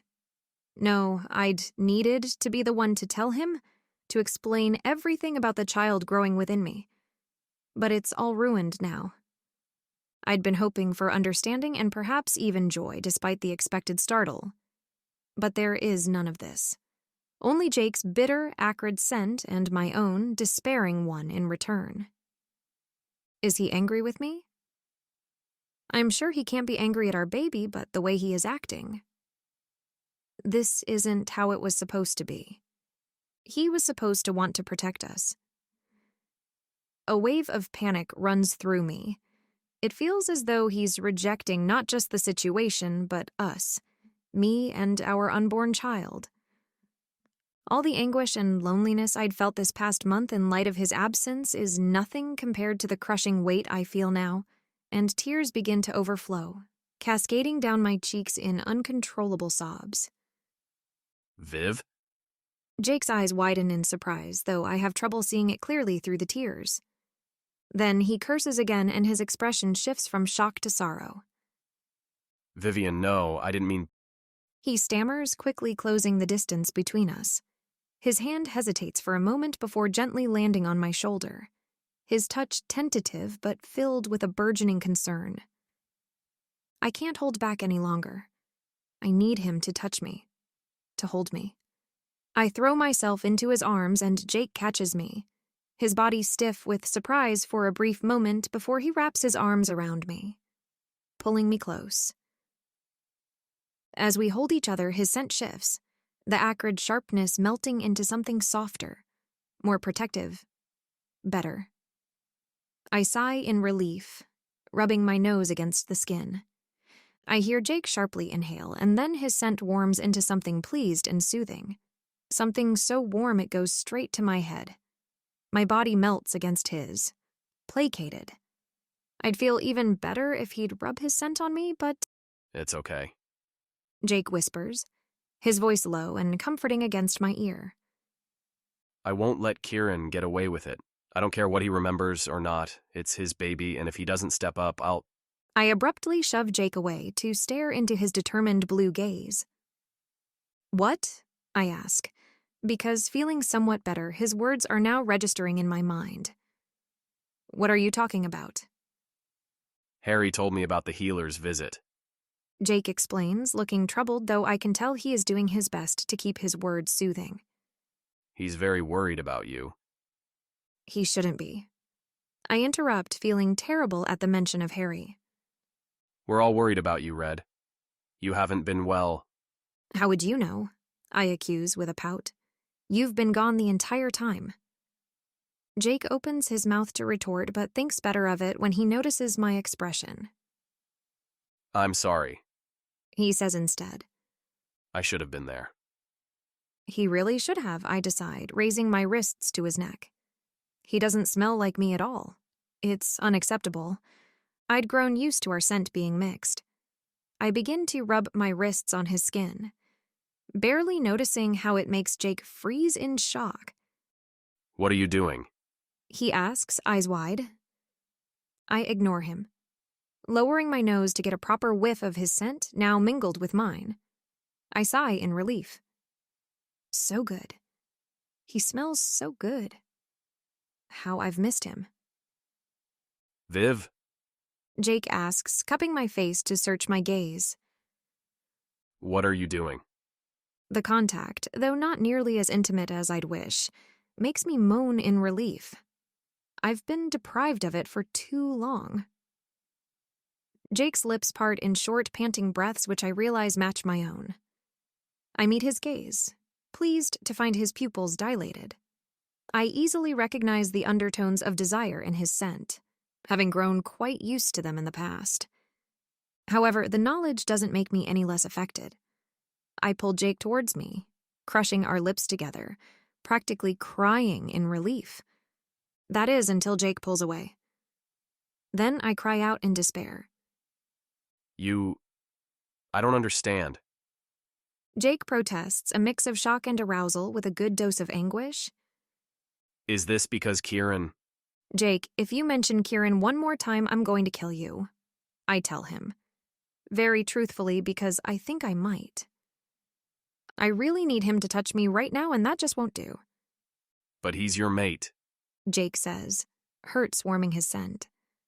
I roll my eyes, grabbing onto his shirt. You're my mate, I tell him, meeting his gaze. Not Kieran. You. Jake openly gapes at me for what feels like an eternity. He searches my face carefully for any signs of deception, and despite my desire, the need I feel for his touch, I keep carefully still, giving him some time. But I'm not an alpha. He says, eventually lowly. Was that different in the other world? My heart sinks upon hearing these words. Of course, he'd assume I'd mated with Kieran, I realize. Not only had I told him I'd been married to him in the alternate reality, but Kieran was an alpha. And I'd always told Jake. No, I say, cupping his face in my hands in turn. You weren't. You were just you. That was more than enough. Jake blinks. His scent blooming with so much hope and love, I begin to cry, I realize. It never smelled this way before, not even back in the alternate reality as we'd mated. This Jake is my Jake. And it's entirely new and humbling to be loved by my Jake. So, the baby? Jake's words cut off with emotion.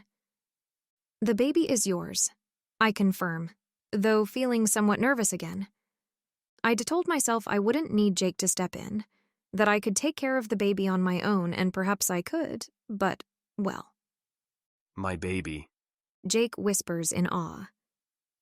He grabs my hand, which had been resting on my stomach, and squeezes it. But then he freezes. Wait, so you're telling me we finally slept together and I don't remember it? He looks so completely dejected I can't help but laugh. Well, we could fix that, I suggest innocently. Create new memories. Oh, we're definitely making new memories. Jake nods solemnly before pulling me into another kiss. I'm not sure if it's the hormones or because this Jake, my Jake, fully remembers me now. But the new memories somehow turn out even better than the previous ones. Epilogue. 6 months later, Vivien. The pack house is abuzz with laughter and the soft murmur of conversations as I step into my baby shower, expertly organized by my sister Margot. The room is beautifully adorned with pastel-colored balloons and streamers that flutter gently from the ceiling. It may not have been as glamorous and luxurious as Kieran's hotels, but it was better. Filled with love. Tables are laden with gifts wrapped in shiny, delicate paper and ribbons, and vases of fresh flowers scatter sweet fragrances throughout the air. It's a vision of joy and celebration, each detail meticulously planned to create a welcoming and festive atmosphere. Among the guests are the female members of our pack, including Chloe, whose laughter rings clear and joyous above the gentle hum of the gathering, and Rose, her sister-in-law. As I mingle and accept warm hugs and well wishes, I can't help but let my mind wander to what it would have been like if my mother were here. The thought sends an involuntary shudder through me, and I quickly banish it, replacing it with a wave of relief that today, the atmosphere is free of any shadows she might have cast. My gaze then finds Emma, moving efficiently around the room, tending to our guests. Her involvement in setting up this event, despite the complicated dynamics of our past interactions, brings a pang of guilt that tightens my heart. These days, I can barely look at her in the eyes, not to mention Harry. It had been difficult telling Jake about my betrayal, shortly after being reunited with him. But he kept requesting that I claim him back, giving his body the mating mark it had lost when my wish had been canceled. and I couldn't have done so without him knowing the truth, without him knowing what I was really like. It hadn't gone really well. The look in his eyes, the disappointment. He'd left for a few days to think, and I thought, perhaps this was it. Perhaps this was how I'd lost him for good. By then, I had no doubt he'd be here for our baby no matter what. But would he forgive me and want to be with me? He returned 3 days later and asked once again for me to claim him. I know who you are, Red. He'd said to me. And I love you, faults and all. I hate what you did. But I love you. He'd grabbed onto my hand. God knows I've tried, but I can't live without you. We'd then discussed what to do next because, driven crazy by the guilt, I was adamant on confessing the truth to both Harry and Emma too, and asking for their forgiveness. But Jake had made me swear not to. If you love me, you'll keep it a secret. He'd said imploringly. I know it would probably help you feel better to tell the truth, and it's probably the best thing to do as well. But I'm a selfish bastard, Viv. I won't lose Harry. And if you tell him what you did to his mate, he'll never forgive you. I'd tried to protest, but Jake had placed a hand on my mouth. Viv. He'd insisted. Trust me. You'll be banned from this pack, and I'd have to go along with you because I won't be apart from you. But please, I don't want to be apart from my brother either. Don't make me choose between you two. Don't do this to me. I'd thus promised to never reveal a thing, and I wouldn't for Jake's sake. But God did it cost me. Every one of Harry's caring smiles, or concerned questions, was like a stab to the heart. And Emma? Emma doesn't seem bothered running my baby shower, despite me never showing her much kindness in this world. Her face is composed and friendly as she answers questions or guides caterers. She even comes and hands me a small package herself, when it's time for to open my gifts. This isn't much, she says a little awkwardly as I take in the children's book she'd probably wrapped herself. No, I protest, touched she'd made the effort at all. It's great. Emma hesitates a moment before explaining. It was my favorite as a kid. My grandma would read it to me. She was nice to me and raised me for the most part when my mom wouldn't. She died when I was 8. Oh, God. So it's not only thoughtful, but a personal gift. I think I'm going to cry. Do you hate it? Emma asks uncertainly, noting my crumbling expression. Not at all. I protest, grabbing onto her hand. Thank you. I scratch my throat before adding, I didn't know about your mother. That sounds hard. I'm sorry. Emma snorts. Yeah, well. She jokes. At least mine didn't try to kill me. You win. And then she skips off with a wink. I laugh, though still feeling somewhat sad. I should have tried to get to know her when she and Harry became mates. Not only would I have seen that fated bond or not they were right for each other, but I might have also made a friend. Vivian! Chloe approaches me with a kind smile. I'm happy to see her, for ever since she'd gotten together with her vampire boyfriend, she'd taken to live away from the pack house with him, and his younger sister, a human called Rose. It's good to see you, I tell her, returning her hug. Did you bring your sister-in-law along? Of course. Chloe laughs. She loves coming here. Rose isn't a shifter but has always embraced our community with open arms, despite having been raised amongst vampires. Where is she? I ask, glancing along the room. I haven't had the chance to say hi yet. When she was a child, Rose's mother, a vampire princess, had tried to kill her in a fire. Perhaps it was gloomy, but I felt like this made us kindred spirits. I think she went for some sunlight outside, Chloe says, pointing to the terrace beyond the reception room. I don't go immediately, busy meeting with guests and catching up, but do end up going outside myself. scanning my surrounding for Rose as I do. I spot her a little further off, talking with a waiter who seems to be about her age, in his early 20s at most. I'm about to take off to leave the two to what I assume is their flirting when I notice the boy's profile seems vaguely familiar. And then he turns his gaze on me, and I gasp as I recognize Phil's boyish smile. Every single one of my instincts tells me to rush over and get Rose away from him. But he's standing mere inches from her, and I become worried he might try to harm her if I make a sudden movement. To my surprise, though, he waves her off and walks tranquilly towards me. Vivian Woods. He says with a smirk. Long time no see. He doesn't look the least bit guarded or worried I might say something about him being here. Maybe because he knows seeing him here in front of me brings forth images of Jake, lying dead at my feet. Boy or girl? He asks. What? The baby. Phil says, pointing to my stomach. Oh. God, what do I do? How to alert anyone around of the impending danger? We don't know. We're keeping it a surprise. How fun. Phil smiles. Looking forward to the surprise then. Stay away from my baby, I snarl. Phil laughs, raising his hands in appeasement. I would never harm your baby. He says innocently. Unless you cross me, that is. I hold back a growl. I don't appreciate you working so hard with your little pack to find me. I'm going to need all of you to back off. Make it happen, won't you? Don't worry. Phil adds, an amused glint in his eyes. I'm not after any member of your pack. I let out an involuntary sigh of relief as Phil begins to walk off, unhurriedly, hands stuffed in his pockets. You're going already? Rose asks, curiously. I hadn't noticed her walk by. She may be human, but she's as silent as any vampire. Her brother must have taught her some survival techniques. I have places to be, but I'll be seeing you soon. Vil winks. Give your mother my regards.